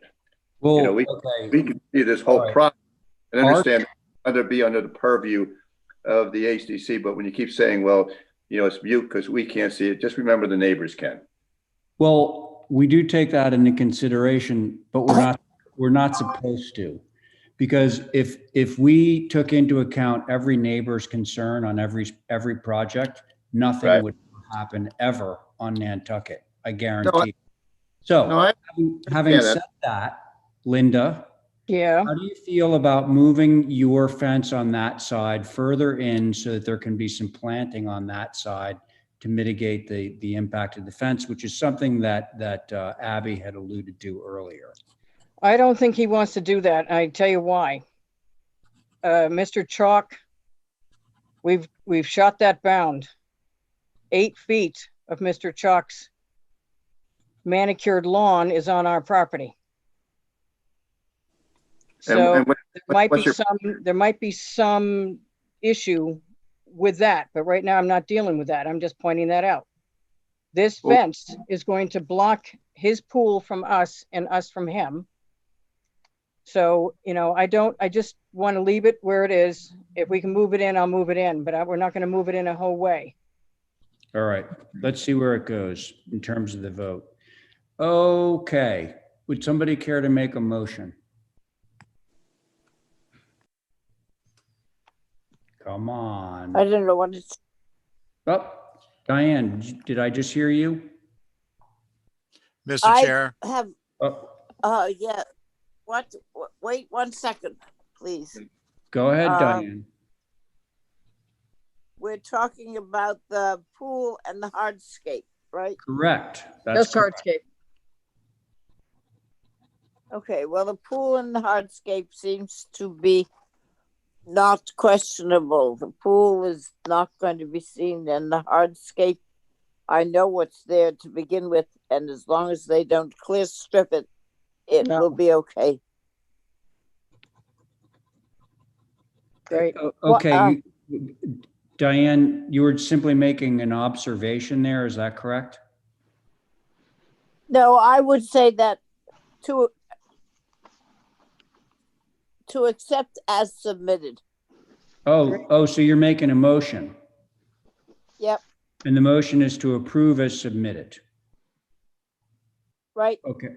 Okay. Thank you. So Diane has made a motion to approve the landscape design as submitted.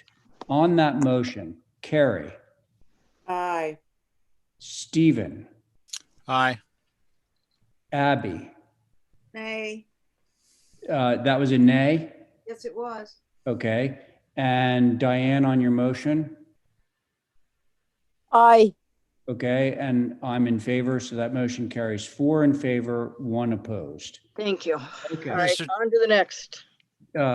Next up is the Red Barn addition. And Linda, is this 2 applications because It it's had to connected? be, yeah, it had to be 2 applications because it's coming off the Red Barn, coming off the Green Barn, but everything we do from Understood. now So on is one structure. So if we approve one, we're sort of by default approving the other. So Approving let's both take of a look at what you're Yeah. doing. Yep. And then from now on, it'll let's- be coming in as one Just for structure. the record, we're sticking with the same board because it's the same property. Okay.